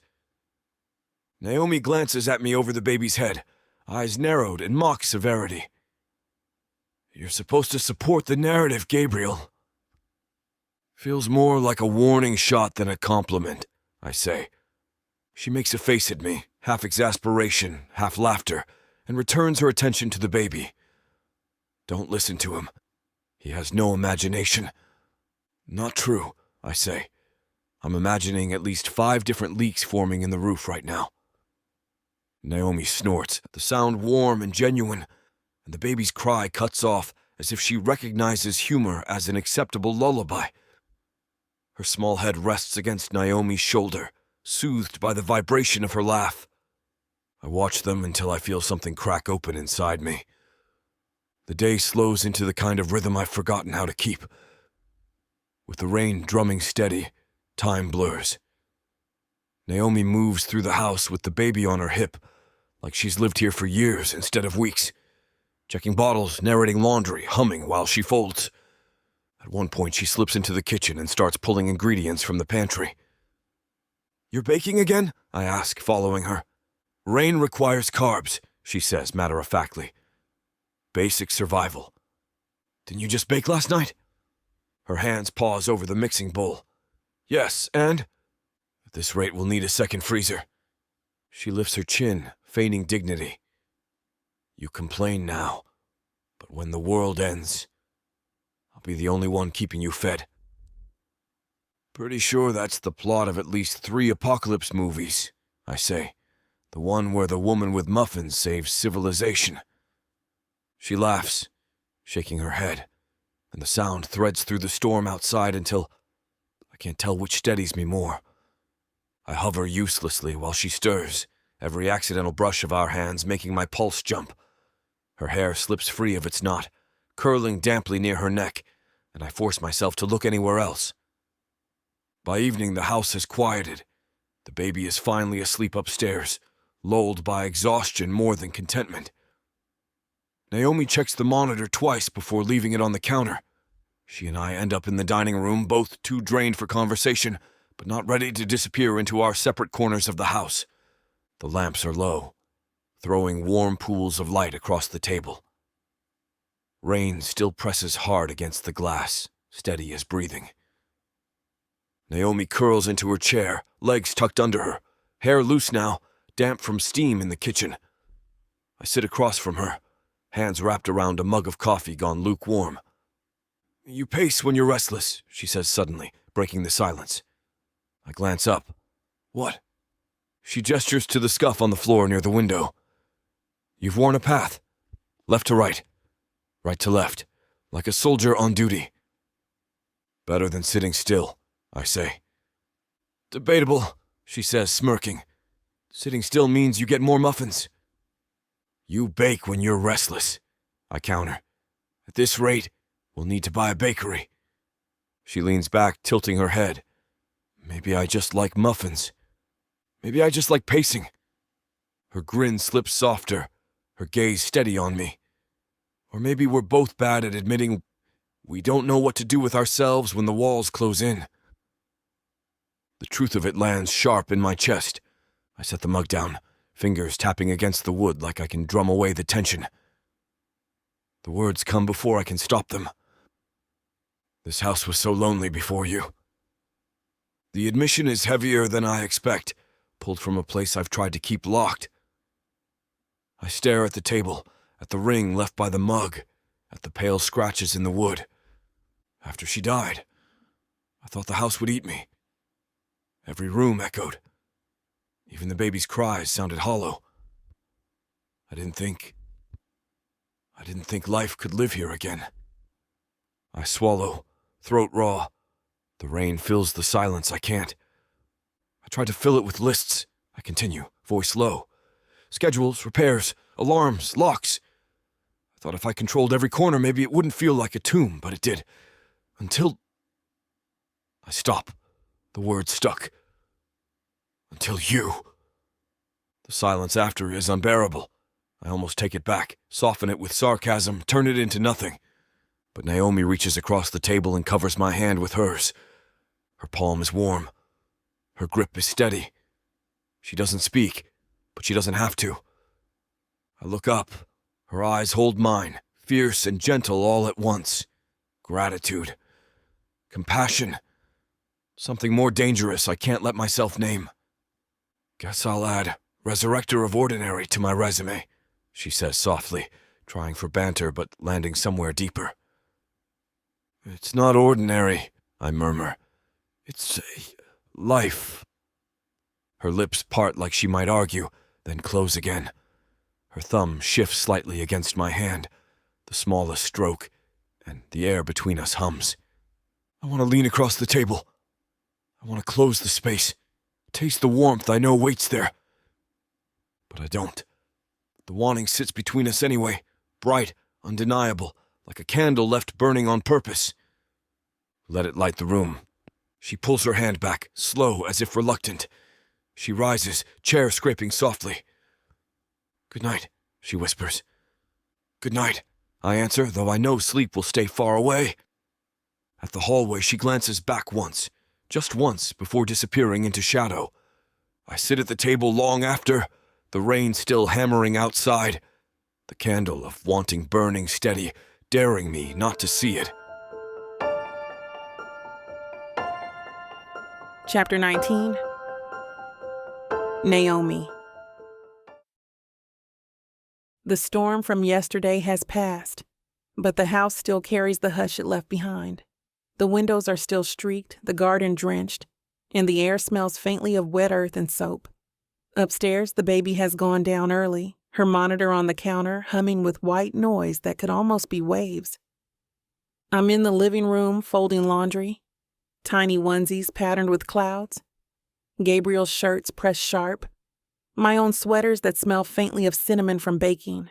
The pile is taller than I'd like to admit, and I'm halfway through pairing socks when Gabriel walks in, barefoot, hair damp from a shower, a t-shirt clinging to his chest in a way that makes it impossible not to look. He eyes the mountain of clothes with suspicion. That's enough fabric to outfit a platoon.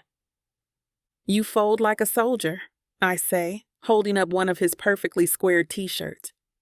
And you fold like chaos theory, he counters, plucking a baby sock from the pile and pairing it with its twin in one neat knot. Chaos is efficient. Chaos leaves wrinkles. Wrinkles give character. His lips twitch like he's trying not to smile. I throw a dish towel at him.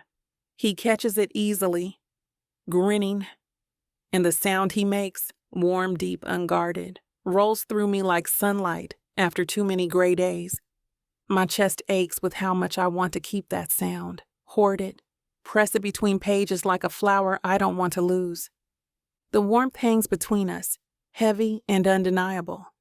I pass him another shirt, and our fingers brush. Too long.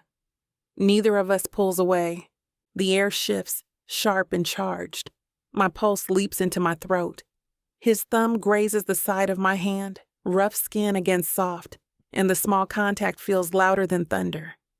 His chest rises deeper, as if something inside him has just decided not to be caged anymore. Naomi, he murmurs, my name reverent, hoarse. I meet his gaze, and the dam inside me gives way. He leans in, voice rough with restraint. Is this okay? Yes, I whisper, my throat tight, my whole body already answering. Our mouths meet, tentative at first, like testing a bridge for cracks. But the bridge holds, and then it burns. His lips claim mine, heat unraveling restraint, and I rise into him, hungry. I hate to put a stop to a good time, but it looks like we've hit this platform's limit for spiciness. This platform's got some rules we have to play by if we want to keep giving you these stories for free. And trust me, this scene isn't something you want to miss. While we can't get into all the details here, you can still dive into the full, uncut version at tylawalker.com. Miss Tyla has an entire collection of unabridged audiobooks and ebooks waiting for you. And the best part?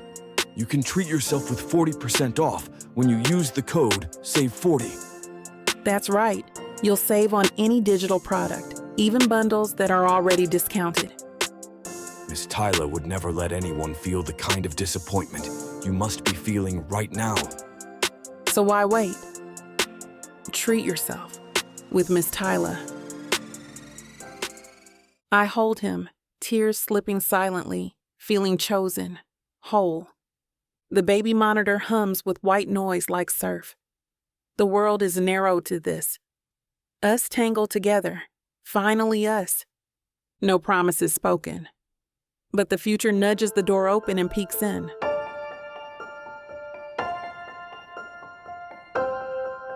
Chapter 20. Gabriel.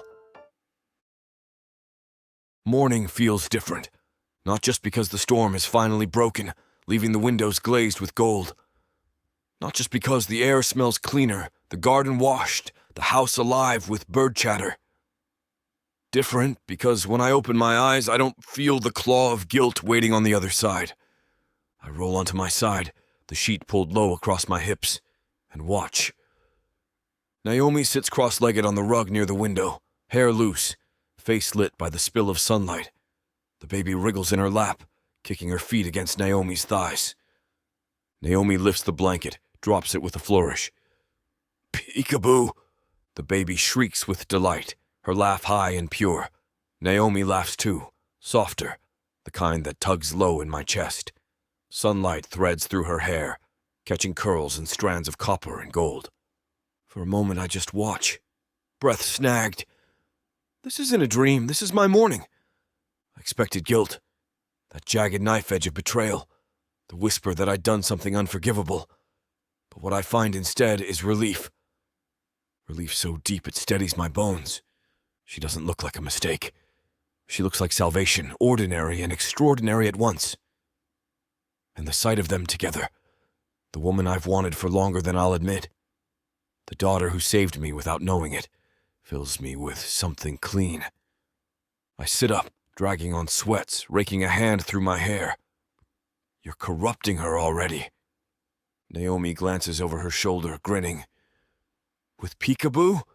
It starts small, I say, walking into the room. Next it's baking muffins at midnight. Slippery slope. Better than your coping mechanism. She tilts her head, eyes glinting. Pacing trenches into the floorboards. I lean against the wall, crossing my arms. Trenches build character. She snorts, blowing a curl out of her face. The baby grabs for it, delighted, and Naomi leans down to kiss her tiny hand. Something in me swells, big, unruly, impossible to name. I clear my throat. Breakfast? Naomi's brows lift. You cook? Watch and be amazed, I say. The kitchen smells like butter and coffee before long. I'm at the stove, flipping pancakes that resemble animals, only if you squint hard and tilt your head. Naomi leans against the counter, the baby perched in her seat, watching me like I'm some kind of spectacle. Naomi laughs outright when I slide the first one onto a plate. What is that supposed to be? A bear. She tilts her head, smirking. Looks more like a mutant turtle. Blasphemy, I say. The next comes out worse. Ears uneven, body lopsided. Naomi claps a hand over her mouth, trying not to laugh. Is that a rabbit? Obviously. It has one ear. Battle wound, I say firmly. She dissolves into giggles, leaning on the counter for support. The sound tugs at something deep, something that's been locked for too long. Fine, I admit, grinning despite myself. Maybe I'm not an artist. Maybe you're perfect, she says, so quietly I almost don't hear. The words hang there, bright and fragile. I meet her eyes, and the world narrows to the two of us, the baby giggling in the background like she knows what she's witnessed. I break the tension by sliding a new pancake onto the plate. Elephant, don't even argue. She shakes her head, smiling. I won't. We eat at the table, laughing, feeding bites of pancake to the baby, who seems to believe syrup is the greatest invention in history. It's messy, ridiculous, ordinary. It's joy, and it feels like celebration. After, when the baby naps, I find myself in the bedroom. I reach for the fine chain glossed with my warmth, the one that's hung heavy since the funeral. The ring dangles from it, my wife's, worn close as penance. For months I've needed it like an anchor. Proof I was still hers, even in absence. Proof I hadn't failed her completely.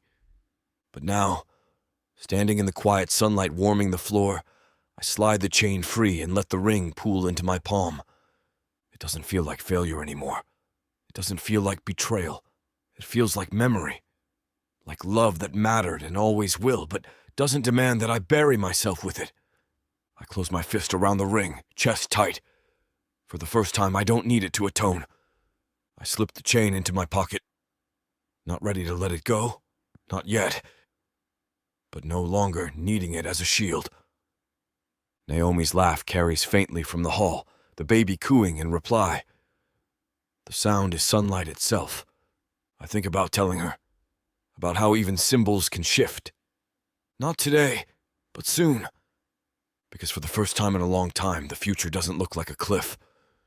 It looks like a door cracked open, waiting. And I want to walk through. Chapter 21. Naomi. The house feels different after last night. The air is lighter, like something uncoiled in the dark and stretched itself awake with the morning sun.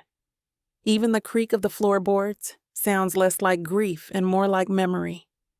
The baby is fed and drowsy on my hip, eyelids fluttering as she fights a nap she's already lost. Gabriel is somewhere upstairs, I think, shaving, showering, humming under his breath in that way he does when he doesn't realize sound has escaped him. I shift the baby against me, rocking her as I step into the dining room. It smells faintly of syrup still, from the ridiculous pancakes Gabriel insisted on making earlier. A bear with one ear, a rabbit with none, an elephant whose trunk was more accident than art. The baby had loved every second of the mess. I'm still smiling when it happens. The crack comes first, a sharp pop from the shelf above the cabinet, the very sound that yanks your stomach down before your brain catches up. Then a crash like thunder in miniature. Glass.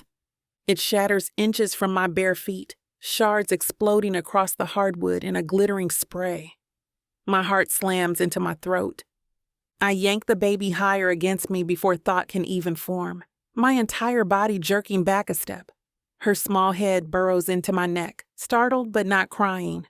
Thank God. My own breath is another story, ragged, broken, The shelf. The one Gabriel had reinforced just last week.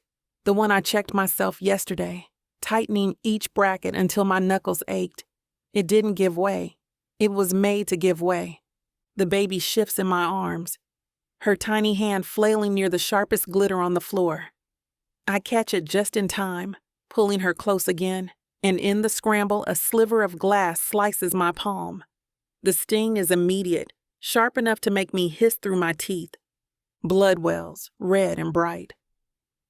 I adjust my grip, ignoring the burn, focusing on keeping her safe. Her, always her first.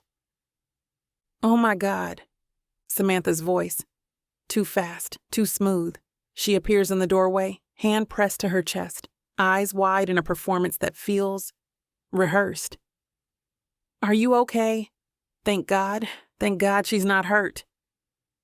She steps forward as if to help, but the baby stiffens against me, a soft whimper spilling from her throat. Instinct twists tight inside me. I rock back a step, away from Samantha's reaching hands. I've got her, I say. My voice doesn't tremble, though my body does. Samantha's expression flickers, just for a heartbeat, concern too quick, composure too perfect. Then her features smooth again into sympathy. Of course, I'll get a broom. She moves to the cabinet, her back too straight, her hands too calm for someone who claims shock. My blood drips against the baby's onesie in small traitorous drops. Here, she says a moment later, returning with dustpan and broom. Her tone is light, almost brisk. We'll have this cleaned in no time. I crouch as best I can with one arm around the baby, using the other to steady her head, my bleeding palm throbbing. The glass winks up at me, cruelly bright. Don't, Samantha says quickly, too quickly. You'll cut yourself worse. Let me. Her eyes flick to my hand, then to the floor. I watch her sweep, the movements practiced, precise, like someone cleaning up their own tracks. The baby presses her cheek to my collarbone, thumb finding her mouth, comfort blooming there. I press a kiss to her hair, whispering against her crown. You're safe. I've got you. The words steady me more than they steady her. Mrs. Phillips arrives mid-cleanup, her heels clicking like punctuation. Her gaze takes in the scene in one sweep. Glass glittering across the wood. Samantha bent in efficient angles.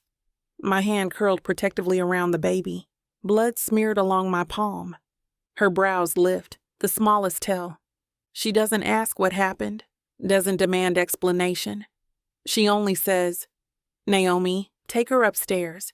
Samantha, finish here. Her voice is velvet wrapped around steel. I don't argue. My legs feel wooden as I carry the baby to the guest room, every creak of the stairs reminding me of the crash, the slice, the too perfect face of Samantha blinking wide eyes. Upstairs, I wash my hand in the sink, the cut shallow but stinging. I press a towel over it until the bleeding slows. The baby watches from her bassinet, fists waving as if to scold the world on my behalf. When she finally drifts to sleep, I sink onto the side of the bed, towel still pressed to my palm. The image won't leave me. The latch, the shelf, the glass. I tightened it. I know I did. This wasn't an accident. Later, when the house has quieted again, I return to the guest room to find a small box waiting on the desk. A first aid kit, neat and compact. On top, a folded note in Mrs. Phillips's hand. Call me first for anything. The words are underlined once. I sit slowly, reading it again. The weight of subtext lands sharp and clear. You're not alone. My throat tightens. I tuck the note carefully into my notebook, alongside the others, the balcony door, the playpen shift, the neat cursive warning. Evidence building like bricks. Patterns don't lie, even when people do. I clean the cut on my palm, bandage it with careful fingers. My reflection in the mirror is pale, eyes too wide, but steady. The baby sighs in her sleep. The sound pulls me back from the edge, Samantha's concern had been too quick, her composure too perfect. But Mrs. Phillips's message is louder still. I'm not alone.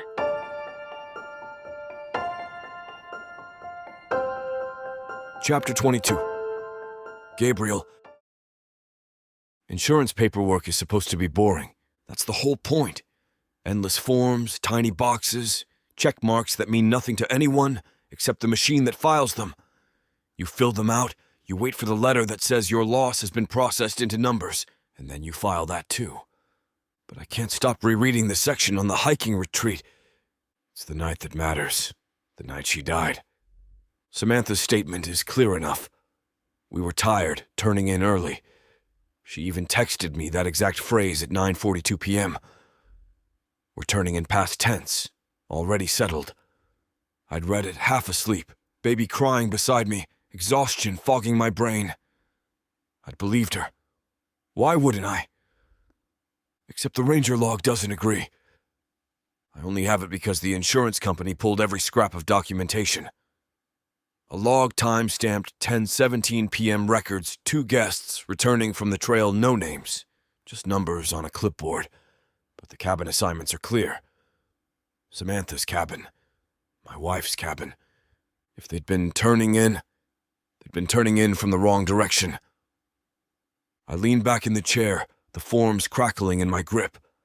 My thumb rubs over the chain in my pocket, the one that used to hang around my neck, heavy with penance. I pocketed it yesterday. But the habit remains. Doubt raises its head and refuses to sit back down. The kitchen is warm with evening light when I find Samantha. She's arranging flowers in a vase, stems snapping under her scissors with a little too much precision. She doesn't look up when I enter, just says, "Dinner's late. Naomi's still with the baby. I'm not here for dinner." My voice is rougher than I intend. Her brows lift, just a flicker before smoothing again. What's wrong? I slide into the chair opposite her, dropping the forms onto the table. You remember the retreat? Of course. Her smile is faint, practiced. How could I not?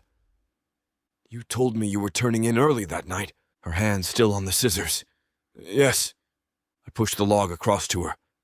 Except the ranger has you on the trail after 10. For a moment, silence stretches thin. Then she sets the scissors down, her movements delicate, deliberate. Gabriel, grief does strange things to memory. Maybe the ranger's time was off. Maybe we walked to clear our heads before bed. It's not a crime to want air. The words are smooth, slippery, too slippery. You said you were tired, I press. You said you were already in bed. Her eyes sharpen, the faint smile thinning into something more precise. You're interrogating me now? I'm asking questions. And why? She says softly. Do you think my answers matter more than the fact that she's gone? The knife twists. I inhale sharply, forcing my jaw to unclench. Because details matter. Her gaze flicks to the papers, then back to me. Details don't bring her back. They only eat you alive. Is that what you want? To keep feeding doubt until there's nothing left? Her tone is gentle, coaxing, but underneath, something steely gleams. I think of Naomi, of the balcony latch, of the glass inches from her bare feet. I shake my head. I think I need to know what's true. Her smile returns, brittle this time. Truth, Gabriel, is often just perspective, what you choose to believe. The air in the room feels slick, like standing barefoot on tile after rain. One wrong move, and I'll fall. I rise, the chair legs scraping loud against the floor. We'll talk later. She tilts her head, serene again, as though nothing sharp passed between us. Of course, but when I walk away, my skin crawls. It feels like I need new shoes with better grip. I leave the kitchen, Samantha's words clinging like oil I can't wash off. By the time I climb the stairs, my fists ache from clenching. The nursery light spills a faint glow into the hallway. I stop in the doorway. Naomi is there, cross-legged on the rug, the baby drowsing in her lap. She's humming under her breath, some half-forgotten tune, her palms smoothing gentle circles over the tiny back. Something in me eases just watching. She looks up, startled but soft. "Hey, you okay?" The question cuts straight through me. "I should be asking you that," I say. My voice sounds rougher than I mean. Her brows knit. "Because of the glass earlier?" I nod once, stepping into the room. "You cut your hand. You're..." My throat closes around the word safe. "You're sure you're okay?" She lifts her palm, the bandage neat, precise. Superficial. Mrs. Phillips even left me a first aid kit. I think she knew I'd try to downplay it. There's a twist in her smile, brave, tired. I sit beside her on the rug, close enough our knees almost touch. "I don't like that you're bleeding in this house. I don't like that you had to stand there holding her while..." My voice catches I drag in a breath. "You shouldn't have to be the one protecting us." Her eyes soften, but her chin lifts. "I'm not protecting you. I'm protecting her. And myself. That's enough. Naomi." Her name slips out like it's the only anchor I've got. She studies me, steady as ever. "Something else happened, didn't it?" I hesitate. The log, the times, Samantha's two perfect words. They press against the back of my teeth. But I'm not ready to speak them aloud. Not yet. Instead, I shake my head and reach for her hand. "Just be careful. Promise me." She threads her fingers through mine, squeezing. "Only if you promise the same." The baby sighs between us, half asleep. Naomi's thumb strokes over my knuckles, quiet and certain, as if she's steadying both of us at once. This peace is exactly what I need. Chapter 23. Naomi. The nursery door isn't shut all the way. It's cracked. An inch, maybe two. Just enough for the faint glow of the nightlight to spill into the hallway. I stop mid-step, intending only to peek in, check that the blanket hasn't twisted, that the baby hasn't kicked herself into the bars of the crib. But then I hear it. A voice that doesn't belong here. Samantha's voice. At first it sounds harmless. Soft, pitch sweet, the kind of coo people use when they think infants understand more than they do. I almost smile despite myself, until the words filter through. "Our family," she whispers, low and syrup thick. "You and me. We don't need anyone else." The hairs on my arms rise. "You're all I've ever wanted," Samantha continues. "And you'll see, outsiders don't belong here. They take what isn't theirs, but I won't let them." My blood chills. I freeze in the hall, heart thudding so loud I'm terrified it will give me away. Her tone doesn't change.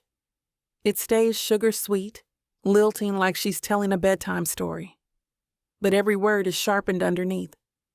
The baby makes a soft sound, half yawn, half whimper, and Samantha hushes her. "Don't worry, little one. I'll keep you safe. You're mine." My throat closes. Before fear can paralyze me completely, I slide my hand into my pocket, fingers fumbling for my phone. I unlock it with shaking hands, thumb tapping the recorder. The screen glows faintly in the dark, recording every poisonous word that drips into the room.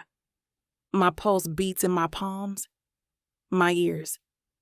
I back away slowly, step by careful step.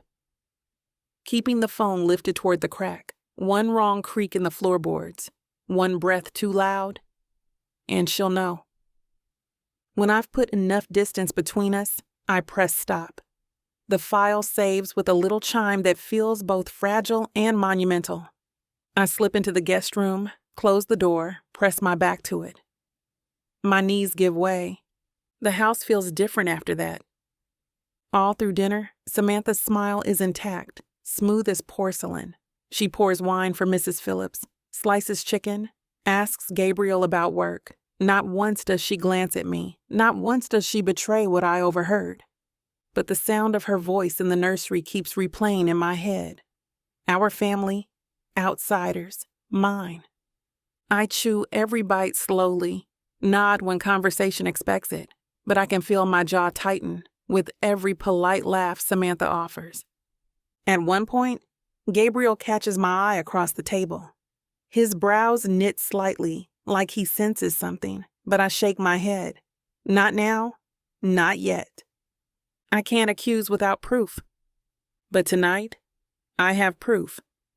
After everyone's turned in, I sit at the desk in the guest room with my notebook spread open, the lamp casting a thin pool of light. I open my phone and replay the recording, the hiss of the monitor in the background, then her voice hushed and honeyed. Our family. Outsiders don't belong here. You're mine. It curdles my stomach all over again. I save the file twice, once in the recorder, once in a hidden folder. Then I begin assembling everything, building what I've come to think of as my own case file, note photo, the neat cursive. Some people don't belong here. Balcony details. Latch half turned, playpen shifted closer to the edge. Glass shards, a shelf that shouldn't have fallen, a cut across my palm, whispers in the nursery. Recorded, undeniable. I lay them out in neat handwriting, bullet by bullet, each line a brick in the wall I never wanted to build. I pause halfway through, staring at the page. My throat tightens. I don't want this to be true. I don't want to be right about her. What I want is simple, almost embarrassingly so. To be careful, to be loved, to be alive, for the baby to grow up laughing without fear, for Gabriel to smile without a shadow at the edge, for the house to feel like a home, not a battlefield. But truth doesn't bend for what we want. The pages stare back at me, silent witnesses. A soft knock at the door breaks my spiral. I shut the notebook quickly, sliding it under a folder, heart jumping into my throat. Naomi? Gabriel's voice low. You still awake? I open the door a crack. He's standing there in a t-shirt and sweats, hair mussed, chain absent from his neck. His eyes search my face. Just wanted to check. How's your hand? I glance at the bandage. Better. A little sore. Let me see. I extend my hand, and he unwraps the gauze with careful fingers. His touch is gentler than the sting that lingers beneath the skin.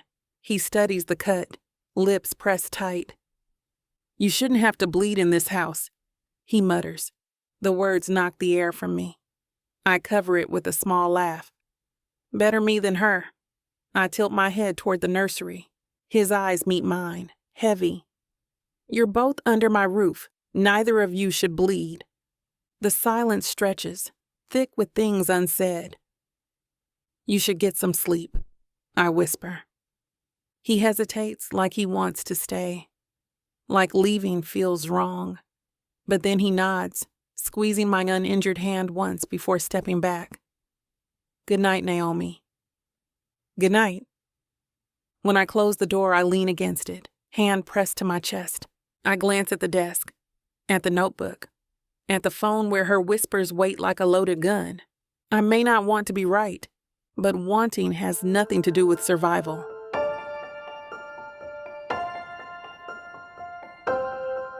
Chapter 24. Gabriel. The garage still holds last night's rain, cool concrete damp at the edges, an oil-dark sheen under the car where condensation dripped and made its own small country. It smells like rubber and metal and the clean bite of detergent from the washer. I came out here because the house felt crowded with things unsaid, and the garage is the only room that expects nothing from me except maintenance. Tools hang where I said they should, wrenches sorted by jaw size, drivers by tip, the new torque wrench glinting like a promise I don't plan to break in the far corner, the stroller we rarely use now that the carrier has won the baby's affections. The red light on the chest freezer winks alive. I tell myself I'm here to inventory batteries, but all I've done is line them in columns like soldiers and then move them half an inch to the left. The service door from the mudroom opens with a soft complaint. Perfume arrives before the person wearing it, sharp, expensive, and wrong in a room that belongs to simple things. "Gabriel," Samantha says, closing the door behind her. The latch catches with a tidy click, a sound that makes a person feel safe if they don't know better. "Something you need?" My voice is steadier than the rest of me. She steps down off the threshold like she's entering a chapel. Careful, composed, a curve to her mouth that means she's already decided how this conversation ends. Cream blouse, soft cardigan the color of unearned trust, hair smooth as a brochure, heels on concrete, tap, tap like punctuation you can step on. "What I need," she repeats, amused, as if we've started with a joke she's prepared for. "You. Try again."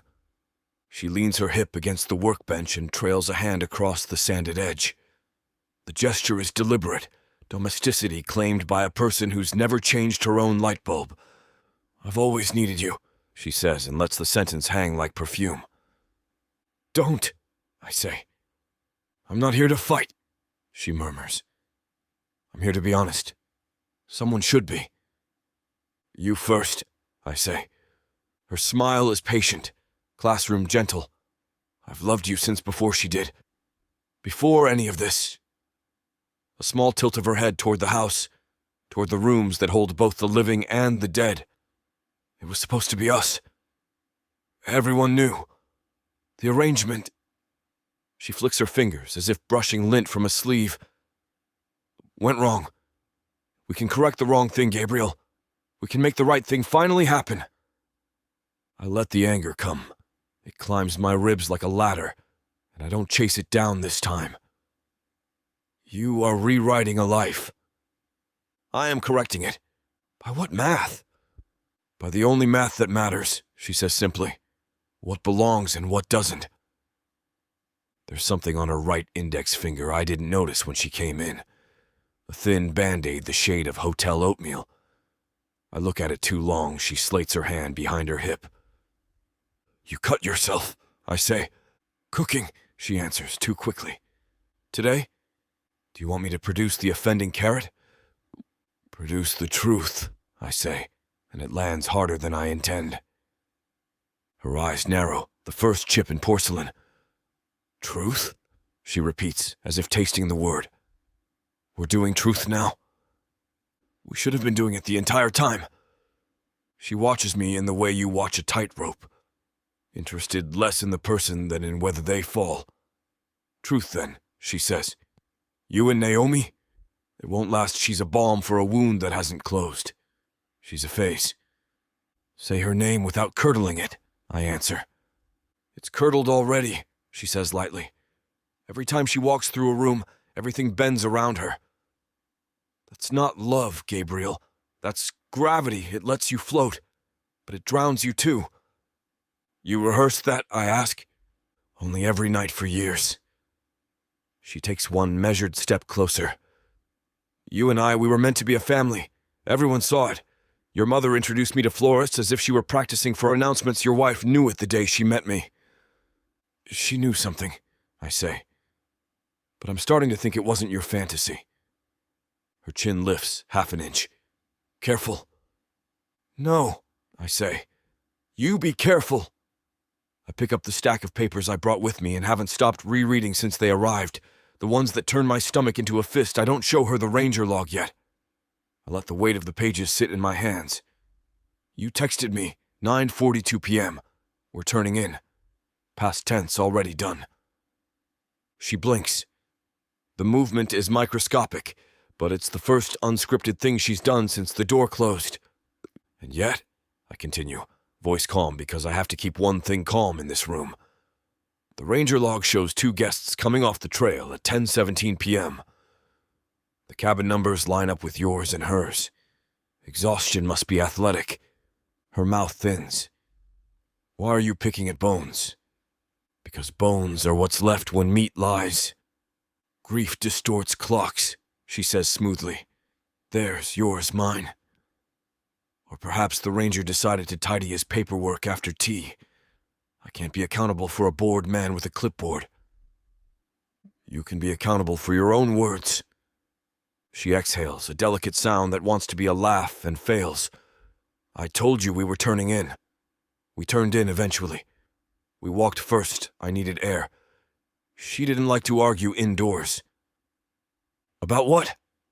My hand tightens on the paper until it crackles. About you, she says with that same patient cruelty. Always you. You're lying, I say. Am I? She didn't trust me, Samantha says.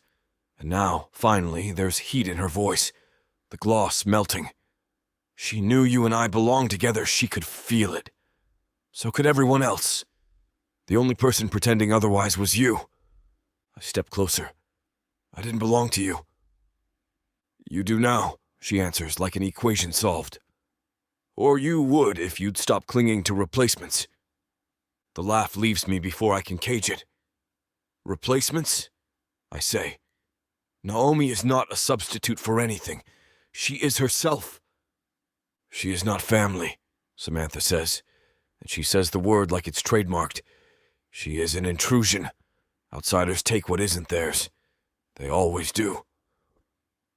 The way she says outsiders raises the hairs on my arms. I think of a cracked nursery door. I think of a whisper that isn't mine. I think you've been practicing that sentence too, I say. She folds her arms, Band-Aid tucked tidy under her elbow. You don't see it now. You will. When she leaves, as they always do, you'll come back to what was waiting for you.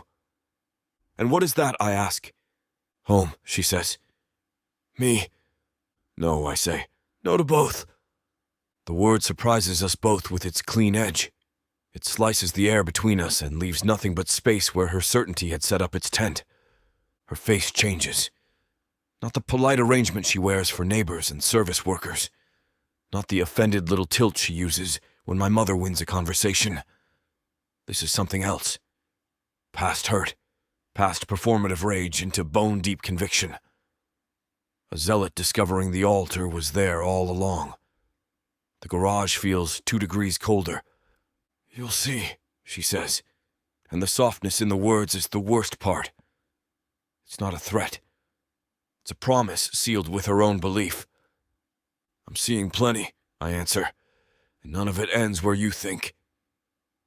She glances toward the pegboard of tools as if she could name them, claim them, clean them without ever getting her hands dirty. Her eyes catch on the Phillips driver I used yesterday on the interior entry cam. We left a faint smear of graphite by the head when we sharpened a pencil to mark drill points. When her gaze returns to me, there's a glittering at the heel of her right shoe, a fleck that catches the overhead bulb. I angle, blink, look again, glass. It could be from anywhere in a house like ours. It could also be exactly from where I don't want it to be. Take care, she says, and the fake concern comes back like a coat slipped on for public weather. I worry about you. These obsessions, checking locks, counting screws, interrogating rangers, none of it gives you back the thing you're trying to resurrect. Care looks different from where I'm standing, I say.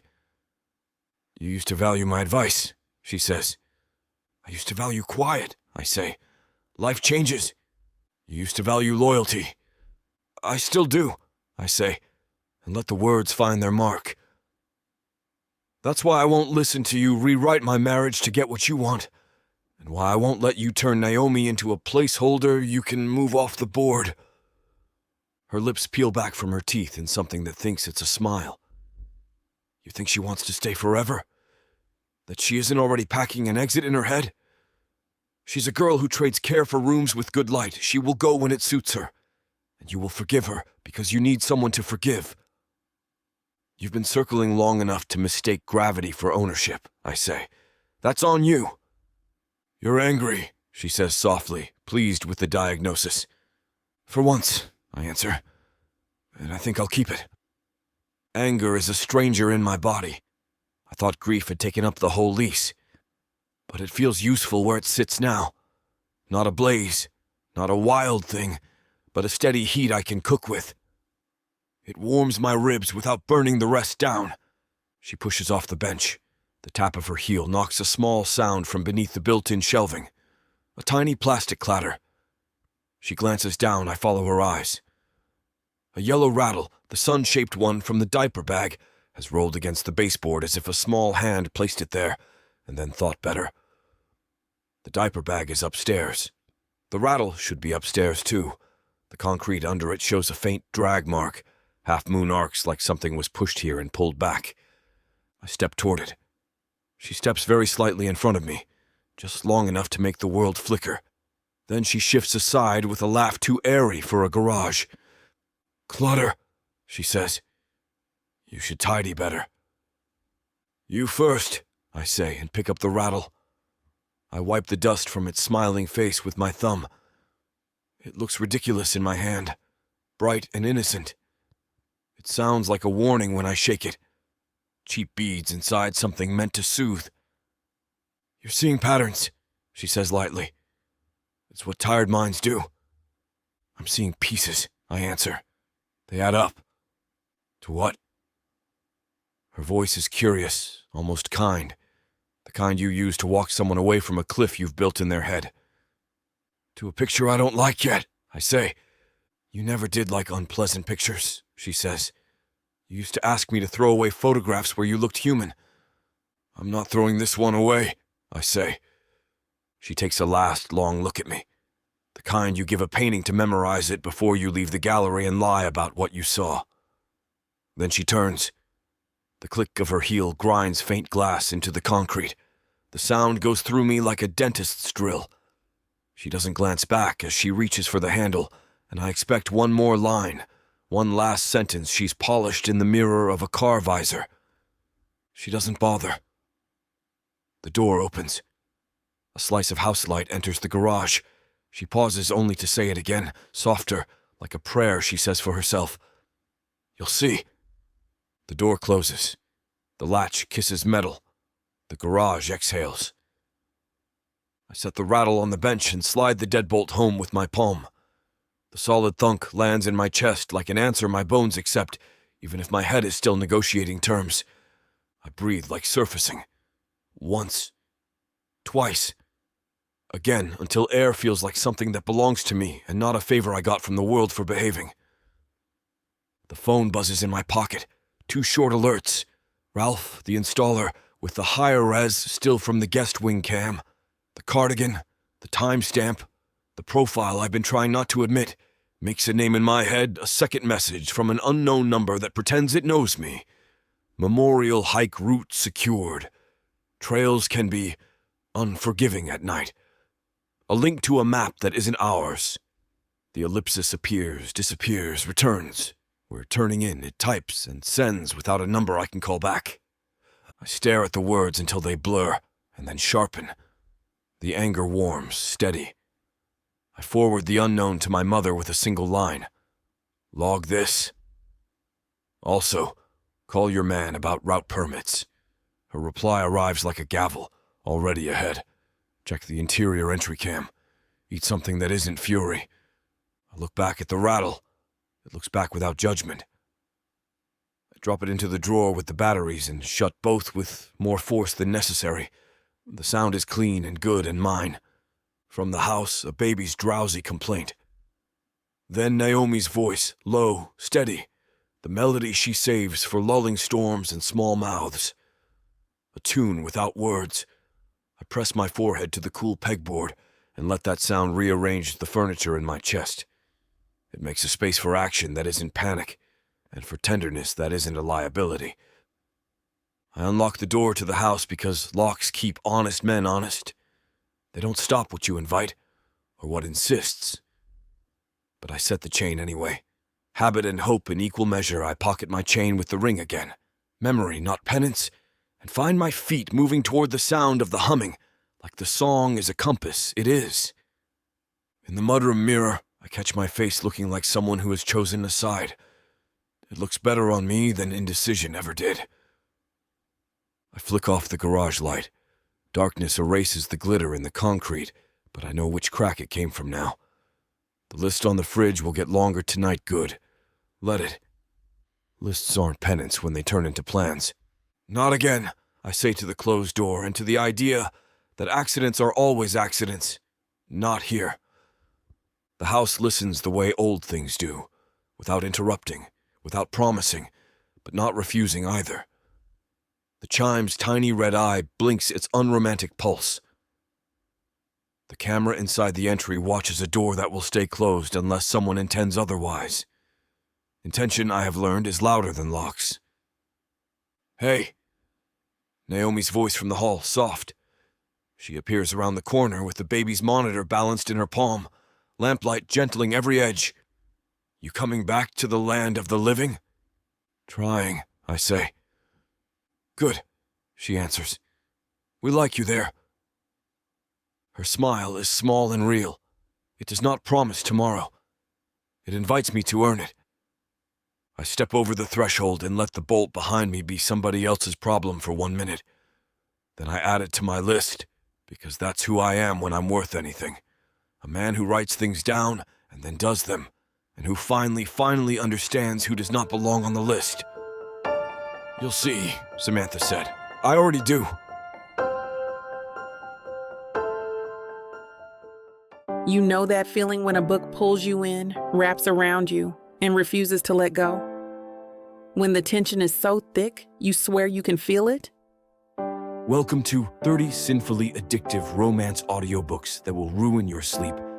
Wow, I wasn't ready for this. 1 chapter in, and I'm already hooked. Oh, you thought this was just another audiobook collection. No, sweetheart. This is the Dirty 30. Forbidden love, dangerous desires, billionaires with secrets, bad boys who bite back. And every last word is dripped in temptation. I thought I could just listen to 1 chapter before bed. Now it's 2 a.m. and I need answers. Need. So what are you waiting for? Click the link. Start listening. Let the Dirty 30 ruin you in the best way possible. Escape your life with Miss Tyla.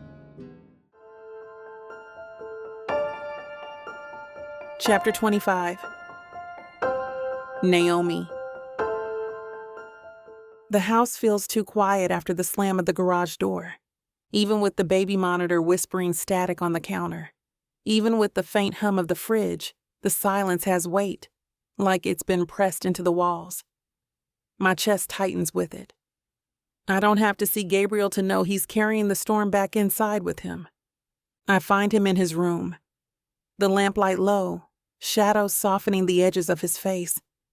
He's sitting in the corner of the bed, elbows braced on his knees, hands steepled like he's holding something in place that might otherwise break. His shoulders rise and fall in measured breaths, but the tension in them is carved deep. I hover in the doorway. "Hey." His head lifts, eyes finding mine. The weight in them is heavy, raw. I step in, closing the door softly behind me. "Naomi," he says, voice rough. "You should be asleep." I shake my head. Neither of us is sleeping tonight. He huffs something close to a laugh, but it dies quickly. He doesn't move, doesn't look away. I cross the room and sit beside him. Close enough our knees brush. For a moment, we just sit like that. 2 people listening to the hum of a house that feels like it's holding its breath. "You don't have to carry it alone," I say softly. His jaw works, but he doesn't answer. So I do the only thing I can. I open the door I've kept locked for years. "I've loved you for a long time." His head snaps toward me, eyes narrowing, searching my face. "Since we were kids," I continue, my pulse skittering, but the words are unstoppable now. "Do you remember that summer barbecue near the church? I chased a ball into the neighbor's yard, and their dog came at me?" His brow furrows, then softens. "The Doberman, yeah, I remember." "You pulled me behind you," I whisper. "Stood in front of me like a shield. You told me I've got you, like it wasn't even a question." "That scar on my wrist," I lift it, the pale crescent catching the lamplight. "It never bothered me, because every time I looked at it, I remembered someone chose me first that day. You did." His throat bobs. He doesn't blink. I didn't know what to call it then, but later I realized it was love, my secret treasure. And then you got married. And I thought, of course, that's where his story goes, not with me. So I buried it. I told myself to forget. His hands flex, steeple breaking apart. And I did forget, I whisper, until I came here, until these past weeks. Watching you with her, watching you fight through your grief, through the weight of this house. The way you laugh without meaning to, the way you look when you think no one's paying attention.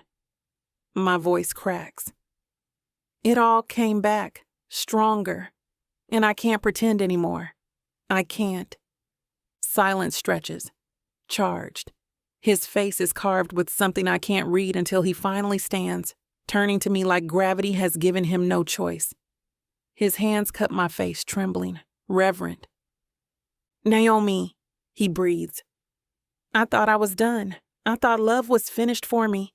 But you, his voice breaks. You steadied me. You made me believe I could breathe again, that maybe I could love again. Tears prick my eyes. And I hate how much I need that, he goes on, voice rough. How much I need you. Then need me, I whisper, clutching his wrists. Please, just this once, don't hold back.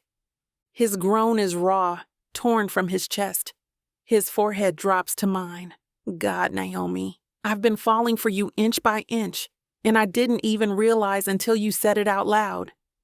Then fall, I whisper back, tears spilling. I'm already there.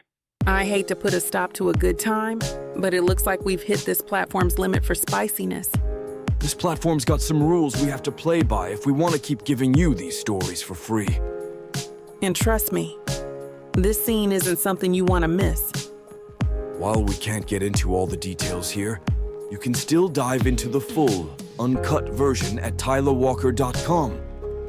Miss Tyla has an entire collection of unabridged audiobooks and ebooks waiting for you. And the best part? You can treat yourself with 40% off when you use the code SAVE40. That's right. You'll save on any digital product, even bundles that are already discounted. Miss Tyla would never let anyone feel the kind of disappointment you must be feeling right now. So why wait? Treat yourself with Miss Tyla. What do you need? He asks gently. Truth, I say, surprising myself with how steady it lands. His gaze sharpens, ready. I tell him, voice low, the words tripping but determined, the note folded in the baby blanket. Some people don't belong here. The balcony latch turned the wrong way, and the playpen shifted a foot closer. The shattering glass, the cut across my palm, the whisper poured into the dark of the nursery. Our family, outsiders. Each piece slots into the quiet like a bead on a string neither of us wants, but both of us will use. He doesn't interrupt. He doesn't gaslight or rationalize. His jaw tightens. Yes, his eyes go flinty. Yes, but he listens. And I feel the listening like a hand at my spine, holding me upright. You recorded the whisper? He asks finally. I did. I reach for my phone on the nightstand, then stop when he sets his hand over mine, warm, steady. We'll handle it, he says. No more silence. My throat tightens. No more silence, I echo, and it feels like a pact, clean and bright. He pulls me in then, tucking me under his arm the way he does with the baby. Like I'm precious cargo, like he knows the shape of me without looking and intends to keep it intact. His palm drifts over my hip, not sexual now, just sure. Sleep, he murmurs into my hair. For once, I say, smiling into his chest. I think I can. He huffs a laugh, soft, disbelieving, grateful. Outside, the night stays quiet. Inside, the house exhales. And on the dresser, the little green bar on the monitor glows steady, like a horizon line we can finally see.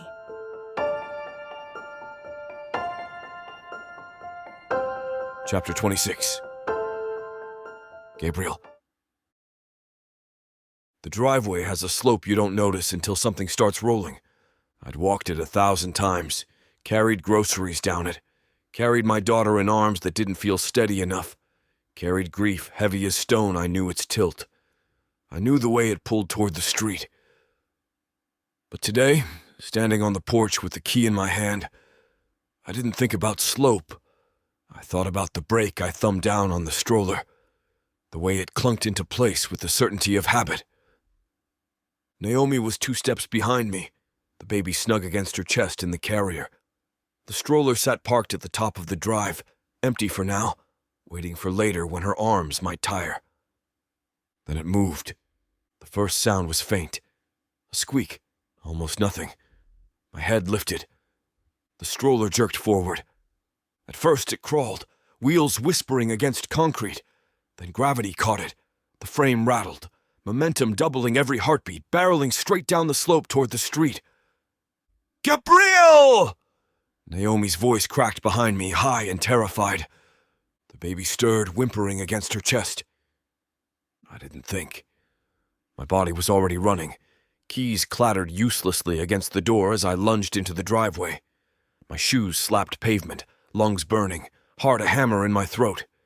The stroller wobbled, front wheel catching a crack. It bounced, lurched harder. I saw it in my mind, flipping, slamming, crushing. If she'd been inside, if Naomi hadn't chosen the carrier this time, my stomach turned to ice. "God, no!" Naomi's voice broke. The stroller picked up speed, faster, faster, racing the slope like it had been pushed. A car hummed past at the far end of the street, its tires growling. I sprinted harder. My breath tore raw through my chest, the pounding in my ears louder than the rattle of wheels. At the last second, I launched myself forward. My hand slammed the handle, shoulders jolting. The stroller fought me, skidded sideways, one wheel teetering half off the curb. And then it stopped. Silence dropped like a stone. I dragged it back, arms shaking, my vision tunneling with the weight of what almost happened. Naomi was at the top of the driveway, white as paper, clutching our daughter so tightly her knuckles blanched. Tears streaked her face. "The brake," she whispered, voice hoarse. "You said it. I saw you." I looked down. The lever dangled uselessly, black band cleanly sliced, not frayed, not worn, cut, deliberate. Rage steadied me, cold and pure, like steel forged in fire. The rest of the day I remade the house with my bare hands. Cameras went up at every entry, red eyes blinking like warnings. Locks changed, front, back, garage, even the balcony. New deadbolts, new codes, no keys anyone else could claim. I called the attorney. His voice was a blunt instrument. Restraining orders, preliminary filings, custody protections if anyone tried to wedge the baby into leverage. Finally, I called my mother. Her silence after I explained was longer than I wanted. When she spoke, it was iron. "You should have told me earlier." "I'm telling you now." "Then we move now," she said. "Send me everything.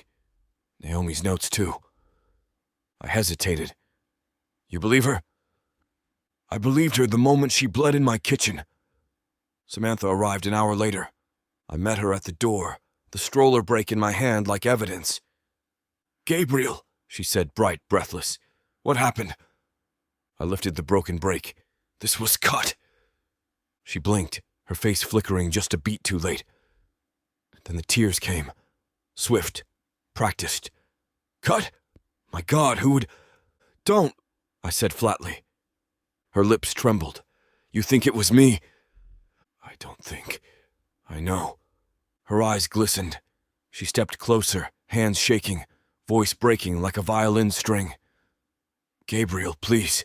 She's poisoning you. Naomi, she's manipulative. She wants what isn't hers. She's making you see things that aren't there." "The brake was cut," I said again. "That's not perspective. That's fact."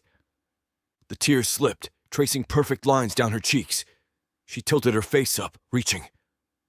"You know me. You know I love her. I love you. I would never—" "Stop!" I snapped. The word landed like a blade. This performance doesn't work anymore. She froze, tears suspended on her lashes.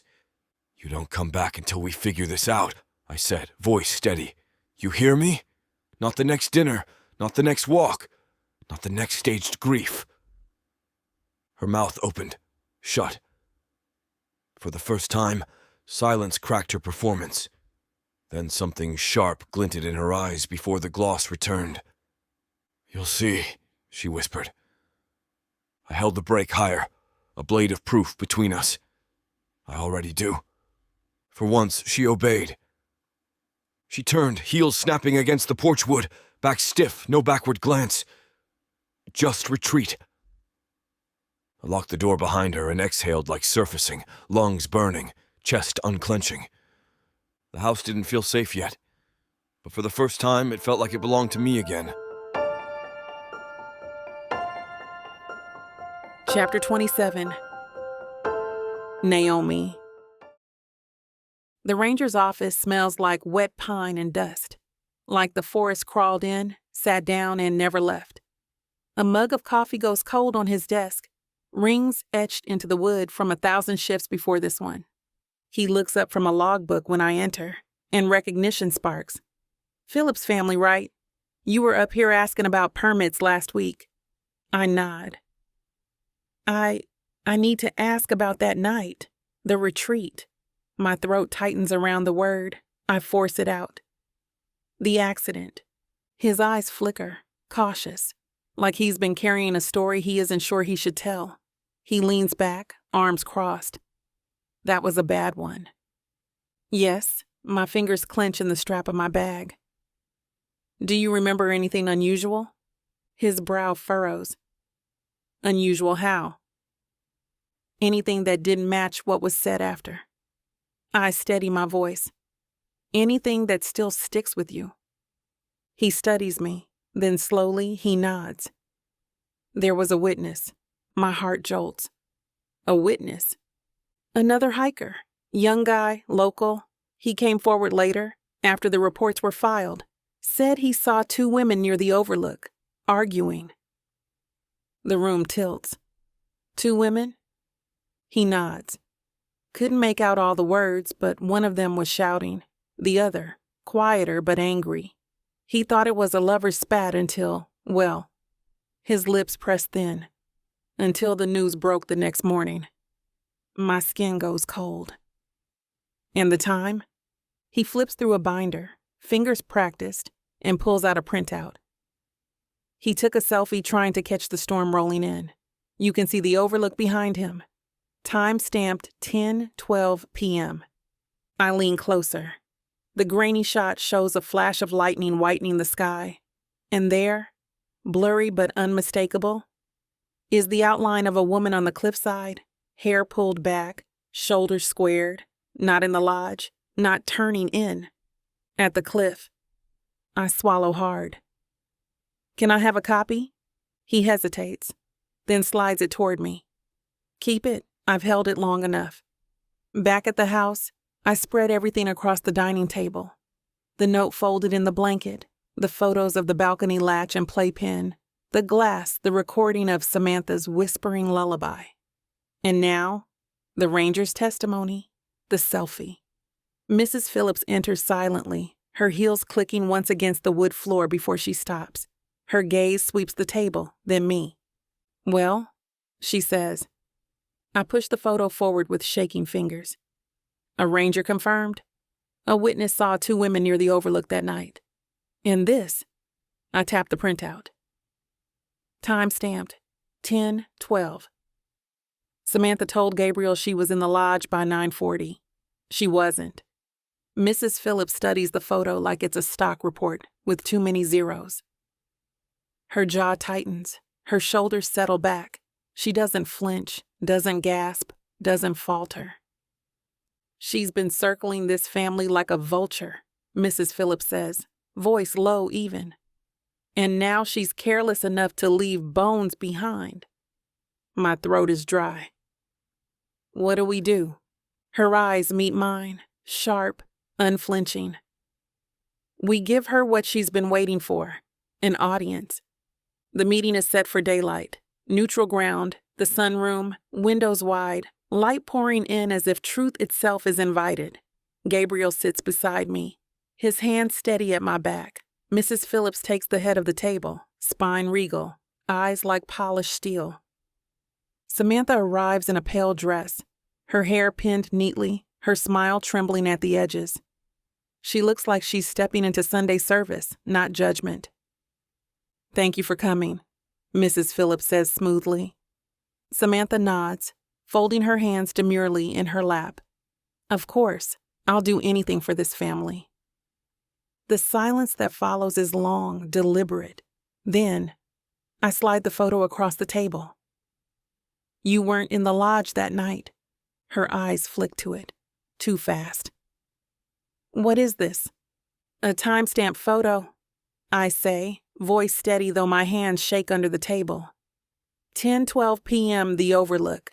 You told Gabriel you were already in bed. Her breath hitches, but her face rearranges itself quickly.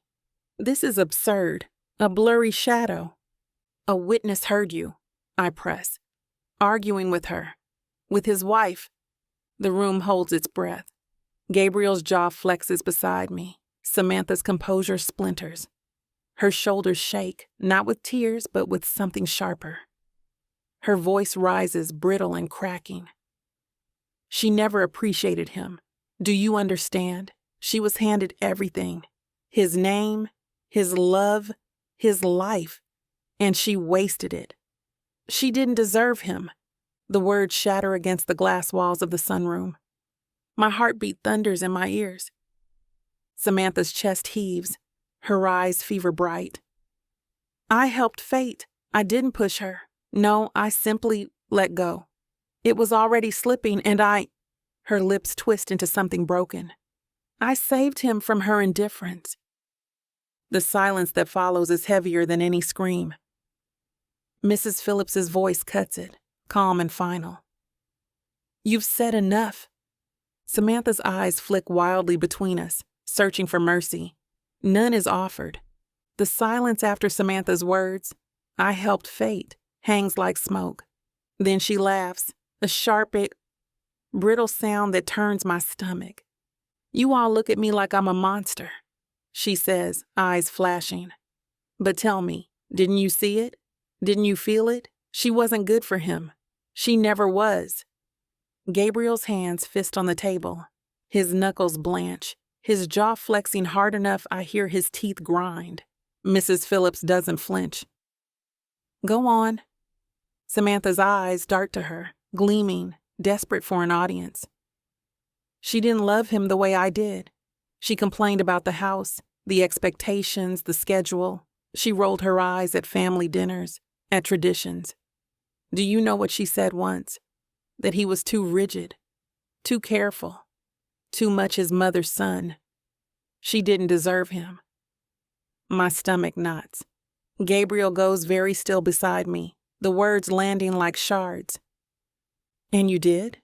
I ask quietly. Her head snaps toward me, expression twisting. "Yes, I grew up in her shadow. My father remarried, and suddenly everything was hers. Her name, her place, even her future. Do you know what it's like to be promised crumbs while your sister feasts?"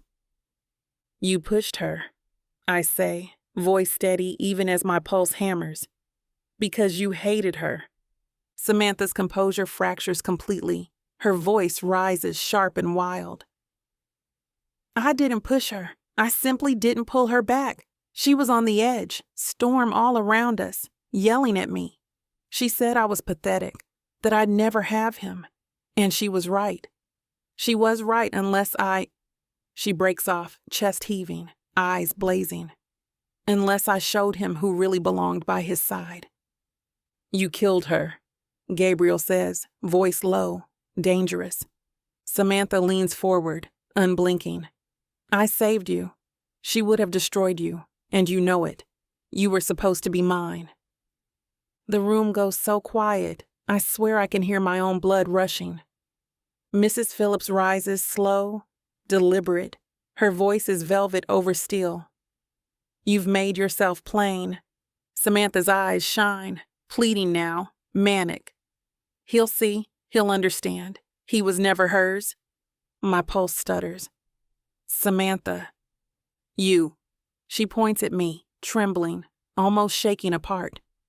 You slithered into this house, into his grief, into his bed. You poisoned him against me. Everything I fought for, stolen by a stray. Gabriel moves, fast, stepping in front of me. His voice is a whip. That's enough. Samantha laughs, high and ragged. The sound of something breaking. Her hand slips into her purse, too practiced, too deliberate, and when it emerges, metal flashes in the sunlight. A gun. She aims it at me. My breath seizes. The room fractures into shards of light in panic. Mrs. Phillips doesn't move, but her eyes sharpen like glass. Gabriel shifts, his arm pressing me back, his voice low, lethal. Samantha, put it down. Her hands tremble, but her grip stays tight. He was supposed to be mine, she hisses. If I can't have him, if she takes him from me, then no one does. The muzzle tracks me like a curse. My heart hammers loud enough to count the beats. Samantha's voice wavers, but her aim doesn't. You don't see it, do you? All of you sitting here judging me. I've been fighting for him, fighting for this family, and you. Her gaze snaps to me, venom sharp. You're just a parasite. Gabriel steps half in front of me, broad and immovable. Put the gun down. No. Her laugh cracks, jagged. You want to know what I've done? Fine. I'll tell you, since no one here appreciates sacrifice. She waves the gun toward the dining table, where my carefully logged evidence still lies. Her voice sharpens. The note in the blanket, mine, because she doesn't belong. The balcony door, I opened it. I wanted to see if she'd have the sense to watch the baby. The glass in the kitchen. I loosened the shelf days before. She cuts her hand, she cries a little. Maybe she leaves. Easy. My stomach lurches, bile rising. And the stroller, Gabriel says hoarsely. Her eyes flicker, lips curling. A test. One she failed, because she's still here. Jesus Christ, Gabriel mutters, fury vibrating through him. Mrs. Phillips, still composed, lays a hand flat on the table. You've just confessed to attempted murder. Samantha's gaze darts, frantic, manic. No, not murder. Protection. She was in the way, just like her. Her sister, his wife.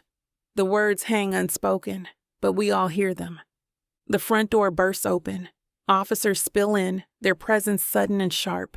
The metallic click of safeties disengaged filling the air. Samantha stiffens, wild eyes flicking between us, between the uniforms. Drop the weapon, one barks. For the first time, she falters. Her hand trembles, the muzzle jerking slightly. Then Gabriel steps forward, voice like stone. It's over, Samantha. The gun slips from her grip, clattering against tile. Her knees give, but the officers catch her, pinning her hands, reading rights over her broken sobs. She doesn't look at Gabriel when they drag her out. She looks at me, eyes burning with hatred. This isn't over, they promise. The door slams.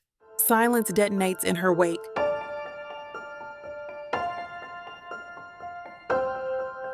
Chapter 28. Gabriel.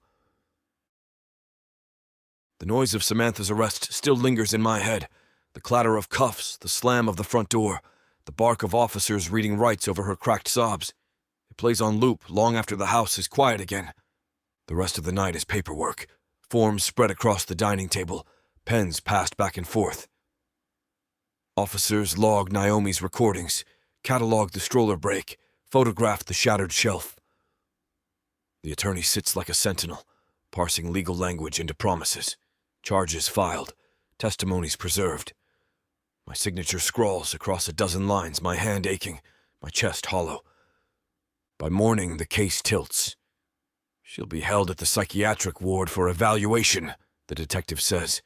There's no bail option until assessment. You're safe for now. Safe for now. The words echo. They should bring a relief, but all I feel is the strange emptiness after adrenaline.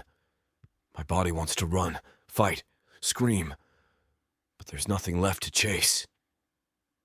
Naomi slips a mug of coffee into my hands. I drink it too hot, burning my tongue, welcoming the sting. My daughter babbles in her high chair, smearing oatmeal across the tray. Like art, I watch her, chest tight, and think. She doesn't know how close she came to never laughing again. I swear under my breath, set the mug down, and lift her into my arms. She squirms, then tugs at my chain. I let her ground me, weight against my chest, anchor against the storm still breaking inside. The graveyard smells like damp earth and cut grass. I haven't been here in weeks, not because I forgot, because coming means remembering in ways I can't control. But after everything, after Samantha's unraveling, I need to be here. The stone is simple, just her name, her years, a line about love eternal. I crouch, knees sinking into soft soil, and trace the letters with my thumb. I know the truth now, I say softly. It wasn't an accident. It wasn't the storm. It was her. Your sister. My voice breaks, jagged. The woman who swore she loved us, she cut brakes. She loosened shelves. She turned this house into a trap. And I let her stay close. I let her near our daughter. The guilt presses, but the words come anyway. I'm sorry. The wind stirs, carrying the smell of pine. I don't know if apologies matter to the dead, but I needed to say it. I lean back on my heels, exhale, and let my gaze shift toward the sky. The clouds thin, light stretching through. There's someone else. Naomi. My mouth twists into something like a smile. You'd like her, or maybe you wouldn't. She's nothing like you. Loud where you were quiet, stubborn where you were patient. She's been in love with me since we were kids, though I was too blind to see it. And now, I shake my head, laughter rough in my throat. Now I can't stop seeing her. The way she hums when she rocks the baby. The way she stares down anyone who doubts her. The way she looks at me like I'm not broken beyond repair. My chest aches, not with grief this time, but with something sharp and sweet. I think I'm smitten, if that's the word. God, that sounds ridiculous coming out of my mouth, but it's true. I look at her, and I want more days. I look at her, and I want afters. The wind picks up, rattling leaves. I'll never erase you, I whisper to the stone. But I can't stay buried with you either.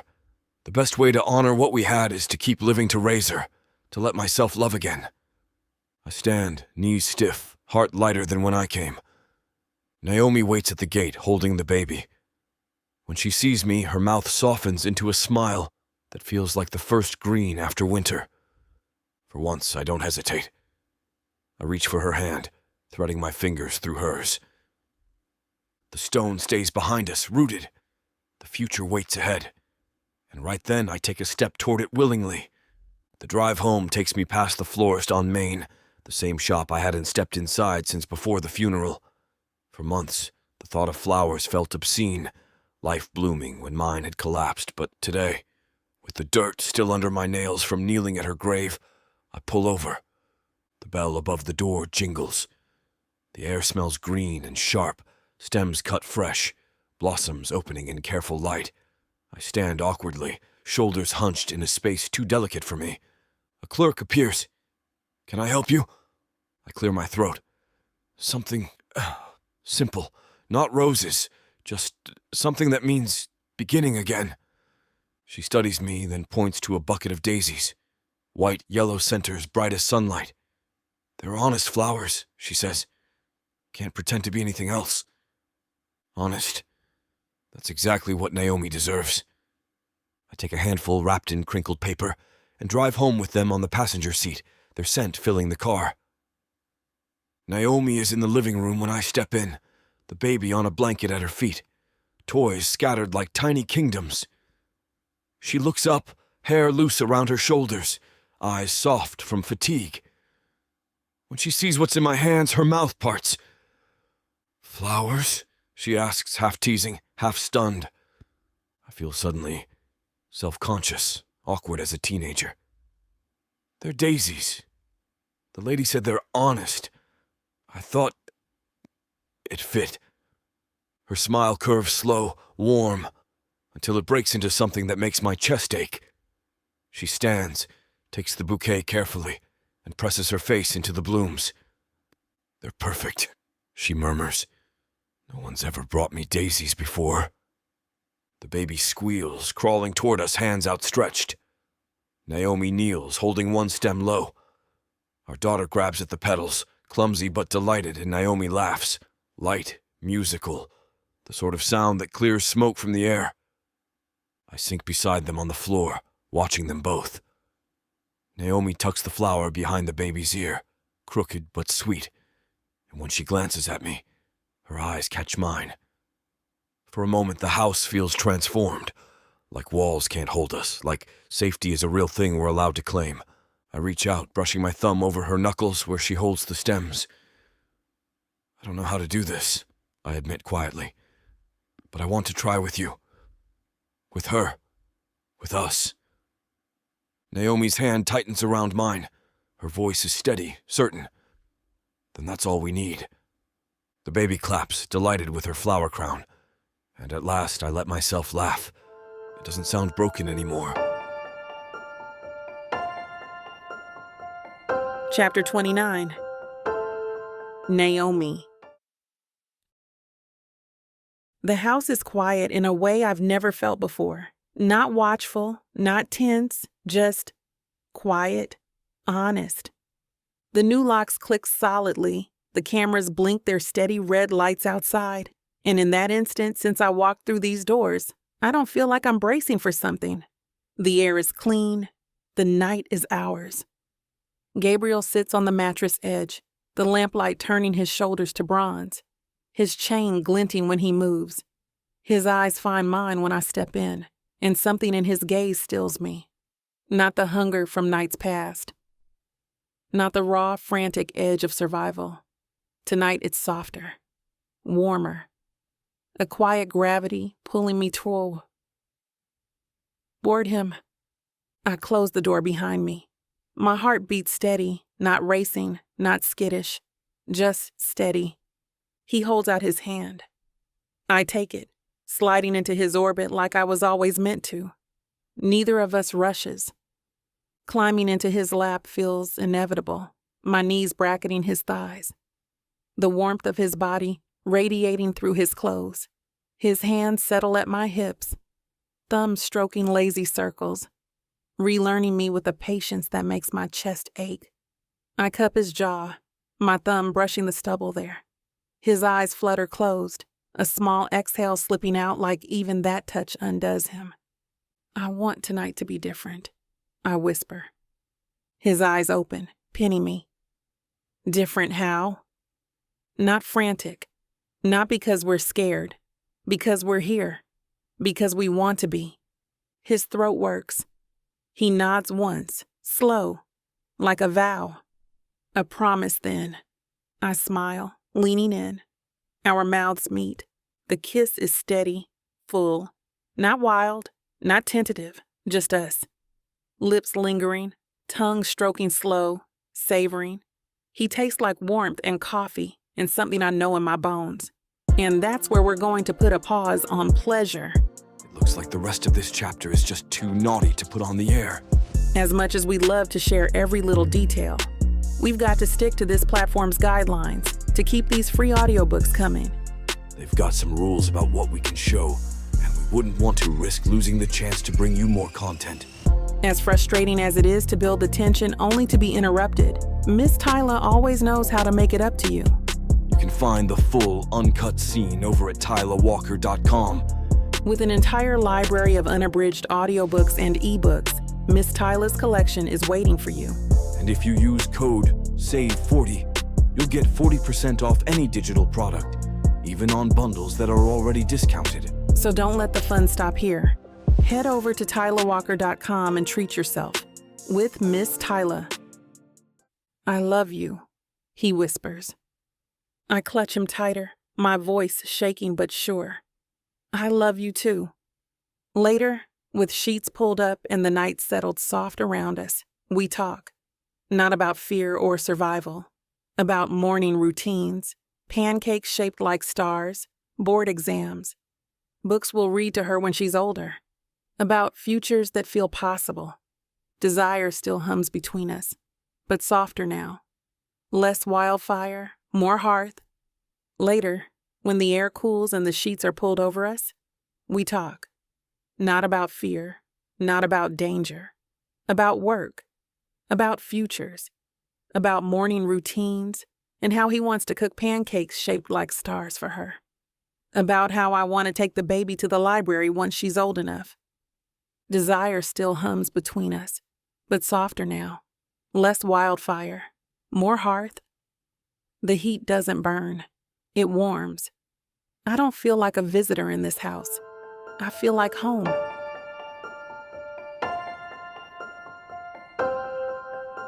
Chapter 30. Gabriel. Sunday lunch looks almost ordinary. That's what makes it strange. The roast smells like rosemary and garlic, potatoes crisping golden at the edges, steam fogs the serving platters, the silverware gleams. If not for everything that's happened, the arrests, the courtroom whispers, the shattered brake handles, you'd think this was just another Phillips family meal. But the circle around the table is smaller now, tighter. My mother at the head, posture unbreakable as always. My uncle beside her, genial but sharp-eyed. My cousin, louder, irreverent, but loyal to the bone Naomi at my side. The baby babbling between us, oatmeal streaked across her tray like modern art. Conversation trickles easily at first. My uncle commented on the weather. My cousin made the baby laugh with exaggerated faces. Naomi answers questions about her board exam date with modesty that only makes them respect her more. But beneath the chatter sits a silence, thick and expectant, the kind that waits for me. I've been holding these words in my chest all morning, like stones waiting to be set down. When Naomi reaches for the baby spoon and laughs softly at the mess, her face turned warm in the sunlight, I realize there's no point in waiting anymore. I clear my throat. There's something I need to say. The table quiets instantly. Even the baby stills, spoon raised like she knows her father's about to ruin or save the meal. I meet Naomi's startled gaze, take her hand under the table, and hold it tight. Naomi is not the nanny. The words land heavy, echoing. Naomi blinks, color rushing into her cheeks, but she doesn't pull her hand away. I squeeze it once and go on, my voice steadier than I thought it would be. She hasn't been for a long time. She's my partner, the woman I love. If this house feels alive again, if this family feels anchored, it's because of her. The silence after is long. My uncle sets his glass down. My cousin leans back, eyebrows raised. Naomi shifts beside me, her fingers trembling slightly against mine. Then my mother smiles, slow, deliberate, the smile of a general who knew the battle was won before the first word was spoken. Good, she says. It's time. The room exhales. My uncle lifts his glass. To new chapters. My cousin grins, leaning forward with a mischievous glint. About damn time, Gabe. You've been walking around like a man with a secret he couldn't carry and couldn't drop. Heat creeps up my neck, but Naomi laughs, shaky but real. That's accurate. The baby squeals, banging her spoon against the tray, as if punctuating the moment. Everyone chuckles, tension breaking. Labels rearrange themselves.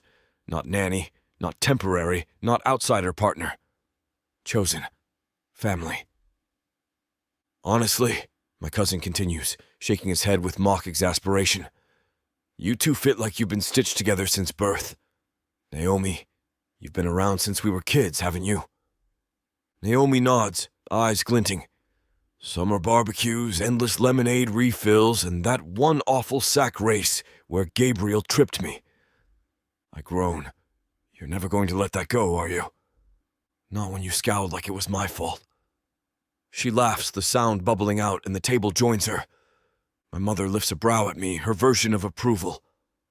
A match made in stubbornness, she says dryly. It suits this family.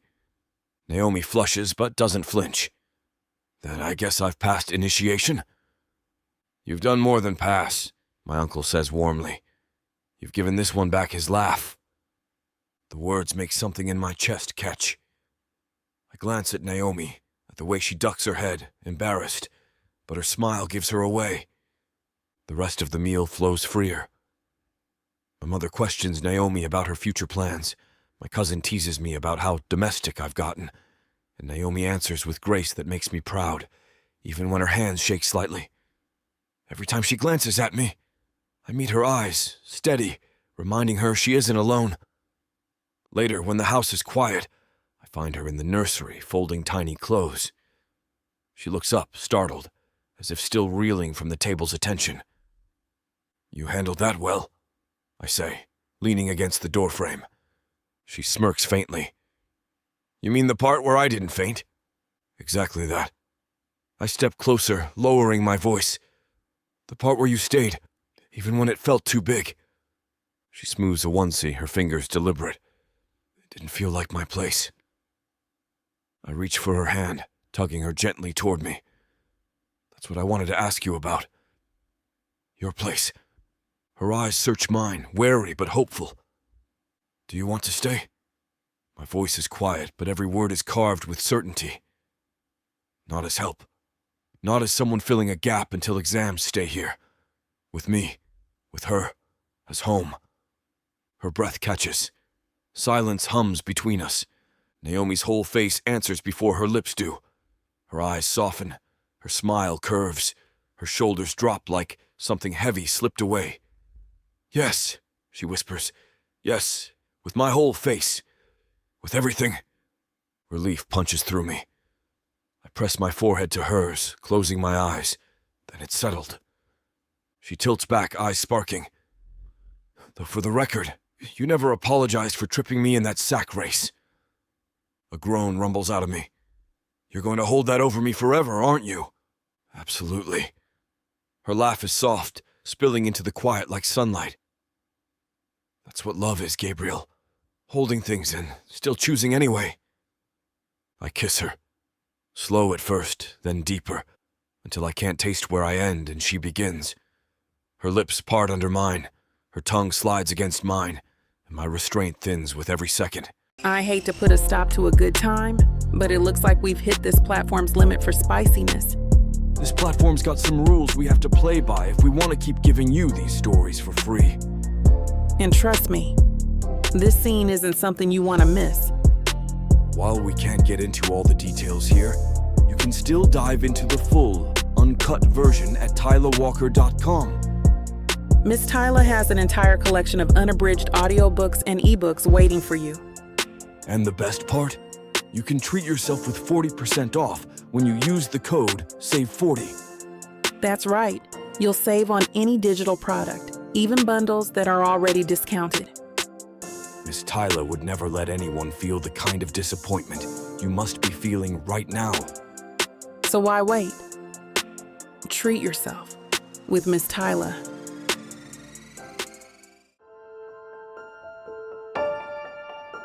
Epilogue. Naomi. The certificate hangs where it can't be missed. On the top shelf of the built-in, Gabriel made himself. He polished the wood until it shone, lined the frame edges with careful precision, and set it between a photo of the baby in her first Halloween costume and the book he's read her so many times the spine is splitting. He claimed he wanted it out of the way, but I've caught him more than once glancing at it in the quiet hours, his mouth tugging into the proudest smile, like it's his as much as mine. Sometimes I think it is. The morning I got the results, I was pacing the kitchen so hard I must have worn a path into the tiles. I was convinced the email would say failed. I couldn't breathe when I clicked the link. Couldn't read. Gabriel stood behind me, one hand warm at my back, the other resting on the counter like he was holding me up. When the word past appeared, I didn't scream. I sobbed, messy, shaking. And Gabriel lifted me into his arms like I weighed nothing, spinning me until the baby laughed from her high chair. He kissed me until my face was wet with tears and his smile. And I've never felt more like the world was ours. Now, months later, I still glance at that certificate every time I walk past it, not because I doubt it's real, but because it feels like a promise. Beginnings, not just endings. The park is busy with Sunday families, picnics, soccer games, the smell of grilled hot dogs carried on the breeze, but for me, it feels like the whole place belongs to us. Our daughter toddles between us, curls bouncing, her little fist clenched around air for balance. Every few steps she wobbles, and Gabriel hovers like a hawk, ready to dive in. When she finally tips into the grass, he lunges before I can even react, scooping her up with a gasp that turns into a laugh. She squeals, hiccups, then bursts into laughter that shakes her tiny body. Again! I clap, because if there's one word she understands, it's again. Gabriel gives me a look, half exasperation, half joy. You're going to spoil her. She's one, I shoot back, grinning. Spoiling her is basically the job description. The baby babbles in response, high-pitched nonsense that sounds suspiciously like mama. My heart swells until it hurts. On the bench, Mrs. Phillips sits with oversized sunglasses and a paperback propped open. She turns exactly 2 pages in the hour we've been here, which tells me she's not reading at all. Every so often she lifts a tissue to her eyes, discreet as a woman with her kind of composure can be, pretending she isn't moved, pretending she hasn't been waiting years to see her family like this again.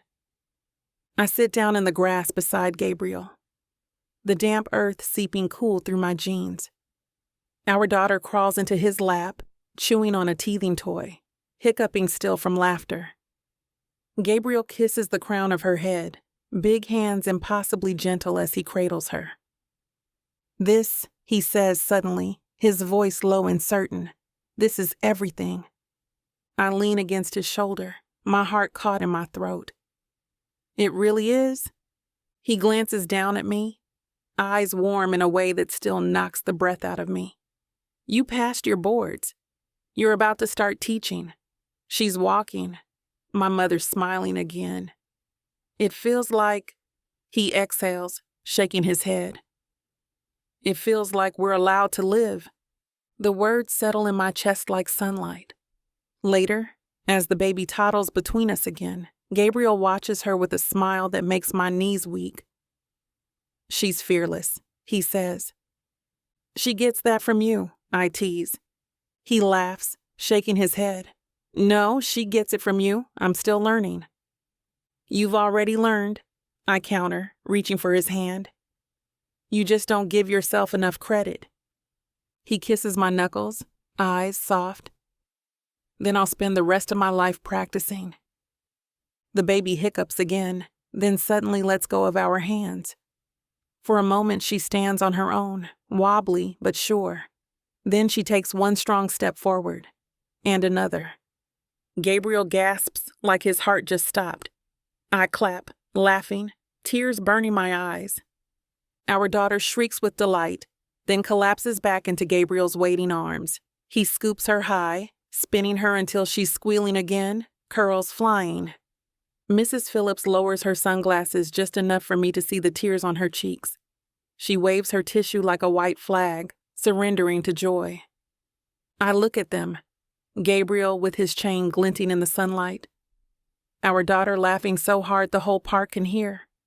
My certificate framed in the house that waits for us, and I feel the truth sink in like roots. The cliff is a memory now.